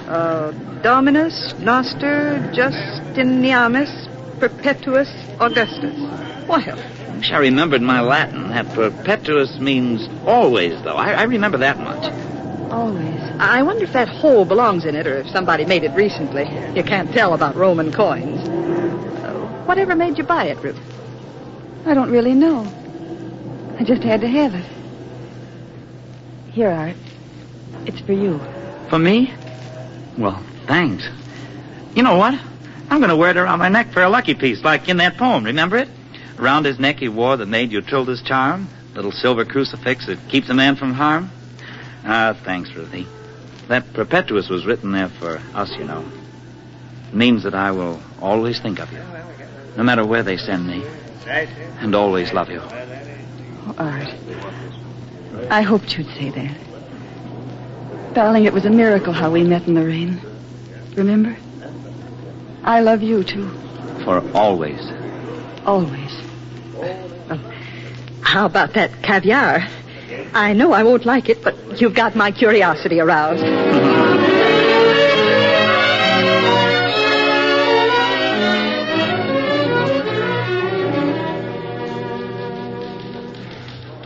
How's that boyfriend of ours?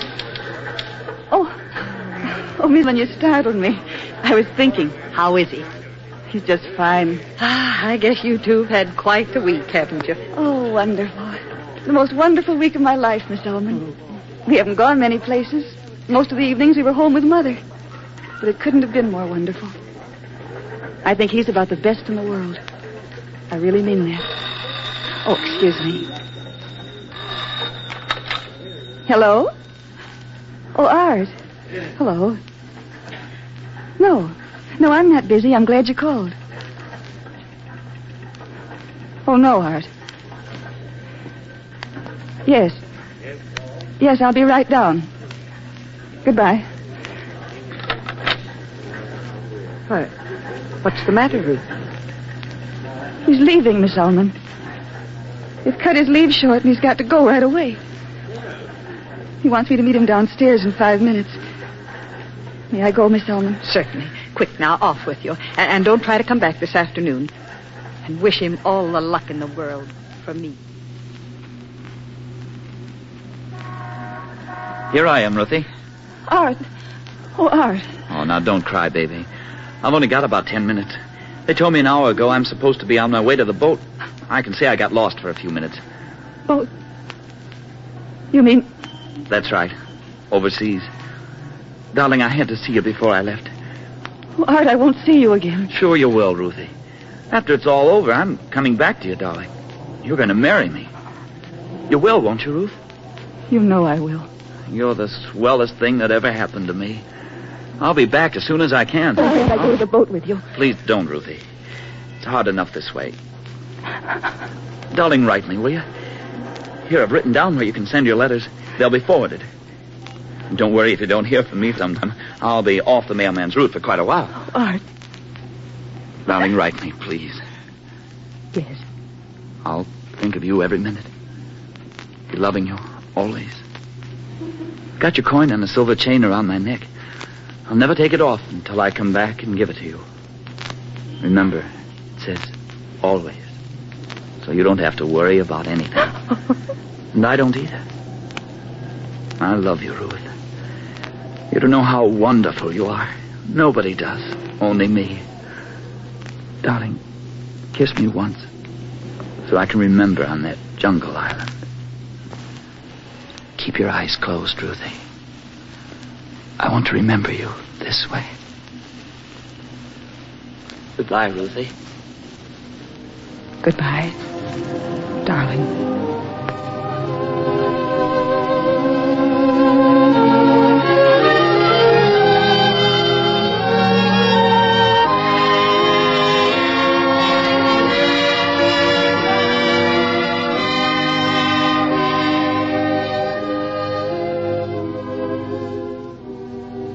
My darling Art, all day I've been remembering how you kissed me goodbye just 2 months ago exactly. I can't tell you how it makes me feel. I close my eyes, and you're near me again for a second. Then I open them, and I want to cry because you're so far away. Darling, I'm so anxious to hear from you. I know you've written, as I have written every day. But you must be terribly far off that mailman's route. Oh, Art, when I see you again, I'll look at you so long you'll think I'm crazy.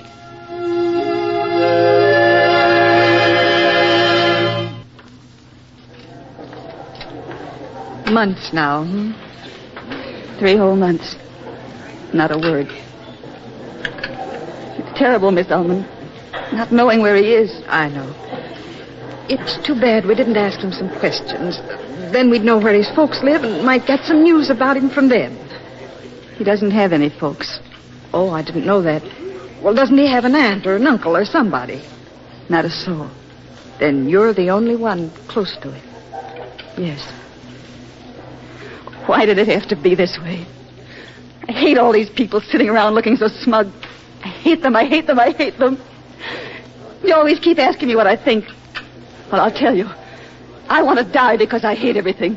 I can't stand it. Sit down, dear. I don't want to sit down. It's all such a fake, everybody walking around being so smug. I hate them all. Ruth, dear, please. I know how it is. Ruth, let's get out of here.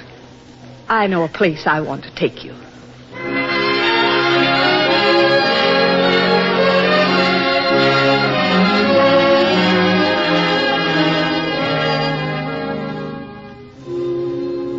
This is my church, Ruth. Gives me a lot of comfort when I need help. Yes. There's the statue of St. Teresa, the one with all the lighted candles in front. St. Teresa. Which one is that in the corner? Oh, there? That must be St. Andrew. Yes, St. Andrew. He was the first friend of Jesus and is remembered for his generosity and self-effacement. Why hasn't he got any candles? You think somebody'd pay attention to him? I don't know, Ruth. I'm going to take him a couple of candles from St. Teresa. She won't mind. All right. I'll wait here. Here, St. Andrew. 2 candles. Help him to know, St. Andrew, that I love him, that I think of him always. Help him to know. Thanks for bringing me here, Miss Ullman. It does help. I knew it would. Every evening I'm going to light a candle for St. Andrew. It'll help to cheer him up in his dark corner. That's a good idea, Ruth. Would I be in the way if I came over to see you this evening? Oh, no. Please do come. All right. I'll be there around 8.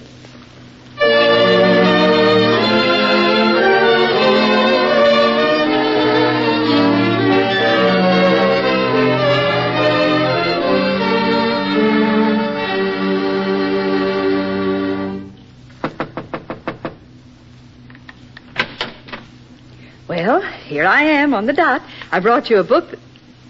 Why, Ruth? What's the matter, child?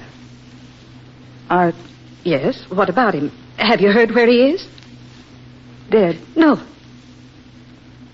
Dead. Just before you came, I got this. It says he died bravely on Saipan. He told them to notify me. Ruth. Oh, you poor darling.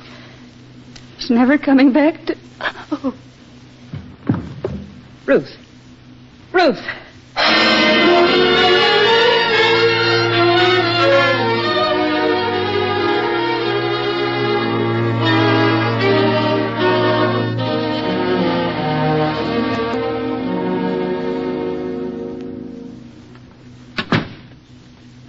Well, Doctor?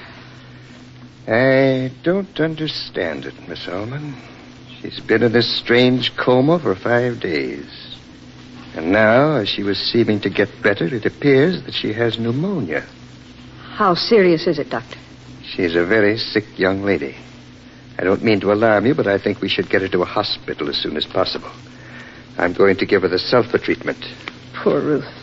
She's had such a hard time. By the way, Miss Ullman, she was mumbling something about a St. Andrew. What could she have meant by that? Oh, she made a vow to light a candle each day in front of the statue of St. Andrew at my church. She must have that on her mind now. Yes, that's probably it. Well, if you don't mind, I'll call an ambulance. Go right ahead, Doctor. I'll go in and see if I can make her understand that I've lit a candle for each day to St. Andrew. Yes, that might soothe her.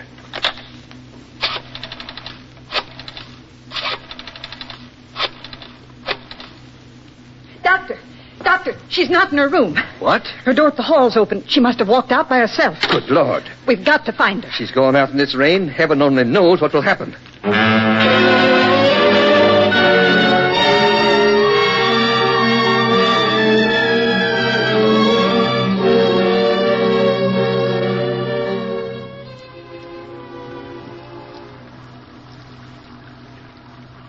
St. Andrew. St. Andrew. I'm coming to light a candle. St. Andrew. Ruthie? What? Here I am. Over here. Art. Sure. Say, I'm glad I caught you. Come in here and let me look at you. Oh, Ruthie, let me look at your face. Art. Is it really you? Tisn't the King of England. You've come back. Of course I've come back. What did you think? I'd stay away? Ruthie, I'm so glad to see you. I'm going to start yelling like an Indian. You didn't write me. You can't send letters where there aren't any mailmen. What this war needs is more mailmen at the front. Oh, Art, you've come back. You're just the same. Tell me, Is everything else still the same as it was? Infinitely worse. I love you so much I can't sleep or eat or anything. I'm just like living cast away in a jungle without you. Come here. I want to hold you. Remember, it was raining like this when I saw you the first time. Remember? Oh, yes. I got all your letters. And look, remember this?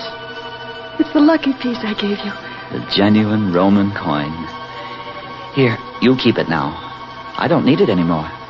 You're not going back. No, nevermore. I'm here to stay. Like this. With you in my arms. Always.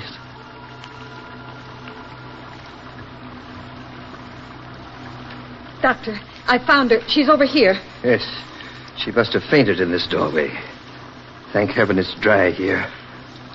Let me take a look at her. Oh. What's the matter? She didn't seem that far gone. Dead. She was such a nice little person, Dr. Lewis. I'm sure she was. Look, something in her hand. Let's see. That's strange. Where could she have picked this up? Looks like an old coin with a hole in the middle. Let me see it. Dominus Noster Justinianus Perpetuus Augustus. Do you know what it is? Yes. Yes, it belonged to... And Perpetuus means always. Oh, Dr. Lewis, this is a miracle. A miracle.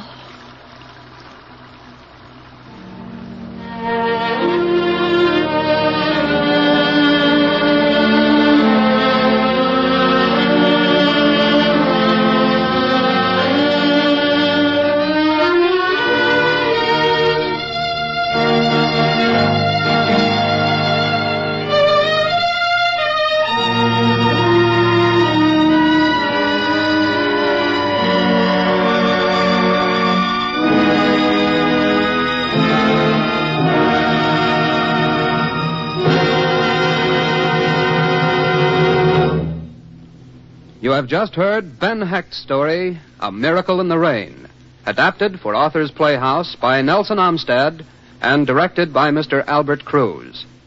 Miss Fern Persons and Mr. William Everett were heard as Ruth Wood and Art Huguenon. Others in the cast were Miss Hope Summers, Mr. Charles Eggleston, and Mr. Jess Pugh. The original musical score was composed and conducted by Dr. Roy Shield. This has been the fourth in a new summer series of Authors Playhouse productions.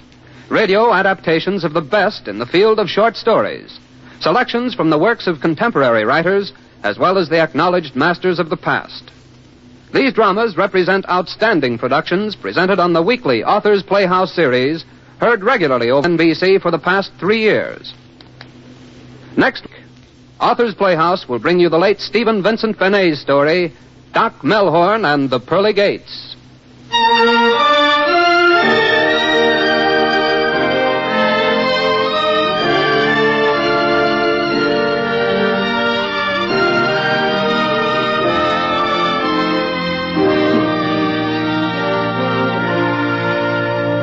This is the National Broadcasting Company.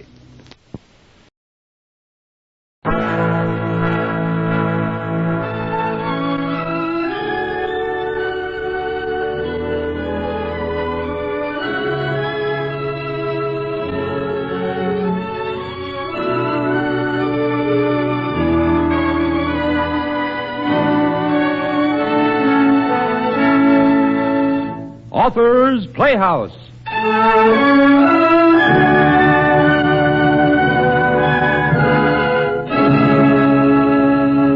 Now, Mr. Gallup, will you say what I told you to say? I'm going to kill you, Captain Wallins. First chance I get.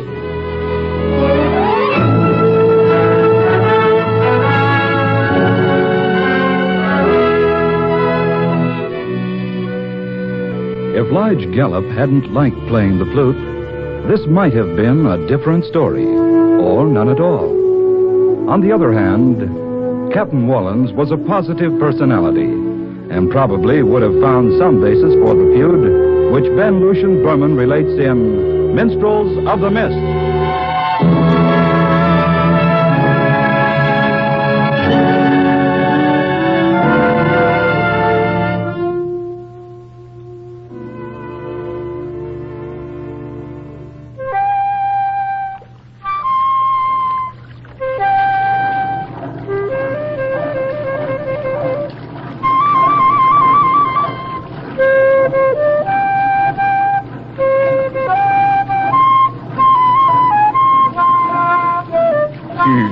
You sure admire to play that flute of yours, don't you, Captain Wallens, huh? Best darn flute player in the Tennessee River I am, Grigger. And don't you forget it. Anybody ask you about it? You answer like the mate of my towboat should answer. Listen to this.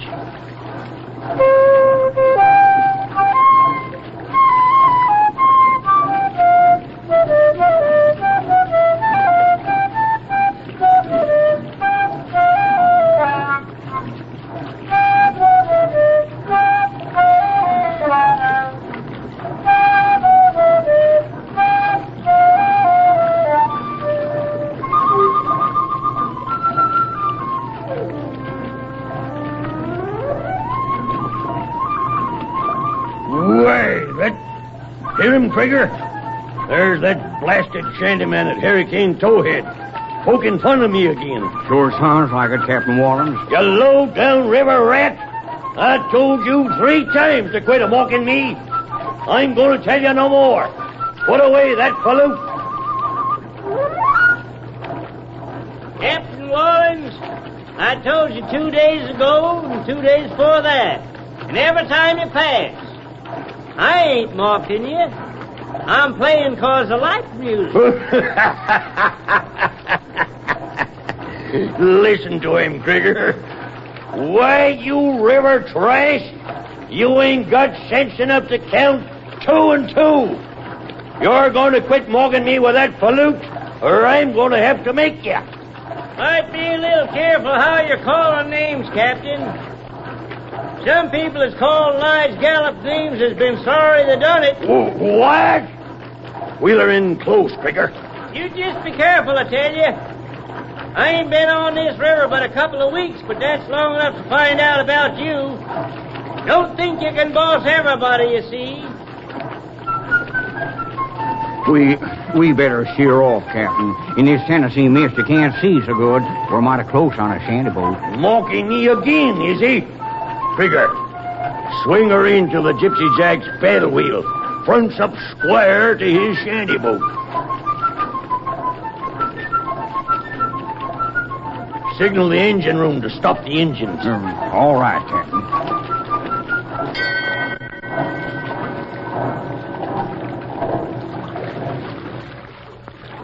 Hey! What you up to? You'll find out, you river trash. Blow your flute at me, will ya? Let her drift in a bit more. Yeah, all right, Krieger. That's good enough. Signal the engine room to turn up the paddle wheel hard. Hey! This portion right candy boat won't stand up under that. The boats ain't strong enough if the waves get too hard. Don't you want to play something now, Mr. Gallum? Or Gallon, or whatever you said your name was? Hey! Stop that! Up the boat! Here goes his old porch, Krieger. Slow her down and hold her. I'll play you something now, Mr. Gallon. Something fitting for river trash.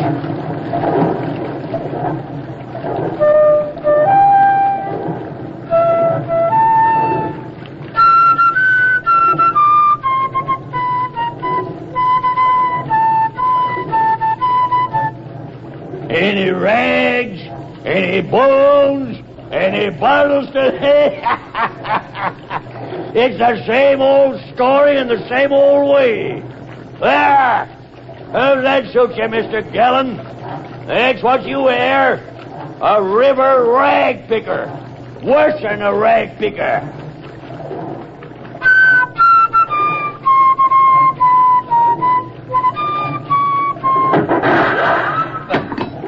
My flute.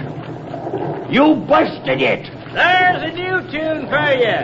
Next time a tune will have death in it. Up in the hills where I comes from, we fixes bullies like you quick. It's Lige Gallop a warning you. Gallop, not Gallon. Don't forget it. I won't have to remember it. Give me that wheel, Trigger. Captain Wallen, there was the packing bell you pulled. I know it. I'm giving that shanty a hiss in the paddle wheel. I'll bust her up. Hey! Go back and into me! Go back and into me! Captain, that's dangerous. Old river trash can shoot my flute out in my mouth and get away with it. There she goes down.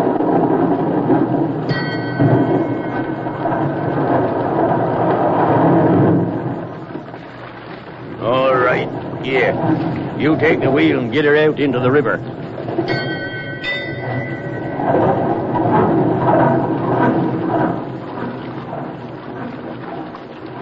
Ain't you gonna try to save him, Captain? We gotta get down to Kinnickinnick Furnace. There's toll pig iron. Can't waste all day on account of a river rat. But, Captain, the river's in flood, and if he's hurt, he'll drown. It'll mean hanging, that's what it'll mean. It'll mean hanging ashore with him a government man. He keeps the line on Hurricane Towhead. It's hanging, I'll tell you. Who is he, anyways? A shanty boatman. Well, you can get hanged if you want to, but I won't. I'm going to get him if he ain't drowned already. You circle the boat around and pick us up.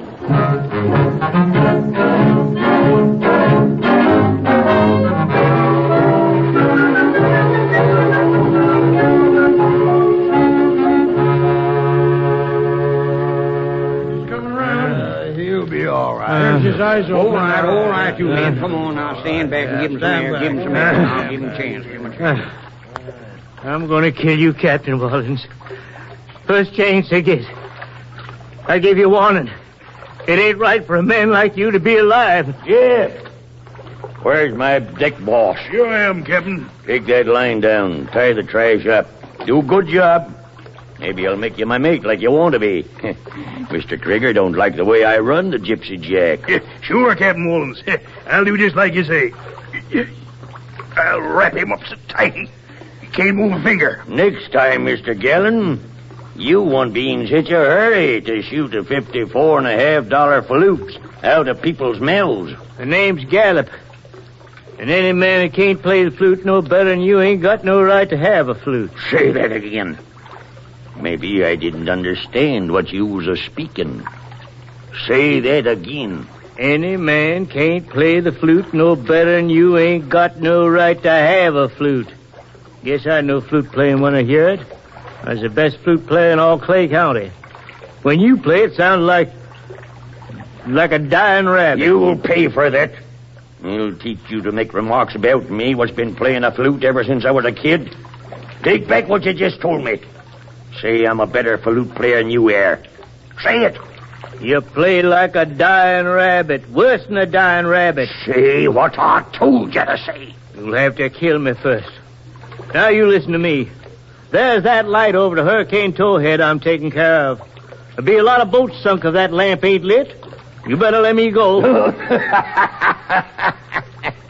You think you can fool me, huh? Ain't two boats come up here months sides me. That light ain't going to be missed. You got to think of a better excuse than that for getting away. You stay here till you say what I told you to say. Not a chance. Jeff. Yeah, Captain. Take him forward the barge we're a-pushing. Let him use them flute-playing fingers of his'n, shifting some of them iron pig from port to starboard. Mr. Gallon ain't very strong today, and lifting them nice 200-pound pigs will give him muscle. I'll sure do that, Captain. It'll take more than that. Lots more. I ain't gonna say what you want. All right, Jeff. Put that ball and chain on him, so he won't try swimming ashore. And then put him on the pig iron up in the barge. That'll break you, Mr. Gallon. 24 hours of that, and you'll be on your knees to me. Or my name ain't Captain Wallens.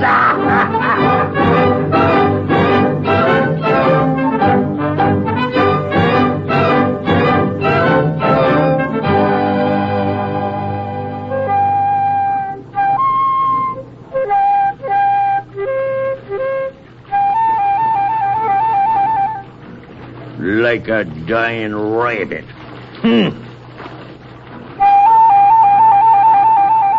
And on top of that, fixing it so I have to play my silver and ivory flute all the time.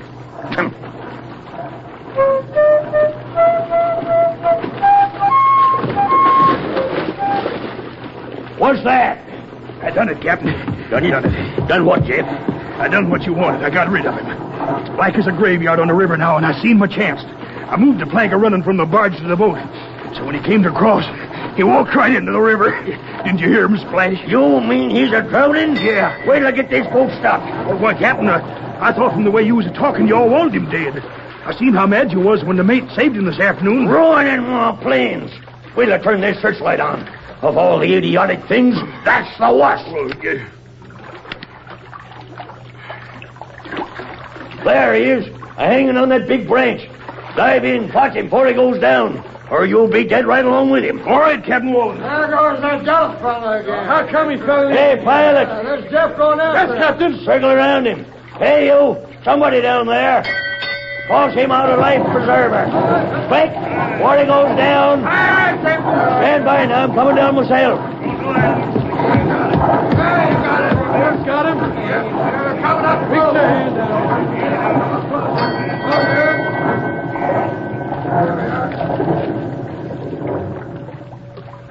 All right, now. Pull him up easy. All right there.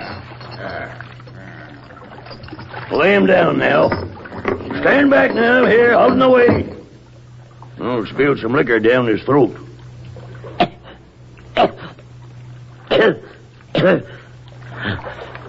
I won't say it. What are you grunting about? You can drown me 100 times, and I'll never say you're a better flute player than me. You think it was me made you fall in the river? I know you've done it. Well, Trigger, you see now? There's shanty gratitude for you. This is the second time we fished him out in the river, and he turns around and says I was trying to drown him. You saved my life? Trigger, didn't I? Yep. He did, Gallop. Honest. You're strange, you are, Wallens. Strange. I didn't save you because I fell in love with you all of a sudden. Didn't want you to die till I had the satisfaction of hearing you say what I told you to say. That's all. Well, anyways, you saved me, and that's a lot. Look, there's the Panther Mine Tipple on shore. There's a lot of freight trains running out of there. I can hop one and be back to Hurricane Towhead for morning. I want to get back to my life. Let you and me let bygones be bygones. You put me off on shore here. I'll hop a freight to go to Hurricane Towhead. Not until you've said what I told you to say. I'll never say it. Look, here's one way to settle it.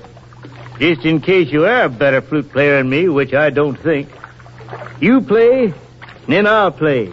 The crew will be judges. I ain't going to let you put your mouth to my silver and ivory flute. I still got mine. Here it is inside my shirt. If the crew says you can play better than me, all right, I'll say it to you myself. And I won't say nothing about you taking me captive and interfering with commerce and navigation. But if your crew says I can play better than you, then you have to say that to me.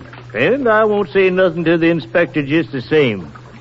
That's fair, ain't it? You'll go by whatever the men say? Yeah. But I can't play right with a ball and chain on my leg. All right, Jeff, unlock it. Right, Captain. I'll take your proposition. One way, boys. Sure we will. The boys knows what's what. You play first, Gallon. Gallop's the name. Go on, play. I'll play Susie on the Mountain.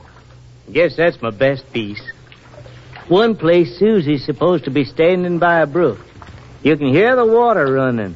Mighty pretty right there. Listen first.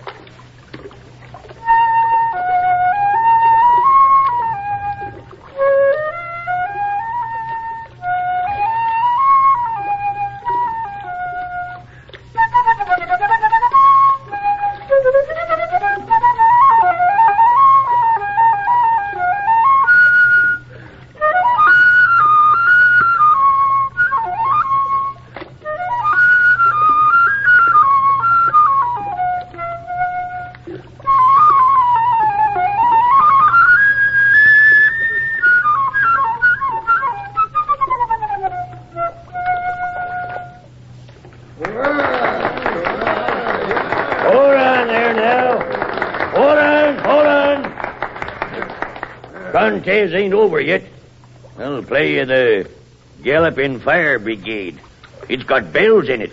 Bells is harder to play than water.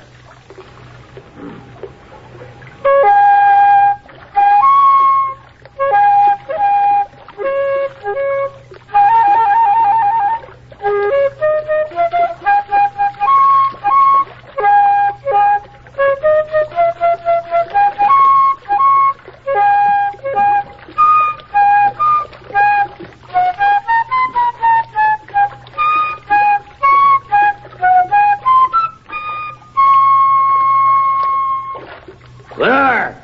Now you can clap your hands. There. You men heard us both play. Now you decide who plays best. Now, Judge Fair, who you vote for, Gunny? Hold on. Your men are scared of you. They won't say what they think. Let them vote the way people does in elections. Secret ballot, they calls it. Why, you... All right. I guess they know who's best. Don't you, men? All right. Now, let's see. Here's a white label. Open a nail keg. And here's a red poster on this fruit crate. Jeff, tear 'em up. Give one of each color to each rouster. Yeah, Captain Wallens. Now, red, you men votes for me. Red. Blood. You understand? Yes, Captain. All right. And white, you votes for the river trash. Dark in here, nobody can see what color you drops in the hat. That fair enough, Shanty Man? Fair enough. Now, you men vote according to your conscience. And the best man wins. All right. Now, Jeff, you collect the papers in your hat. Aye, Captain. Red for the captain, white for the shanty man. Red for the captain, white Yeah, for the got him? All collected now. Now dump them on the floor. All right, here goes. Well, Captain Wallace, all I see is one red paper. My own crew, eh?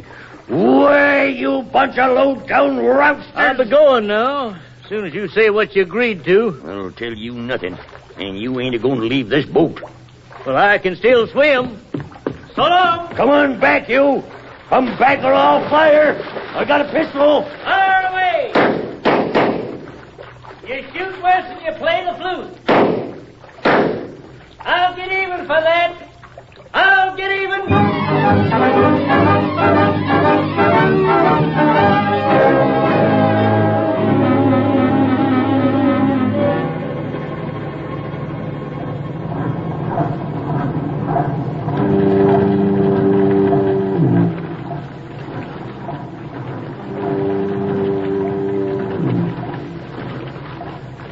See that hurricane light yet, Trigger? Not yet, Captain Wallens. Watch close. Keep that wheel steady. Can't see a foot in this fog. You don't suppose that shanty trash didn't light up that signal lantern just to spite me? He knows just about when my boat'll be coming along. Or maybe he didn't get back yet. He had plenty of time to get back. This is our return trip already. Knows we can't find our way through a hurricane towhead channel without that light. I suppose you're thinking I should have let him go in the first place. I ain't thinking a thing. There she is. There's the light. Yes, all right. Keep the proper distance and cut out into the channel. Well, I'm sure relieved. Wouldn't be no fun piling up on shore at night in the fog. Don't talk. That channel ain't so wide that you can keep your mind on anything but piloting. Further over to starboard. Yeah, that's right now. Hold her steady now. Hey, what's wrong? We're running ashore. Can't figure it out. Everybody on shore, fire up. On shore, everybody. Fire up, force your drifts. Get down there and get ashore with him, Trigger. Get the engine crew up, too. We got to tie her up and see what the damage is. All right, Captain, you bet, yeah. Come on, break out that cable. Work fast there. Work fast or sail drift. Good fun. Better get on the bow myself. Keep a hauling there. Keep a hauling. Get her tied up tight, or I'll play the hide off of every mother's son of you. No, you won't. Gala. Hey, yes. I'll wrap your hands behind you in no time. Here's something for your mouth to keep you quiet. You listen to me, you fool. I know you'd do it. Just what I figured. You're so used to bullying, you thought you could bully your way through flood and fog. Didn't figure on me moving that light, did you? Shut up. You can't bully your way through that gag. You listen to me now. You made an agreement with me yesterday, then you busted it. On top of that, you tried to kill me again. You ain't fit to be alive, you ain't. I ought to kill you before you live another minute. I'm going to give you a chance to keep your agreement. I'm going to break you the way you tried to break me. Lay still. I want you to say I can play the flute better than you. If you don't, well, your whole crew's ashore. All I got to do is cut this rope in two, and the current will carry your boat down to Hurricane Steel Mill. And down there's piles of pig iron, standing just a couple of inches out of flood water. They'll rip the bottom out of your man-killing boat. And that'll be the end of your worthless carcass. Now I'll take the gag out in your mouth. You can answer me. Don't try yelling for your crew. I'll cut the rope right off. Now, say I play the flute better than you. I won't say nothing. I'll be coming back in a minute. Will you say it? No. And I'm cutting the rope with this hatchet.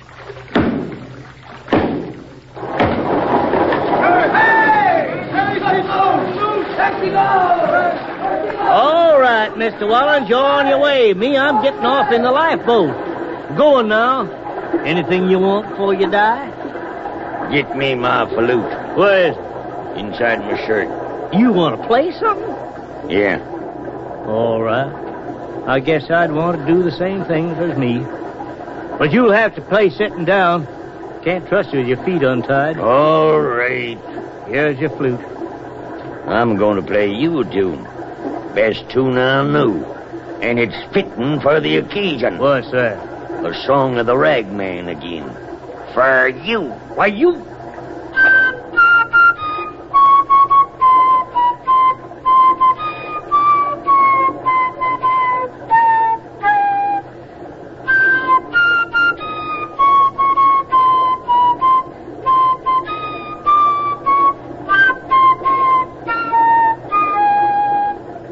I got a good mind to put this knife into you. Any rags, any bones, any bottles today, it's the same old story in the same old way. What's that? Any rags, any bones, any bottles today, it's the same old story in the same old way. Well, I'll be...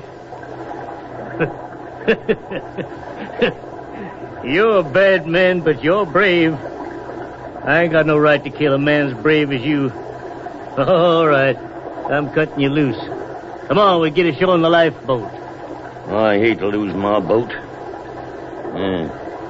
Makes it clear, and there's a chance of running her up on Sand Point and sticking her there. Well, go ahead if you want to.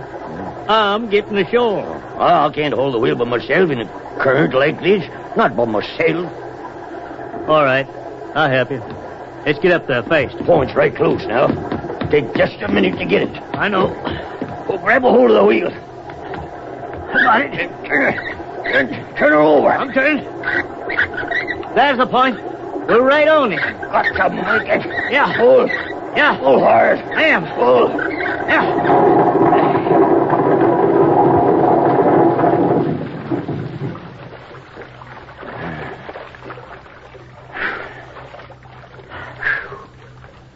Yeah. We made it. She'll stick here a while yet. We can tear her up later. Yeah. Yeah. Here's my $90 silver flute. What for? For that shanty of yours I busted. Gallop. Oh. A shanty's only a shanty. With a flute like that's something. Well, anyway, you're a better flute player than I am. Well, I'll be darned.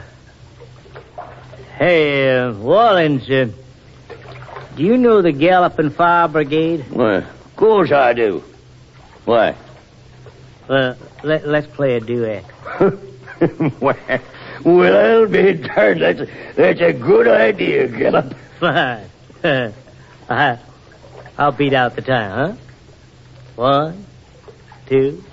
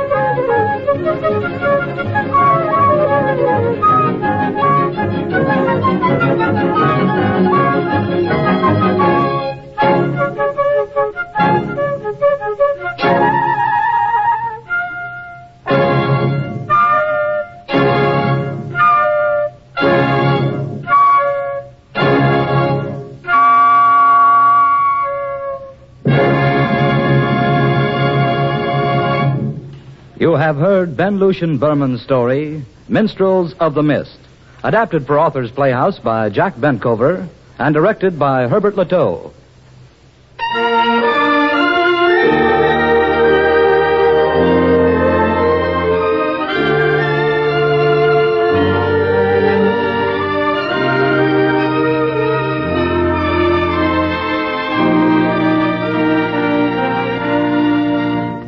Clock Rider and Charles Eggleston were heard as Captain Wallens and Lige Gallop.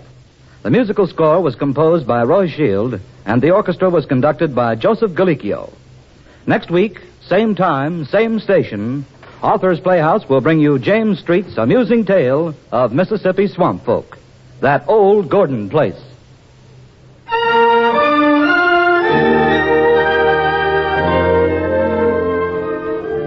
This is the National Broadcasting Company.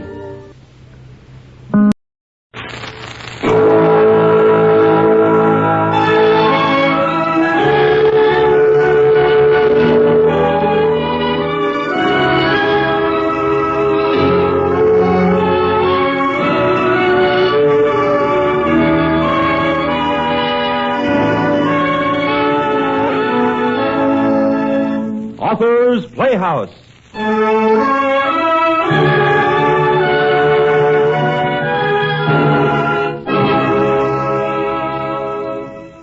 What are you getting at, Grammy? J.W., go up to the store in a day or so and get a brand new tablet. And write down everything you want us to do.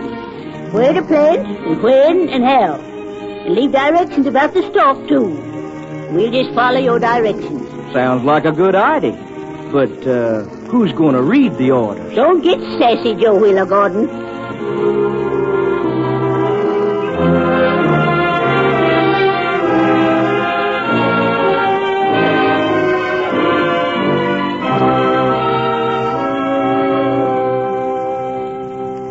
Sure, Grammy had her shortcomings, particularly reading. But if you're the right kind, you'll make out all right. It won't be easy, of course.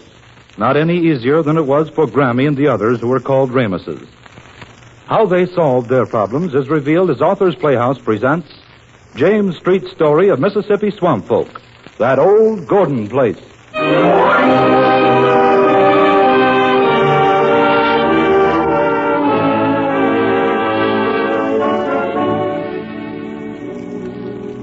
Ron, sit right over yonder. Pull up your paint legs to save your creases. Now read out loud. Yes'm. What does it say over there in that right-hand corner? Listen. Yep. Just a big old ad about soybean seeds. Now, let's have it. But, Grammy. Let's have it. All right. Soybeans, cheap and easy to grow, easy to plant, nice crops. Come to Tilden's for your That's enough. soybean seeds. Now, let's have J.W.'s wedding. And do it first class. Joe Wheeler Gordon arrives today from Camp Shelby while he's in training attached to an, artillery unit. On Tuesday, he will take his bride, lovely Betty Rogers, of Sackatuck Avenue. Yes, no man B.J. Rogers will be soliciting labor for his sawmill right at the wedding. You mark my words. He hates to have people stay on the farm. Yes. Them Rogers only moved into this community 10 years ago. And they'll be outlanders till their blood mixes with the native blood. Well, that'll soon come to pass. Their daughter marries our boy. But just because that Rogers runs a sawmill, he thinks he can lord it over us Mississippi swamp folk. Rednecks, pickerwoods, he Loxley calls us. Or Ramuses, worse. Ramuses? What's that, Granny? Ignoramuses, if you want to know. Well, don't you ever feel called upon to be ashamed, Ron. Well, Gordon was living in the old Gordon place when the Revolution come. And the first Gordon married a princess of the Clan of the Wind, rulers of the Muskogee Indians, and built this old place. Then the outlanders started coming in and begun calling us Ramuses. Yep, there was the Readers and the Ramuses, and they don't mix. Well, Grammy, how was it that you didn't learn to read? What I be learn to read for? Want no books to read. No need to write letters, and we could walk a few miles and visit. They say Mrs. Rogers takes a daily paper and even reads in public. Bible stories and such like. Yeah. They say she reads 2 or 3 whole books a year. Now, Ronnie, that's an exaggeration, and you know it. Yes. You mind and J.W. begun quoting Betty. Mrs. Rogers sent word that she'd call. Yes, She aimed to sashay down here and lord it over me. Well, ain't nobody going to sit in the big chair in this house but me.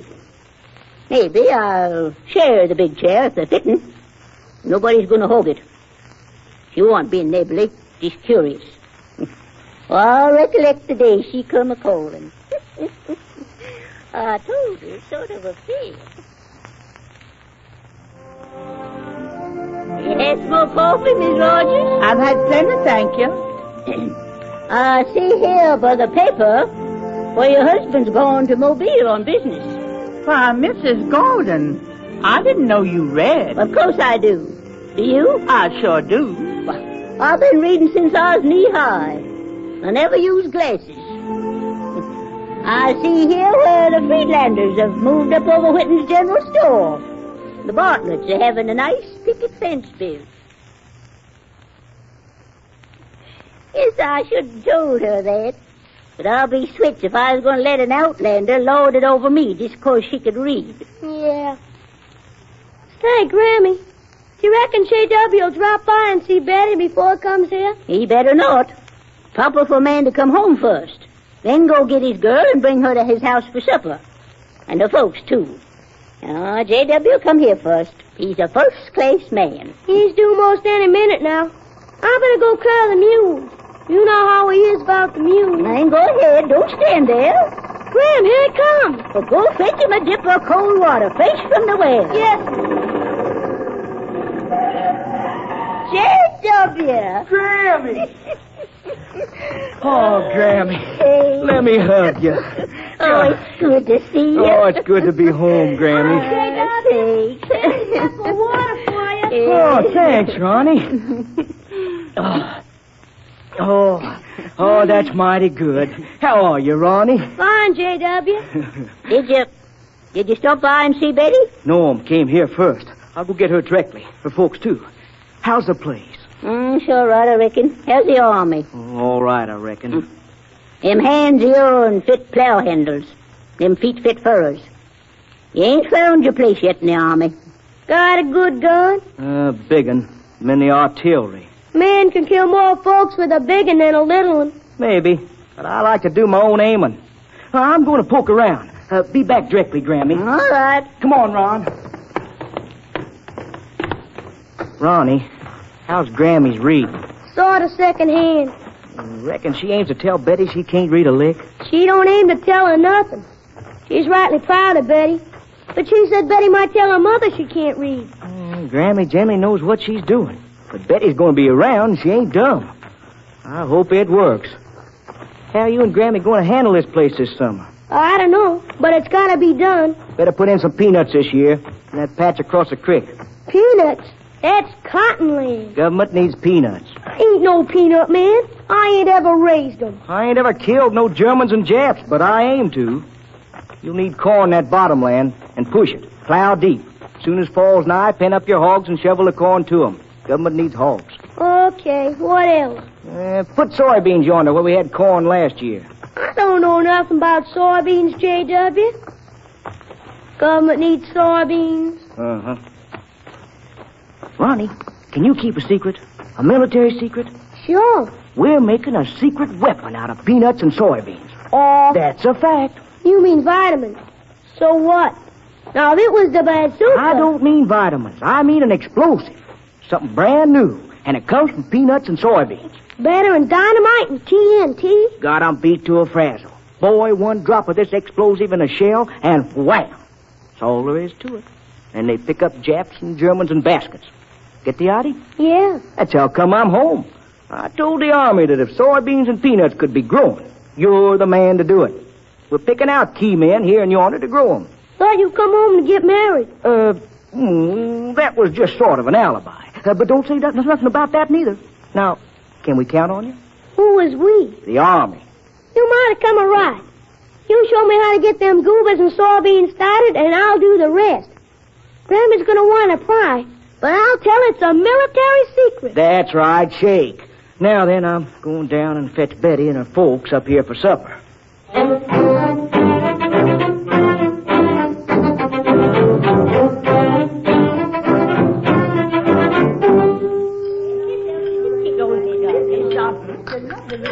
Miss Gordon, I like chicken gizzards more than white meat, and tell you why. Now, you take a gizzard... You know, I've just finished reading a whole book. It's called So Red the Rose. Did you read it, Mrs. Gordon? Don't read books, Miss Rogers. I just read news and things. Wars and about crops. Well, when do you find time to read? I have to make myself take time to read. I'm so busy with my sewing and all that. Generally, I read at night, after everybody's in bed. Sometimes when I'm sewing, or sometimes I get Ron to read to me. Good practice for him. I'll read to you. Well, thank you, Betty, honey. Say, Mrs. Gordon, how you and Betty going to run this place this summer? Well, we'll have Ronnie, Father. What you getting at, Mr. Rogers? Well, you ought to rent this place or sell it. No telling when J.W. will get home to run it. Ronnie could get a job in my sawmill, and you folks could move right into town. What? Huh? You mean let somebody else live here? Ain't nobody ever lived here but Gordon. Well, so what? This is war. How many wars has this place been through? How many has there been, including the Indian ones? Mr. Rogers, help yourself to biscuits. Butter yourself some while they're hot and pass them, please. After we eat, I want to see Ron's oats. I think it's coming up a rain, but will you come out with me, Betty? Of course, J.W.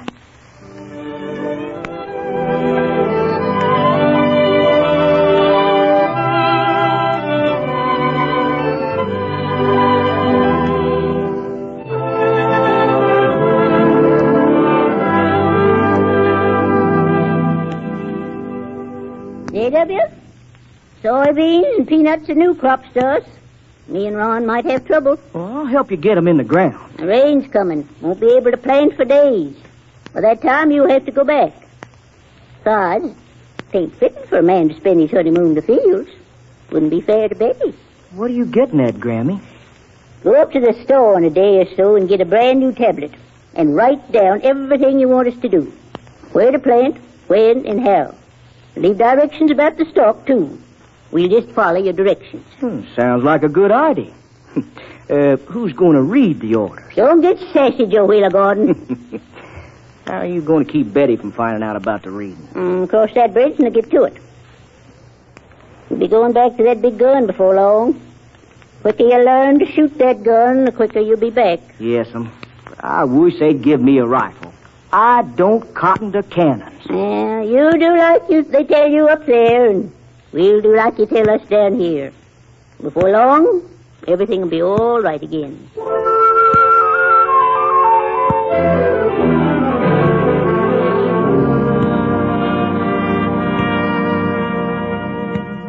Now, Ronnie, I bought a tablet and a brand new pencil, and I've written down everything. I used the first page for weather signs, see? Now, I've drawn a line right here, and I wrote down about the stock.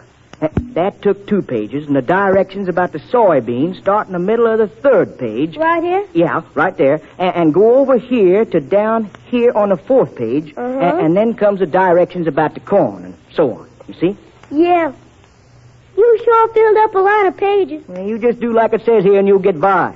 Kind of goofy to put the business about soybeans and peanuts down here in writing.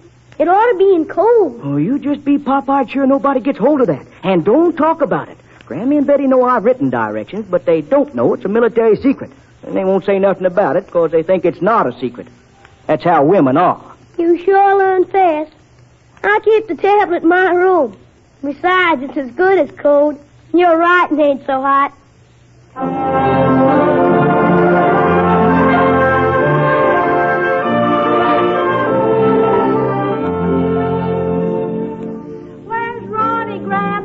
In the barn, feeding Jules and Jake the mules. Well, Granny, I've separated Daisy and her calf, and Daisy needs stripping. My hands are wet.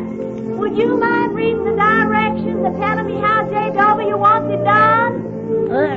Well, my hands are wet, too. You go put the milk in the milk house, and by the time you get back, I'll have the directions. Run right up to Ronnie's room.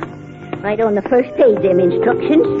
Just tear it out and get Ronnie to read it to me. And I gotta hurry, too, or Betty begin to wonder.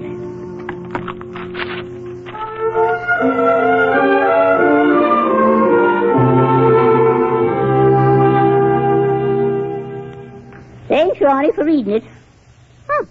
Just like we've always done it. There's nothing new about that. I could have told Betty that. How come you tore out the whole page? Why didn't you bring the whole tablet? Oh, don't ask so many questions. I don't know why I done it. I just done it. Now go on, get about your chores. I'll put it right back after I call and tell Betty. All right, Grammy. Betty? Yes, Grammy? Betty, I just read it. It says let the calf have the strippings for a while. All right, Grammy. Thanks. Gotta be getting better. Gotta shut the windows. It's awful windy. I think it's gonna rain. Oh, bless that wind. Oh, I know that the papers from the tablet scattered all over the floor. Oh, I just gotta get them back together somehow.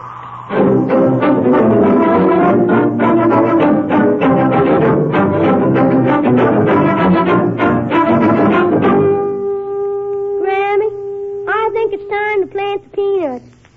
J.W. wrote down here, walk the ground hard and plow deep. Be sure it is put in bottomland. Hey, J.W.'s crazy. Well, I reckon J.W. knows what he's doing. He says here to plant them in bottomland. That ain't right. That's cornland. See what he says about corn. Corn. Now, these directions say put corn on hilly ground. Did you ever? Say, anybody been messing with this tablet? I read it every now and then. You're getting mighty big for your britches. J.W. said plant corn on hilly ground, and that's where we do it.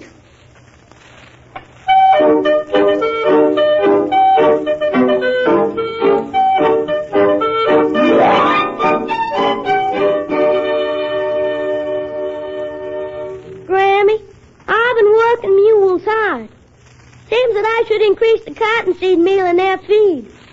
When I checked the tablet, in fact, I've read it through from beginning to end 100 times. Yes? Grammy. Yes? Grammy, you told me a fib. Well, you've told me fibs. This tablet is all messed up, and so are we. What happened? Well, it was Betty's fault. Betty's? Well, what I mean is, if it hadn't been for Betty saying her hands was wet and she couldn't handle the tablet, I never had to do it. What I mean is, it was a windy day and all, and the wind just blew in and mixed us all up. I mean, mixed them up, the papers. So I just put them together again and pasted them a little harder than they was pasted, that's all. Oh, Grammy. Reckon I was just ashamed to let you know I messed it up. But you can fix it. No, I can't straighten it out. J.W. didn't number the pages. We're in a jam, Grammy. What are we going to do, Ron? I gotta find J.W. and get this thing fixed. But he's a long ways off. How are you going to get there? I'll ride one of the mules. Probably old Jake, 'cause he needs for J.W. to look at him anyhow. I'll get there all right. Yes, and Betty knows going, she'll want to know everything, and she'll find out about the tablet. She'll find out that I can't read. Why don't you mail that tablet to J.W.? I'm not trusting it to anybody. You tell Betty I'm going to Pascagoula to look at the mule. But that'll be a favor. I'll take a bag of feed for Jake. That'll save money. I'll be ready to go pretty quick. I'll need a little money. Where'd you keep it? In my top drawer there. That tobacco can. I'll be back when I get done.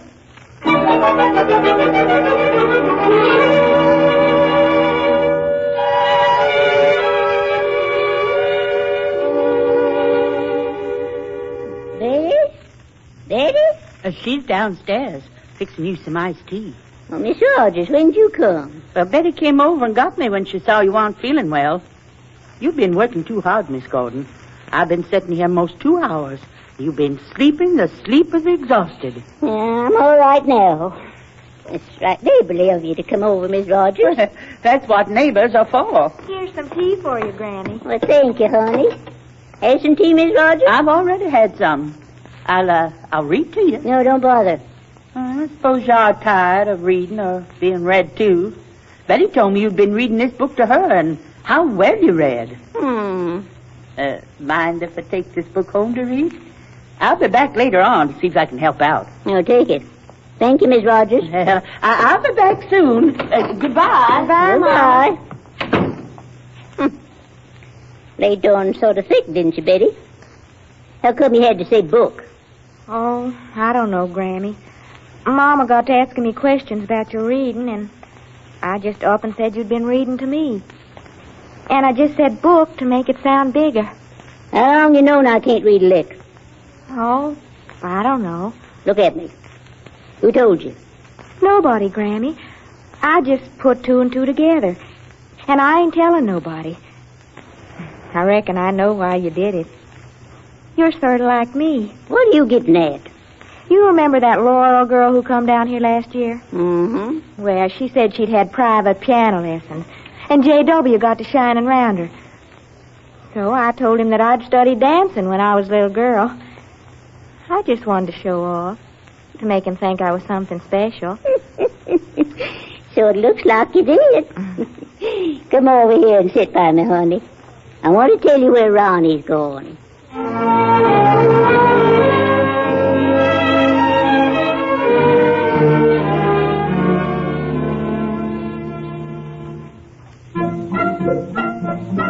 Say, can I water my mule here? I reckon you can. Can I get some hamburgers? I reckon you can.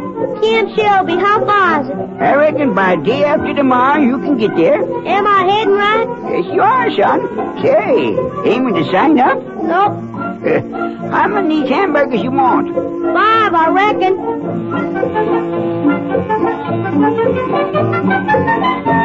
Whoa there, Jake. Hey, what do you want there, boy? I wonder would you let me graze my mule in your pasture? I gotta go into Camp Shelby. I'll be right back. Planning on enlisting? Well, maybe. Okay, leave the mule here. Thank you.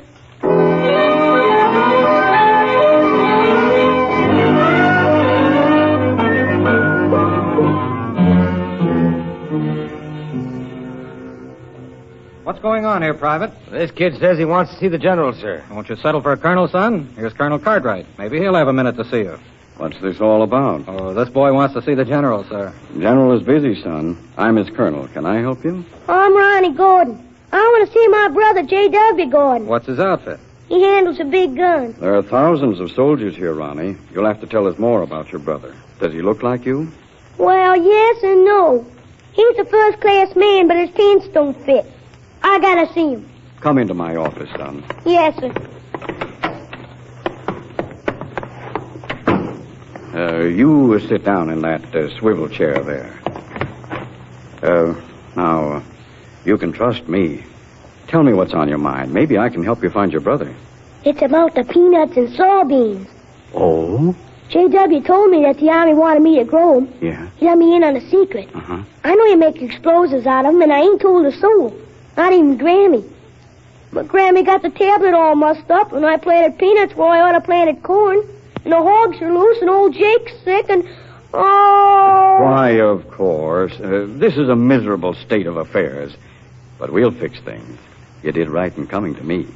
I'll call the adjutant. Yes, sir. Send in the adjutant. Right away, sir. You know, son, I'm a farm boy myself. Yes, sir? Yep, from Ohio. Oh, a Yankee farmer. Lieutenant Williams, we must find this man's brother. Peanuts are growing where corn should be, and the hogs are loose. Jake is sick, too. Oh, very well, sir.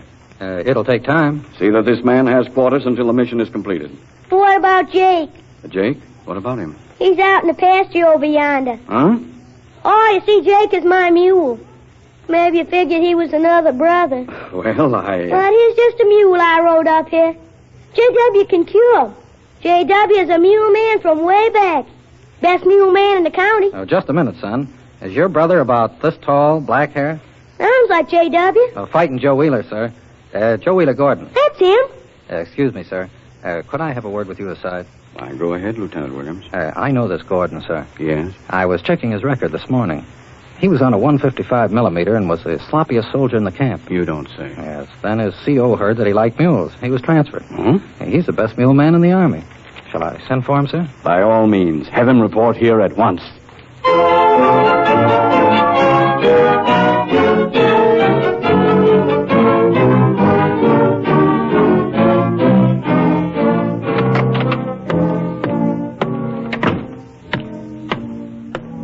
Private Joe Wheeler Gordon reporting as ordered, sir. At ease, Gordon. Thank you, sir. But what's wrong, Ron? Everything. But it ain't Grammy or Betty. We need your help, Gordon. The hogs are loose, and Jake's sick, and, a lot more. Grammy got the tablet mixed up. Oh, I forgot to number the pages, sir. I just got married. What happened to you? Your uniform looks swell now. And how's the big gun? Oh, I'm handling mules now. And I got me a rifle, Ron. Gordon, they may need you at home for a few days to get the soybeans and peanuts started. I'll arrange it. I'll send you and your brother and Jake back in a truck. Go get ready. Yes, sir. Thank you, sir.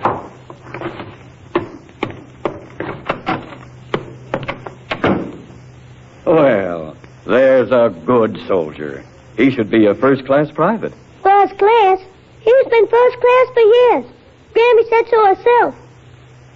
Takes this Army a long time to catch on, don't it, sir? Must be a past line Yankees in it. I'm afraid so, Ronnie. Can't be helped. Well, that being the case, the war may last long enough for me to get in. Then me and you will show 'em. I aim to join up with you. Thank you, Ronnie. Well, now, of course, it's against regulations for the Army to give medals to civilians, but I think it's all right for me to give you this. In a pinch, it'll make a better weapon than that pocket knife I can see hiding under your shirt. Here. It's a steel letter opener. Regimental insignia on it, too. And this is for Grammy. Thank you, sir. It's a monogram bookmark. My respects to her, son, and tell her this will keep her from losing her place.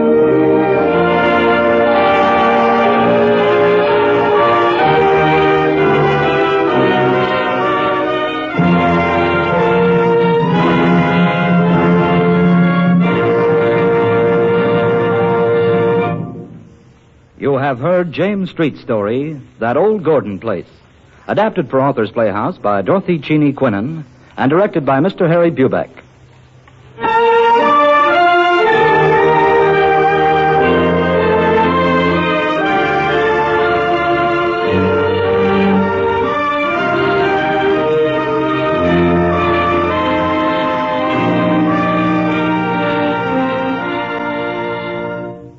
Miss Hazel Dophody, Master Robert Ellis, and Mr. John Coons were heard as Grammy, Ronnie, and J.W.